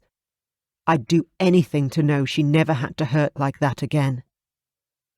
If you really want to do this, I'll help you, I told her. But we'll tell the press crew that there are conditions to make this easier for you. And I'd be there every step of the way, so I'd hear everything she had to say. I couldn't lose my job over that. I was still supposed to gather information, even if it was in a TV studio. Fuck. How did I get into this mess? 85. Remember, we set conditions, I told Caitlin in a low voice as we drove to the TV station 2 days later. This isn't live. They'll tape it and cut it so there's no audience. I won't answer many questions, but I'll be there for you. For photos too, if you like. I had misgivings about any photos or filming, but it was part of the deal. If they ask anything that upsets you, you don't have to answer. You can end the interview when you're ready. If it gets too much, we can end it. If I've had enough, end it, she murmured to herself as she clutched my arm. Together, we walked into the studio buildings. I was nervous as hell, and I couldn't imagine how much bigger the butterflies were in Caitlin's tummy. She'd promised to tell the story she hadn't even told me. The receptionist's eyes widened when Caitlin gave her name, murmuring something about makeup as she hurried off, waving frantically for us to follow her. Caitlin's expression tightened. I could feel her fear through her fingers, pressed firmly into my forearm, but she didn't falter as she followed. At least she didn't draw blood this time. A round little woman dressed all in black directed proceedings in the dressing room. "You! Makeup!" she barked at me, pointing to a chair in front of a mirror framed with lights. It might have looked like a starlet's dressing room in a movie if 3 of the light globes hadn't blown. I sat down cautiously, resolving to raise merry hell if they turned me into a drag queen or a baby-faced teen idol. Another black-clad girl started swiping a sponge across my cheeks as if she was trying to sand the stubble back into my skin. I'd shaved this morning, so it wasn't like it was too bad today. "Right, get her undressed. We'll try the blue first." I looked at the room reflected in front of me. The round woman stood with her hands on her hips as 3 other girls circled Caitlin like a flock of magpies, a combination of sweet song and sharp beaks. Hands plucked at her shirt. Caitlin shrank away, her arms curled across her body. "No, please!" Her eyes were wide with terror and turned to me. "Please!" I stood up and shooed the magpie girls away as I strode through them. "Let me help you, Angel," I said softly. I took her shaking hands in mine and touched my lips to hers. "Need to get changed," twittered one of the girls. I didn't turn to see which one. My eyes never leaving Caitlin's, I shifted my fingers to her shirt. I smoothly undid the buttons and slid the shirt off her shoulders. There were gasps as the girls saw the scars on Caitlin's back, but I ignored them, for my eyes were busy holding hers. I eased it down, baring her arms and her bra, and I heard a muffled sob from one of the nameless girls. "Angel, you don't have to do this if you don't want to. You don't have to tell this story to anyone. I can take you home if you want." I took her hands again and kissed her fingers. Caitlin's eyes were dark, dry wells. Her tone was equally deep. "No, I can do this." She pulled her hands from mine and gritted her teeth as she undid her pants, letting them slide to the floor. Her pink underwear matched her scars perfectly. In the mirror behind her, I saw the shaken round woman say, Not the blue. Too much skin. The mulberry, I think." Even her voice shook. One of the girls nodded, wiping her eyes, as she hung the blue dress up and reached for something in purple. The room was so silent I heard her every footstep on the vinyl until she passed the purple dress to me. I helped Caitlin slip the dress over her head, the skirt falling to just below her knees. "May I?" asked a quiet voice beside me. Caitlin nodded silently to the girl, who wiped her eyes once more and started to adjust Caitlin's dress so it sat perfectly. Caitlin stood like a statue of fortitude, frozen and unflinching, yet still I worried. "Are you sure?" I asked. This time, Caitlin nodded only once. "Yes, Nathan. I know what I can take. Get some makeup on, because the interview questions will be harder than just getting dressed. I need you." Her fearful eyes lingered on mine, showing the terror the rest of her body hid beneath her stiff stance. I sat back down, watching her reflection carefully until Caitlin was led to the chair beside mine. I reached out and took her hand, smiling at her. "Done," said the makeup artist with considerable relief. I looked in the mirror at her work. I was relieved to see I still looked like me. If it weren't for the Vaseline she'd brushed on my lips, I could ignore the fact that I was wearing makeup at all. "You need to change your shirt," the round woman told me, her voice quieter than her first command. "For you, the cornflower." I turned to see what sort of flowers I was expected to wear, but the girl held only a light blue striped shirt. I shrugged out of my own and put on the proffered one. The fabric felt thick and crisp against my skin, like my good suit shirts that I only wore on special occasions. I guess this was one of them. The day Caitlin told the country what had happened to her. I looked to Caitlin, her eyes closed as the girl took a brush to her eyes, darkening lids and lashes with careful strokes. Reaching for Caitlin's hand again, I was quick to press my lips to her fingers before she could pull them out of my grasp. Of course, I got Vaseline all over them and felt stupid, so I started to apologise. "It's okay, Nathan," Caitlin cut me off, then was silent as the makeup artist painted her lips the same purple pink as her dress. "There you go, sweetheart," she said, standing back and smiling with considerable pride. Caitlin's eyes fluttered open. My breath caught in my throat. "You look beautiful, Angel." Her slight smile was enough to lift my heart. "Thank you, Nathan." She stood stiffly, holding still to have her dress arranged around her once more, before she held out her hand to me. I took it, and we were ushered into the studio to tape the interview. A bloke wearing a headset told us to sit down, pointing at the armchairs arranged in a semicircle. Caitlin sank down in relief on one. One of the magpie girls swooped in to tweak Caitlin's dress and hair so that everything was perfectly in place. Caitlin didn't let go of my hand, so I sat beside her while a dolled-up interviewer sat on her other side. The interviewer looked vaguely familiar, but for the life of me, I couldn't remember her name.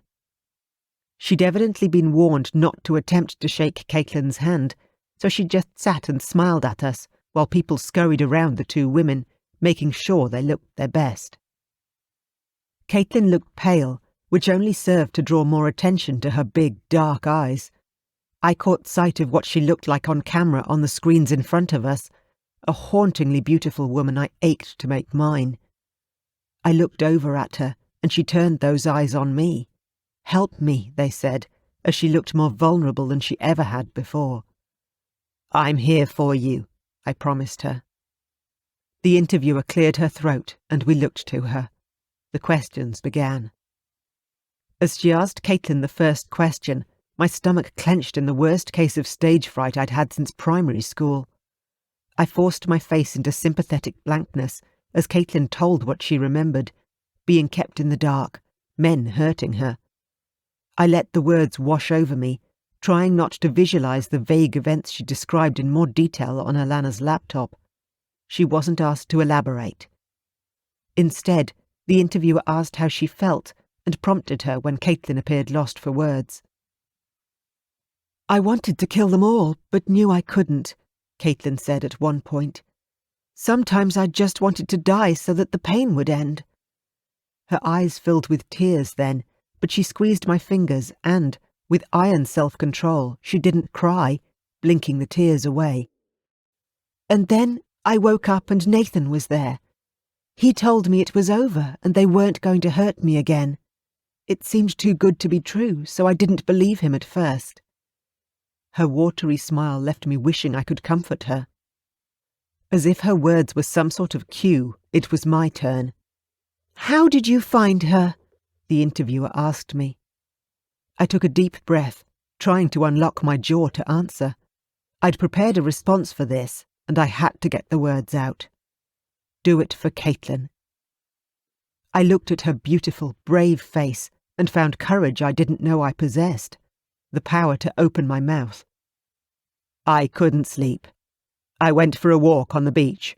I saw someone lying on the sand, and when I approached, she didn't move, so at first I thought she was dead." Caitlin's huge eyes were on me, worried. Still, she smiled.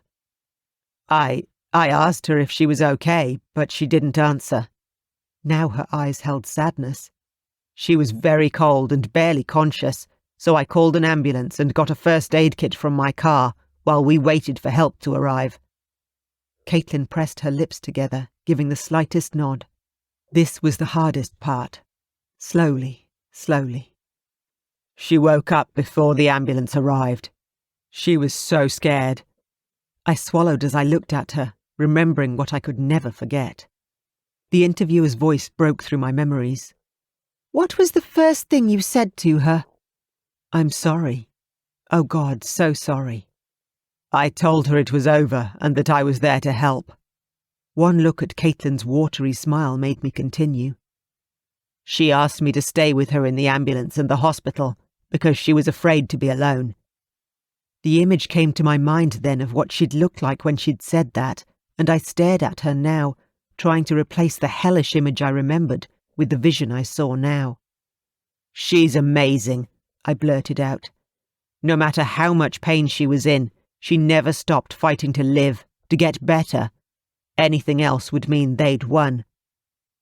Caitlin looked so deep in thought she didn't seem to know what she wanted to say. Her lips formed words, but no sound came out. She tried again, and I barely caught the words. Her voice was so quiet. "End it." I dragged my eyes from Caitlin to the interviewer. "This interview is finished," I told her, as Caitlin and I stood up together. I moved closer to Caitlin so I could support her before she walked too far.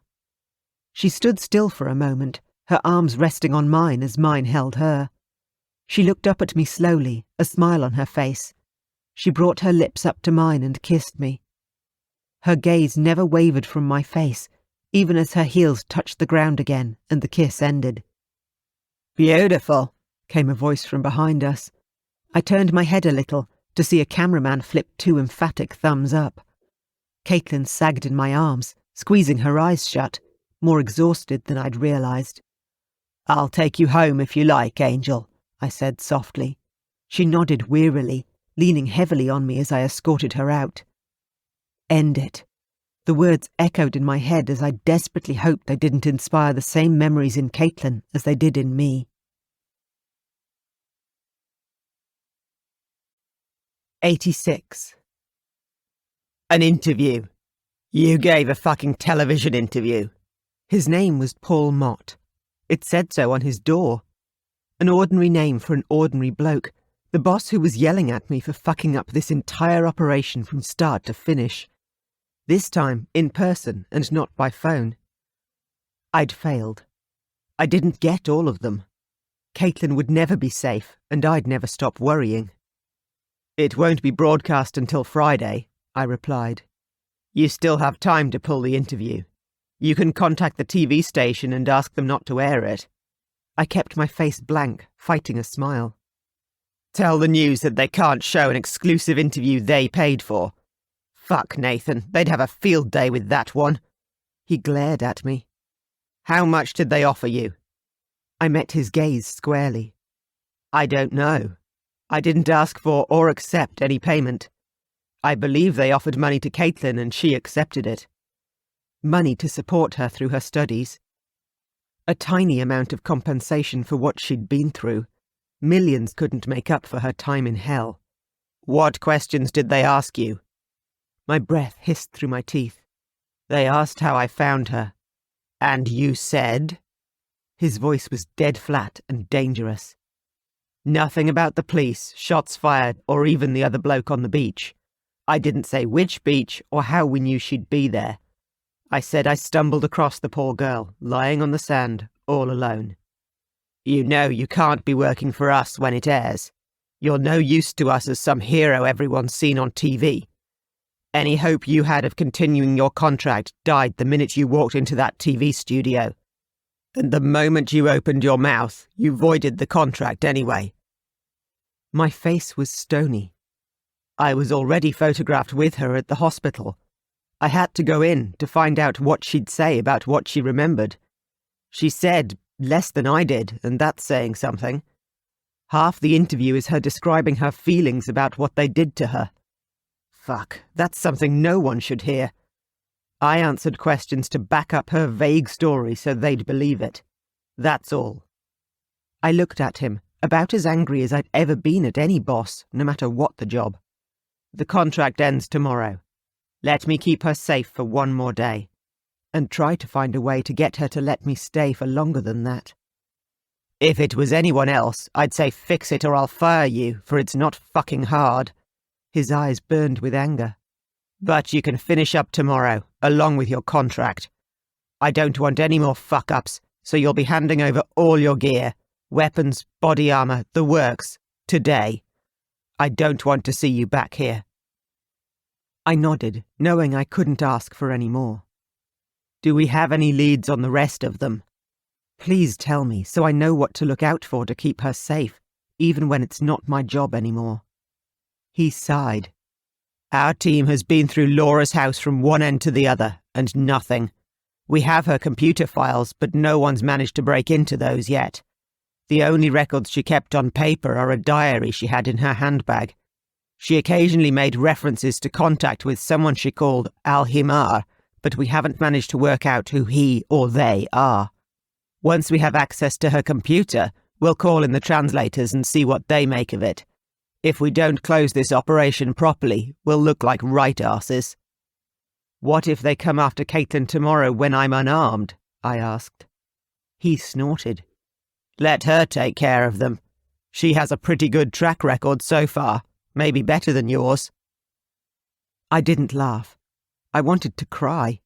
Instead, I just tightened my jaw and left. I had a gun to hand in and a shitload of worry to carry, with nowhere to offload it.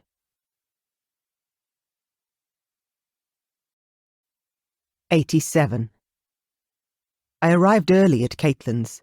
It was still mid-afternoon, but I didn't want to stay away from her any longer. My head was too filled with dread for her safety when we were apart. I dragged myself up her front steps, trying to pull myself together into some semblance of company for her, instead of the wet dish rag I felt like. It was piano lesson day, it seemed. The child I'd heard practicing the piano for the last fortnight had played a very simple song, but the virtuoso who played what I barely recognised as the same song must have been the child's teacher, demonstrating how something so simple could become a complex masterpiece. For the second time that day, I felt like crying. Caitlin and I were right there at the child's skill level, our relationship working well enough to appear to be music. Would she survive long enough for us to take it further, to be the symphony we could be together? I wanted it. God, I wanted it, almost as much as I wanted Caitlin herself. I couldn't wait any longer. I knocked on her door, dying to see Caitlin again. The piano-played song ended in silence. The music lesson was over for the day, it seemed. Oh God, please don't let anything else be over. Not yet. I heard Caitlin's steps creak on the boards in the hall before she opened the door. "Nathan, you're early!" Her eyes lit up and she threw her arms around me, delivering a delightful kiss. My heavy heart lifted a little, and I felt my smile return. "Angel," I murmured, not wanting to let go. She was the only light I could see, even with the sun still in the sky. She laughed as she pulled away from me. "Come on in. I was thinking about an afternoon snack and the cheese looked really good." She took my hand and pulled me inside, leading the way laughingly to the kitchen. From the fridge, she pulled out something small enough to hold in her hand and proffered it. Nestled in her palm was a small cheese, coated in black wax. "Joe and I bought it this morning and I wanted to share it with you." She flitted around the kitchen, pulling out a cutting board and a wicked little knife. Caitlin stretched up onto her toes to reach the crackers in a high cupboard above the bench, but her balance was perfect. She took the knife and touched the point to the wax. "Let me help you with that," I offered, worrying about her hurting her hands by handling a knife and hard cheese. Caitlin shook her head, still laughing. Her fingers were quick. With a few deft strokes, she'd peeled the wax from the little cheddar and laid it naked on the cutting board. I watched her carefully as she started to slice the cheese, but Caitlin didn't show the slightest sign of any pain. She's really recovering, I realised. My heart lifted a little more. Caitlin held out a cracker, topped with a freshly cut slice of cheese. She popped another in her mouth, smiling as I took her offering. I crunched my way through what was good cheese. Better still was the cheese-flavoured kiss Caitlin followed it up with. Her smile was almost infectious. "What would you like to do tonight?" I found my grin again. "I'll leave that entirely up to you. Dinner, maybe?" "I was thinking about going out to the Hawkers. I want to try with chopsticks again." I needed to ask her out for tomorrow night. Plan a special dinner and maybe something else after. Anything to get her to let me stay again tomorrow. I opened my mouth to suggest it, and the phone rang. Caitlin looked surprised and picked up. "Hello?" Her eyes widened as she listened. "Is your wife feeling better? She had a cold last time I spoke to you. The kids didn't get it too, did they?" She listened for a little longer, nodding a little. "You want me to... hang on." She put the phone down on the bench and hit the speakerphone button. "Sorry, Detective McGinnis, I'm in the kitchen, so I just stuck you on speakerphone.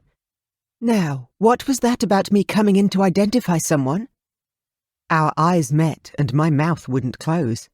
Caitlin didn't need the memories of dead bodies on top of the other horrible memories she had. Who did she know who'd died? "Some of these bodies were found last night in a place that links them to your kidnapping. We'd like you to take a look at them and see if you recognize them. We've already identified 4 of them, with one family member coming in tomorrow to confirm the last identification. We'd like you to come in on Monday to..." Caitlin was shaking her head, and I understood her denial completely. She shouldn't need to do this. "Detective, I can't come in on Monday. I fly out tomorrow night." "What?" Caitlin's eyes were on the cheese as she carefully cut another slice. "So the latest I could come in would be tomorrow afternoon. How about right after lunch? Or is that too early?" She turned her eyes expectantly to the phone, as if she could see through the plastic and phone lines to the detective himself. "We have a relative coming in at 2, so maybe at 3. Would that be too late for you? It's probably best that you don't meet him, especially if you identify his son as one of the men who..." He coughed. Caitlin glanced at me and then away before I could say anything. "That's probably a good idea. Can I bring a friend along with me for moral support? Her fingers slid between mine, squeezing lightly. I looked at Caitlin to find her questioning eyes on me. I nodded in response. Of course. Any support she needed, and I'd be there. Even the detective sounded sympathetic. "Of course. Whoever you need. I realize this is difficult for you. Is there any chance you've remembered more than you told me the last time we met? That kind of information could be really useful." He trailed off. Caitlin's eyes went to the cheese as she sliced a fair bit more. I felt each stroke of the knife seemed a bit harder than the last. "I'll bring along what I have. It's just as much of my memories as I could recollect. Not really in the kind of format you're after, but I've tried to group them into people, places and days." He was silent. I could hear him clearing a dry throat before he could speak. "Of course. Thank you. Anything you have for us would be wonderful. We really appreciate any new information you can provide. See you tomorrow." He waited for Caitlin's goodbye before he hung up. My mouth was still open, and I didn't know what to ask first. Of course, Caitlin did. "Nathan, would you please come with me to the police station tomorrow? I don't want to do this alone." My answer was immediate, without thought. "Of course. I'll hold your hand, no matter what." She smiled and took another slice of cheese, savouring the taste with her eyes closed. "Are you really flying somewhere tomorrow?" I blurted out, my voice sounding really forlorn. Her eyes snapped open. "Yes. Joe told me this morning while we were shopping for clothes. If you're really lucky, I may show you later." Caitlin winked as she pulled down the shoulder of her shirt. I caught a glimpse of satin and lace before she covered her bra again. "The trip is my birthday present. She and Dad arranged with all of my friends to pay for me to have a holiday. She's coming too. She wouldn't even tell me where, except that we'll be going clothes shopping, so she told me to pack light for warm weather, with underwear for 2 weeks, and I'll find out at the airport tomorrow." Caitlin looked so excited I couldn't bear to be anything but happy for her. She did deserve a holiday. "Just you and Joe?" I inquired, not game to ask what I really wanted. She laughed. "Yes, that's what Joe said. A girls' trip, now we're both old enough to travel alone." She looked sympathetic. "I'll be back in 2 weeks, Nathan. It's not like anyone will be following me. Even I don't know where I'm going." I didn't know what to say. I wanted to go with her, but there was no way in hell I was going to say it. I pasted a smile on my face. "So I only get you today and tomorrow. How would you feel about getting into the vodka tonight after dinner, and we'll see what happens? I'd better make sure you enjoy yourself, so you don't forget me while you're away on holiday." Caitlin's kiss was long and lingering. "I'll never forget you, Nathan. You saved my life, remember? And then stole my ice cream." Her smile was impish. "Come on, let's take the cheese and crackers to the lounge room. Joe lent me some DVDs of her brother's, a TV series she said was really funny. It's about some secret agent who works with computers." The cutting board in one hand and the box of crackers in the other, she led the way out of the kitchen. Some hours later, when the episodes on the DVD faded to warning messages in a dozen different languages, I looked around. The coffee table was littered with the takeaway hawker food we'd eventually ordered, along with the empty vodka mixers we'd drunk afterwards. Caitlin snuggled closer to me, letting out a little contented sigh in her sleep. Smiling, I shifted her into my arms and staggered to my feet to carry Caitlin off to bed. I considered waking her to ask about the very pretty underwear she'd tempted me with earlier, but I decided against it. I settled for sleeping with her in the somnolent sense tonight. I didn't know when I'd get another good night's sleep, what with worrying about her while she was away from me. At least I knew that anywhere else would be safer than here. 88. Caitlin was so worried about getting to the state mortuary on time that we arrived way too early. It was easier to humour her than argue. I'd never seen her so nervous, not even before the interview. In the waiting room, she hopped from chair to chair, convinced that she wasn't comfortable in what looked to me to be identical seats. When she settled in one for more than a minute, I shifted to the one beside her and slung an arm around her shoulders. "It's okay, Angel," I murmured, pressing my lips to the top of her head. I could feel her bouncing a little with a rhythm only she could hear. She didn't reply, for her eyes were fixed on a lost-looking old bloke standing by the reception desk. I hadn't seen him come in, but Caitlin couldn't stop staring at him. The poor old guy noticed her staring, and his eyes grew wide as he looked at Caitlin. The receptionist saw him and stood up, moving around the desk to stand by his side. "I'm so sorry for your loss, Mr. Dennis. Would you like me to call you a taxi, or did you drive today?" She walked with the man out the doors to the car park outside.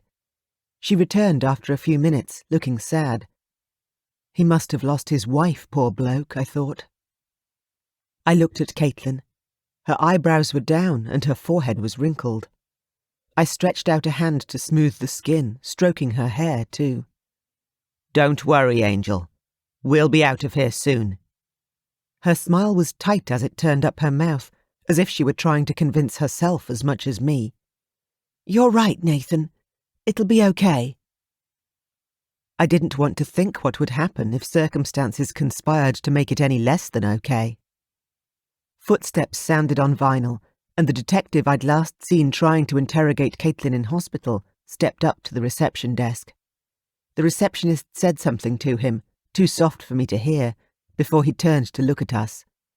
You're early, he said with some surprise. Caitlin pressed her lips together, looking at the floor, so I answered. Caitlin really wanted to get this over with, and I was worried about parking, so we made sure we had plenty of time to get here. And she brought you for moral support, he went on, as if I hadn't spoken. Yes, I did, Detective, Caitlin said with a sweet, sad smile. I couldn't do this without Nathan. She held out her hand, a CD case clutched between two fingers. This is what you asked for, my memories. I looked longingly at the CD, wondering how to ask her for a copy, but I didn't say a word. Thank you, he said in wonder, tucking it into the folder he held stiffly at his side. Shall we? My arm tightened protectively around Caitlin as she stood up, and I did the same. She leaned against me for comfort as we followed the detective deeper into the building. He led us to a waiting room for the bereaved, the same place where I'd waited to see Alana one last time. It was my turn to hold on to Caitlin for comfort, but the pain wasn't as bad as I remembered, as if she'd filled the gap somehow. Caitlin's eyes looked up at me in surprise for a moment before she settled closer into my embrace. Maybe it worked for both of us right now. The detective sat on the couch across from us, a manila folder in his hands. He cleared his throat. I have some pictures for you. Can you tell me if you recognize any of these people? He opened it and held up a photo. Laura in life. She pushed me into her car, the red Mercedes, Caitlin said in a flat tone. He scribbled notes quickly. Laura's photo disappeared into the bottom of the file. The next one was of a man, his eyes closed in death. The police officer who shot Nathan. He shot you too, Angel, I thought, but didn't say. And later, he shot himself when he tried to shoot me again. The next photo showed a live man. I recognized it from the surveillance footage of the inside of Caitlin's house. Pete, the one who broke her fingers, before I shot his face off, I thought with some satisfaction. I don't know, Caitlin said softly. She looked at the detective in consternation. I didn't see all of their faces. I remember other things about them in the dark. Their hands, the size of them, She took the photo from him and looked more closely at it. He broke my fingers. After I broke his nose. She sounded proud of it, too. I smothered a smile. The next photo was of a dead man. The one who tried to walk away outside Caitlin's house. Tom, after I shot him in the back of the head as he heaped insults on her injuries. Caitlin shook her head. I don't know. Last one, the detective said, as he pulled out one more photo of yet another waxy male corpse. This one had a bullet hole through his forehead, but the blood I remembered was gone. Caitlin's expression hardened. He was in the car, and on the beach that night. He slipped the photo back in the folder, leaving only Tom's photo out. So you've identified all of them except for this one. He shook the photo. What else do you remember about them? Caitlin screwed her face up, trying hard to remember. I bit someone's hand. I remember spitting out the mess. She pulled a face in distaste. He had some chunky rings on that cut my face when he hit me. Her voice was so devoid of emotion I could barely believe it. It was as though she'd locked the tears away for later. The detective looked as disconcerted as I felt. Well, that's why we're here, so you can identify the bodies if the photos aren't enough. Have you ever seen a corpse before? He looked intently at Caitlin, ignoring me entirely. If he had the surveillance photos, then he knew what my answer would be. Caitlin looked up at him, affronted. I'm studying medicine. Of course I've dissected a cadaver. She followed him without hesitation, her head held high. I followed more reluctantly, hoping to avoid my memories of this place. In the cool room, the detective opened up drawers, each occupied by a sheet-shrouded body. The hands were visible on either side, though, and that's what Caitlin studied as she walked along the row of corpses. She stopped and pointed. That one. You can see the ridges and tan lines where the rings were, and there's a chunk missing on the side. Her face was firm as she waited for the detective to reach her. She flipped the sheet from the man's face, and it was Tom, as dead as his picture. With a shrug, she covered him again. Are there any more? She asked, her face a mask of indifference. He looked shaken. His composure was no match for hers. No, that's all of them, he said with a sick smile. Thank you for your time. I'll walk you out. He hurried us out, looking like he couldn't be finished fast enough. Caitlin looked pale as we left the mortuary, but she had her teeth clenched and her expression was fierce. She was remarkably composed for someone who'd just been looking at corpses. Are you relieved? I asked. They can't hurt you any more. No, she replied curtly. They'll never touch me again, but that's not all of them. Are you sure? I responded. There's one more man who hurt me, one they haven't got yet. She looked straight ahead as she said it, not looking at me. For the first time, I struggled to keep up with her as she marched back to the car. But is he really a risk? The one they haven't got yet? She stopped to look up at me, her look incredulous. He hurt me.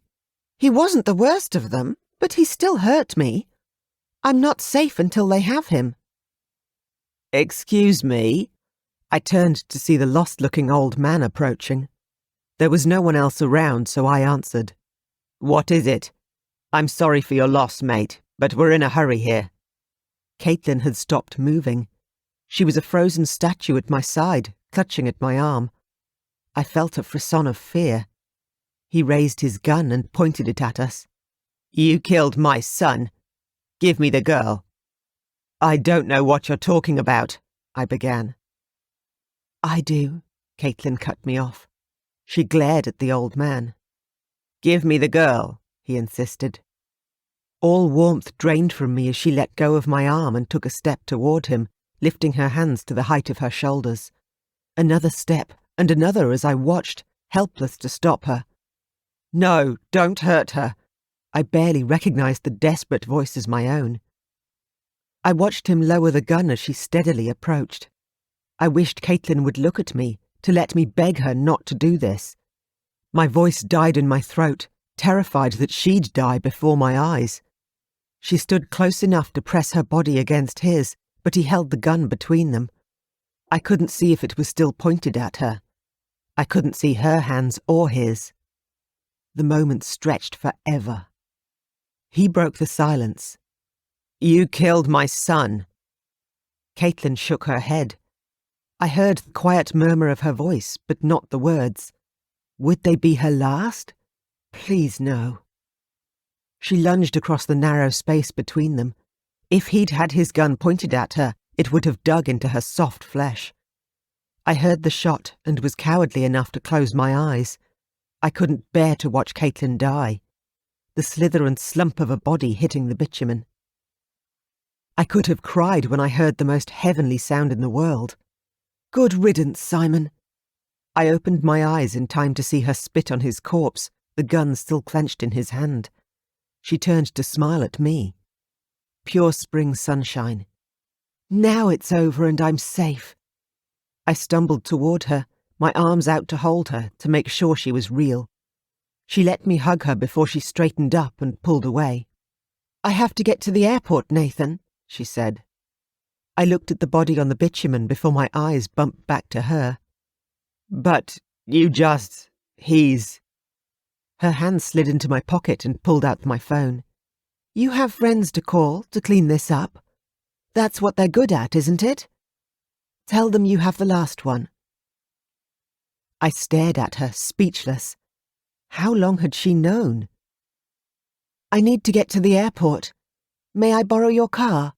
I'll leave it at my house, with the keys on the table inside the front door. You know where I keep the spare house keys. You can get a lift with your colleagues, right?" "I'll drive you," I whispered. Caitlin shook her head. "You have a dead body to deal with. I can drive home, and Joe will pick me up from there." I pulled the keys wordlessly from my pocket and held them out. Alana wouldn't have hesitated, so neither did I. She dug into her handbag and pulled out a stack of folded paper, a little crumpled and crushed around the edges. "This is what you wanted. My memories, as complete as I could make them. If you still want to see me when I return, I'll be back in 2 weeks." She smiled sadly as she traded the papers for my keys. Her lips lingered on my cheek. "See you then." I waved in stunned wonder as I watched her drive off in Alana's convertible before I dialed Naveed. I had a shitload of explaining to do. Simon. Safe. It's over. Oh, Caitlin. 89. When I reached home, 5 exhausting hours later, I pulled out the crumpled papers and sat with them, my eyes closed. If I read these, I'd know. Know what happened in full, know how much she remembered and how much she'd managed to forget. Every painful moment of violence, abuse, and neglect until I managed to help. I'd know what I was responsible for and how much guilt I'd have to live with for the rest of my life. I could wait. I had enough to be miserable over. My angel was winging her way across land and sea, away from me, and it would be 2 weeks before I'd see her again. At least I knew she was safe, I told myself. Her nightmares were over, and mine had barely begun. I placed the papers carefully on my desk before I went to bed. Every time I opened my eyes, I could feel them burning a dark hole in my head, but I didn't touch them. In the morning, I dug out the keys to the red Mercedes Caitlin hated so much. I drove it to a car dealership and haggled half-heartedly with the used car dealer until he gave me a check in exchange for the keys and some signed forms. I trudged all the way home in a daze. It might have taken 3 minutes or 3 hours. I didn't care. I offered the check to Chris, telling her I was keeping Alana's car and I'd sold mine, so I owed her half the money. She snorted. "Keep it. You need it more than I do." She chewed her lip as if she was dying to say something. "Where's Caitlin? Did she finally kick you out?" I couldn't summon the energy to get angry at her. "No, she's off on a holiday somewhere with a friend. Girls' trip, and I wasn't invited. I'm not anatomically equipped for days of clothes shopping and cocktails." She looked sad. "It's for the best, you know. She's not good for you." Of course she was. She was amazing and perfect for me, everything I'd ever wanted. Everything I didn't have. I didn't say it. She wouldn't listen anyway. I clicked on the TV and took a big bite of my lunch sandwich. Sawdust or salami or spinach, I didn't taste it and I didn't care. It was as dry as dust in my mouth anyway. I didn't look at the papers when I went to bed that night. A white beacon on my desk, waiting to drag me into the darkest depths of despair. I wondered if there was any such thing as a white hole, like a black hole, only camouflaged in colour and light, or carefully covered by a sheaf of pristine pages, lying in wait. We ran out of milk, so I ate my cornflakes dry. Soft and stale from sitting in the cupboard so long, untouched, I remembered how much Caitlin hated them. And why. I threw up the gooey orange mess into the sink, washing it away with a hissing stream of water, wishing I could wash memories away like cornflakes, like blood.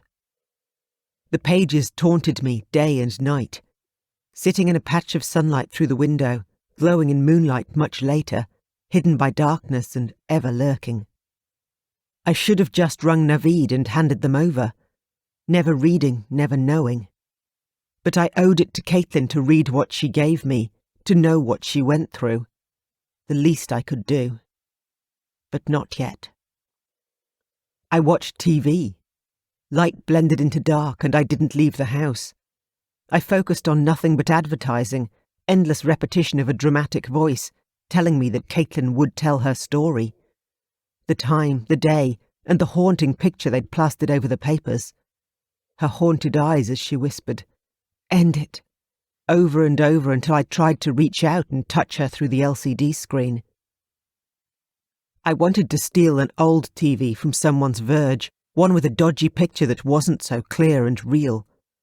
I didn't want to feel like I was in among the action.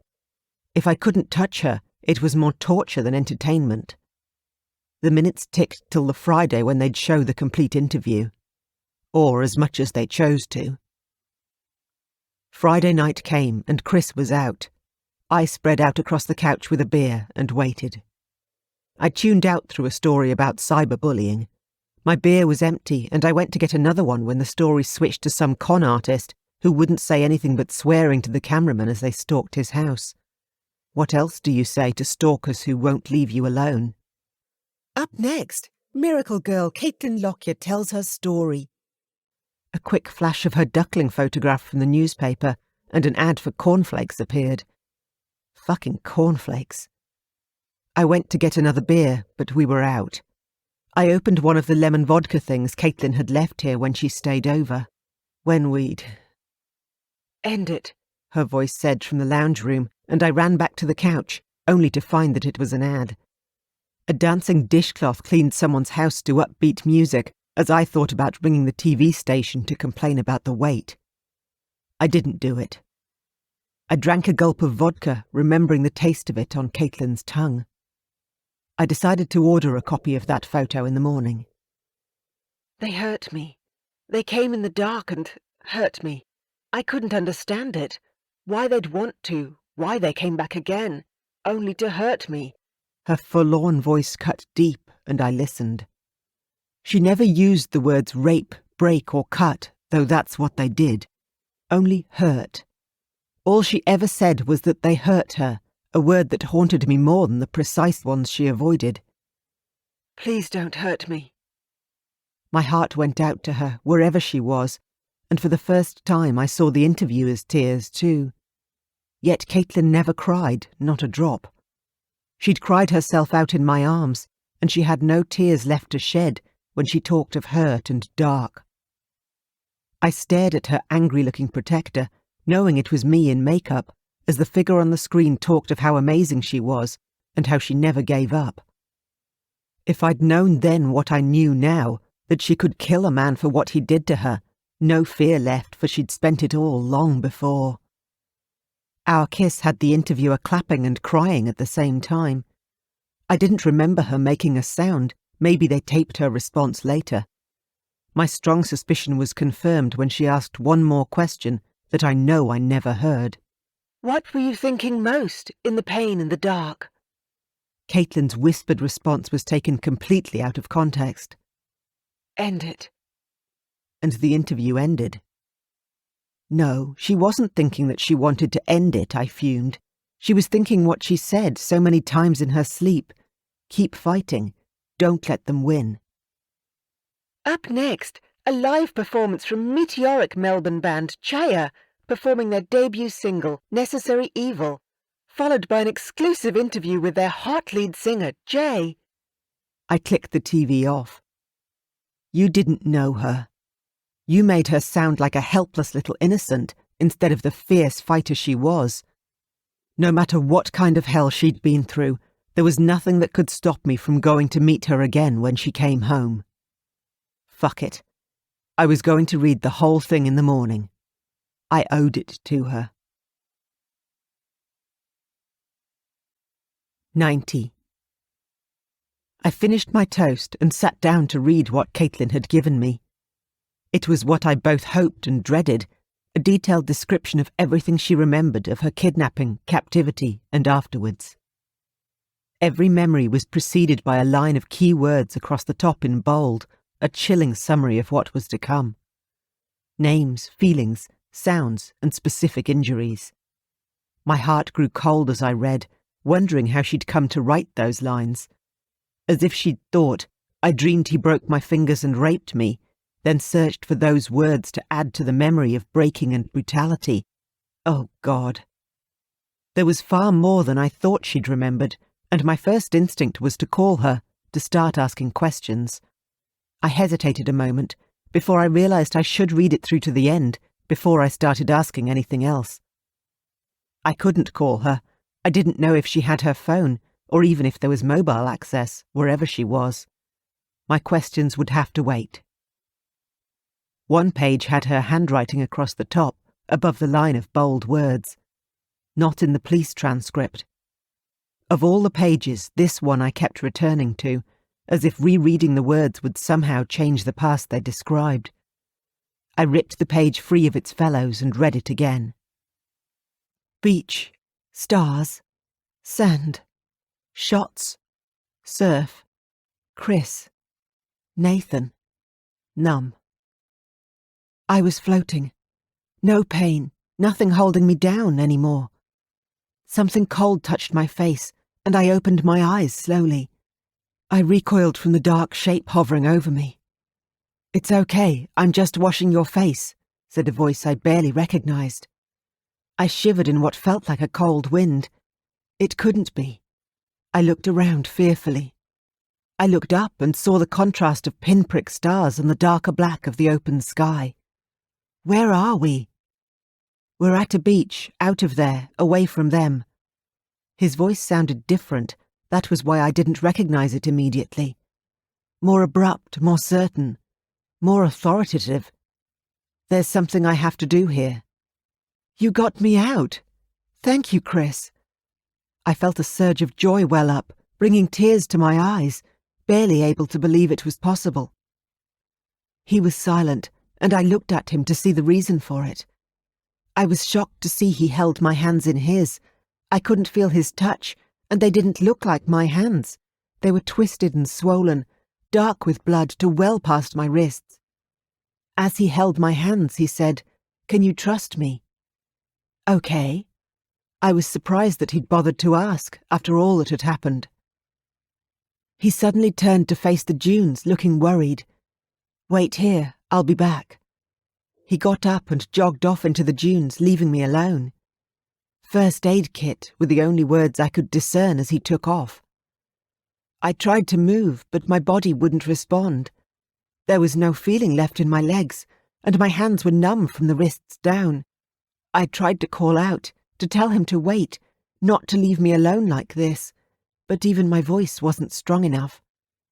Just as I started to panic, I heard footsteps approaching me across the sand. I struggled to sit up, realising too late as I managed it that I was wrapped in a blanket, which slipped off my shoulders, exposing most of my top half to the freezing wind. I clumsily attempted to pull it back up again with my numb, mangled fingers, but failed miserably. Somehow I collapsed on the sand again, my head spinning. So cold already, I barely felt him rip the blanket away from me and toss it aside. I should have fought, but it was like moving through cold water, and I was so tired, so tired. "Sadistic prick," I mumbled. I couldn't even feel the pain anymore. I heard a voice, but I didn't care enough to focus on what it meant. I closed my eyes, drifting into sleep. A sharp pain woke me and I cried out, opening my eyes as I struggled to sit up, convinced I'd been stabbed.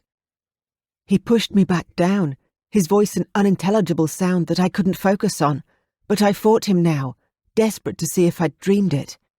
Then he was gone. A gun in my hands. I couldn't feel it, had to touch it to my face to be sure I had it. "End it," I murmured. A gasp. "No." Tugging, snapping, took it from me. The gun was gone. Shots. "Wake up, Angel." Nathan saying, "It's over." Chris, I mumbled. It's all right, he's dead, Nathan replied. 91. I read it for what might have been the 100th time, then dropped the page and closed my eyes. I wanted to erase my memories. I wanted to erase hers. I wanted no one to know what I'd done.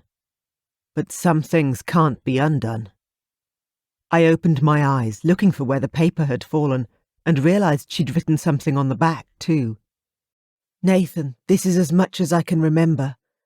If you'd like to talk about it, I'll be at 47 Adelaide Street, in Fremantle, at 4:30 p.m. next Saturday, 2 weeks after I gave you this.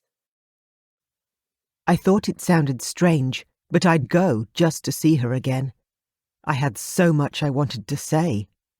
Starting with sorry. Coward that I am, I wasn't sure if I could say it all. I started writing it down instead.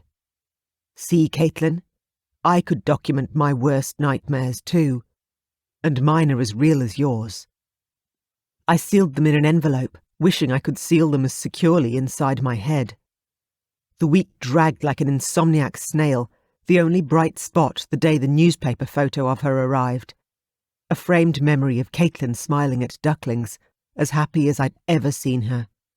Now I'd never forget either. I turned on the bedside light when I woke up in the dark, just so I could see her face again. On Saturday afternoon, I drove up and down Adelaide Street, looking for the right number. After 3 tries, I gave up, parked the car and started walking. I couldn't find the number anyway. So, at 4:30 p.m, I stood outside an old church, which was where number 47 should be.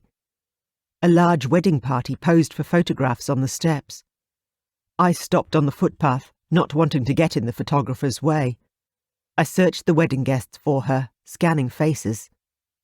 The bride was Caitlin's opposite, tall and blonde with bloody big boobs, wearing a blue and white dress with lots of coloured pearls. Her husband looked at her as if he was hypnotised by bliss. I bet they'd never had anything but smooth sailing, from first kiss through to wedding night. They couldn't have had as hard a time of it as Caitlin and I had. I could count the number of kisses we'd shared, and I didn't dare even mention the possibility of sex. At the happy couple's feet, a grumpy little flower girl, in a miniature version of the bride's dress, sat pouting at her toy fish on the steps. Most of the guests were Italian, plenty of dark hair, but none of them as beautiful as Caitlin. I couldn't see her anywhere. I took a walk around the church, wondering if I was missing something.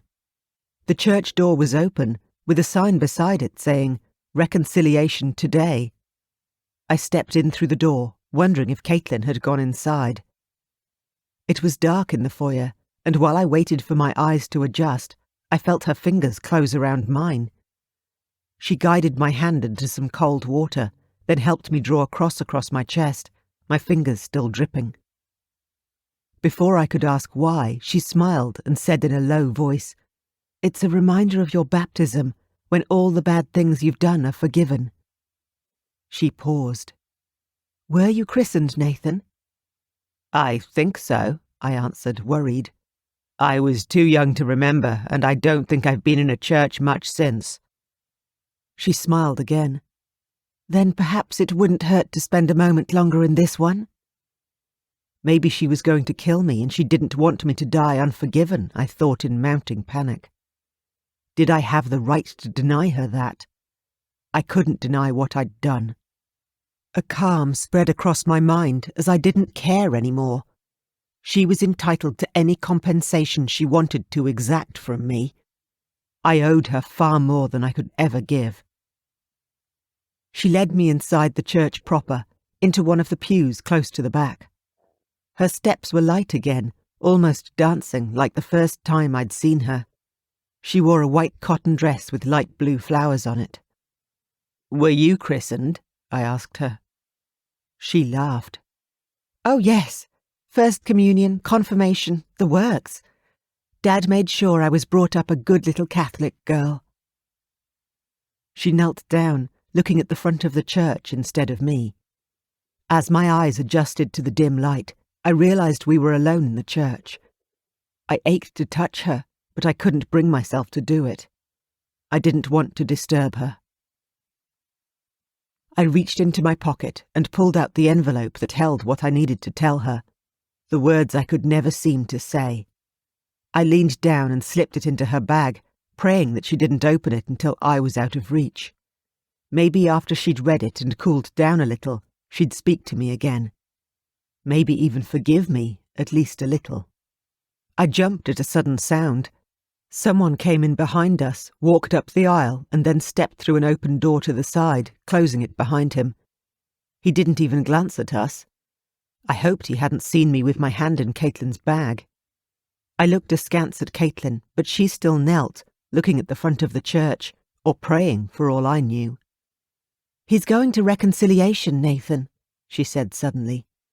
"He'll express how sorry he is for the bad things he's done, and the priest will tell him that God forgives him for them. Sometimes you have to do a penance for them too." She still wouldn't look at me. I felt chilled. She was going to kill me, and my last words would be in that letter. "Oh, confession. You want me to go in there with a priest and confess all the bad things I've done?" "If you like." She grinned at me suddenly, looking like the cat who'd stolen the fillet steak. "I have." I started to shake my head, knowing one of the last things I wanted to do right now was tell some stranger about the bad things I'd done. I could barely tell her what she already knew. A sudden thought distracted me. "What sort of things do you have to confess to?" I asked.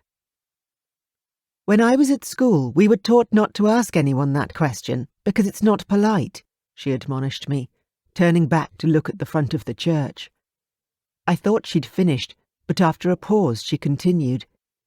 "Killing people isn't exactly condoned, and I think lying to police and perjury are considered sins, regardless of the reasons for them." "I haven't," I began, then changed what I was going to say. "I don't have anything I want to tell a priest." "You never told anyone about him, did you? You said I killed him in self-defense." Caitlin's eyes were dark pools pointed at me. "I don't think it's a God's forgiveness you want," she said carefully. "At school, the teacher drummed into us that reconciliation wasn't so much about what you'd done or what you'd failed to do, but how you were sorry for it and intended to make amends." I didn't know what to say. I'd known this time would come, and I dreaded telling her the truth. That's why I wrote it down, so I'd know I said it all, even if I couldn't get the words out of my mouth. They'd flowed through my fingers far more easily. I'd kept putting it off in the hope that maybe it wouldn't happen. Maybe she'd never remember it all. Fucking stupid hope. She'd never forgotten any of it. I fell to my knees. "Caitlin, I'm so sorry." She turned her big, dark, sad eyes on me. They shone in the last rays of sunlight streaming through the high window as they filled with tears. "Chris, why did you do it, Nathan?" I took a deep breath. It didn't help. "It was my job to watch them kidnap someone and get out with the witness. But I couldn't. My voice failed, and I tried again. I didn't know what they'd done to you until that night on the beach. Then it was too late. I'd let them hurt you like that, and I hadn't done a thing to stop them." "Why did you kill him?" Her voice shook as she said it. I hesitated, not even sure of the answer to this myself anymore. "I thought it was for Alana, or even for me. Maybe it was for you. I just couldn't let him live, knowing what he did, and what I didn't. How I'd failed." It felt like my entire digestive tract was so heavy it had dropped out of me onto the floor at my feet, taking my voice with it, leaving a gaping hole where my guts used to be. She knew. Her voice was sad and calm. "Why me, Nathan? Why did they choose me?" I couldn't meet her eyes. "I couldn't take my eyes off you. She saw and picked you. Out of the hundreds of people walking down the terrace that day, they picked you, and I couldn't stop them." A tear stood bright on her cheek, but she wiped it away. "I think you have a lot to answer for. What you put me through can't be undone, but you helped me recover from it. You even saved my life. Maybe one day I'll be able to forgive you for it." Suddenly she rose and walked out of the church. "Wait, please." I hurried to follow her out. When she stopped, it was so sudden that I almost bumped into her. "I'm sorry. I'm so sorry." I couldn't say it enough. She turned to face me, so close I could feel the warmth of her body, not quite touching me. She slid an arm around my waist to steady herself as she stretched up onto her toes. She reached up with her other hand to my throat, her fingers moving up in a slow caress to my cheek, where she stopped. The heel of her hand was under my chin, her fingers curved up around my cheek. "Forgiven," she breathed, before she gave me a lingering kiss. My heart ached in a void, daring to beat in hope. Tell her about the letter. She stepped back and looked up at me, a sad smile on her face. "Goodbye, Nathan." In despair, I wondered if there was anything I could say to change her mind. "I love you," I whispered, realizing I meant it. She didn't hear. Her light, dancing step carried her into the evening cafe crowd and out of my sight. Caitlin never looked back. I couldn't leave. I couldn't make myself move. I couldn't stand to shift from the spot where Caitlin had kissed me so sweetly for what might have been the last time. She knew. Dusk faded to darkness, and still I stood, wishing, hoping, praying that she'd read the letter and return. She said she'd forgiven me. Out of the darkness, I heard a live band in one of the nearby pubs start their first set, covering a Powderfinger song. Who will lift you up?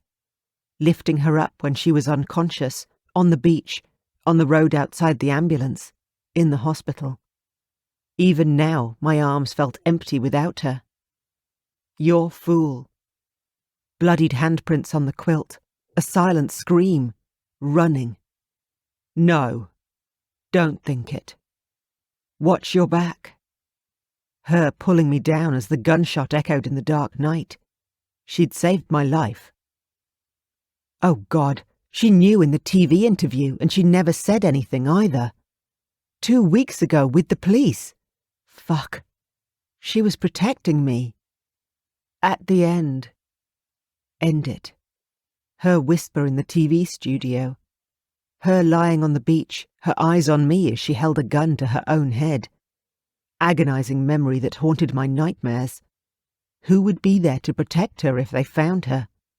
She'd turn the weapon on herself before she'd let them take her back. Fall down at your... Trying to help her, in hospital, on the beach, on the road by the ambulance as the blood pooled beneath her. Fall down at your... Here in the church, begging for her forgiveness, when I should have been begging her to stay with me. Fall down at your feet. Did he have a fucking stutter? On my knees on the dull grey concrete outside a church, I was angry at a stupid singer I couldn't even see. The letter. Fuck the letter. I staggered to my feet. I had to find her. I needed to know.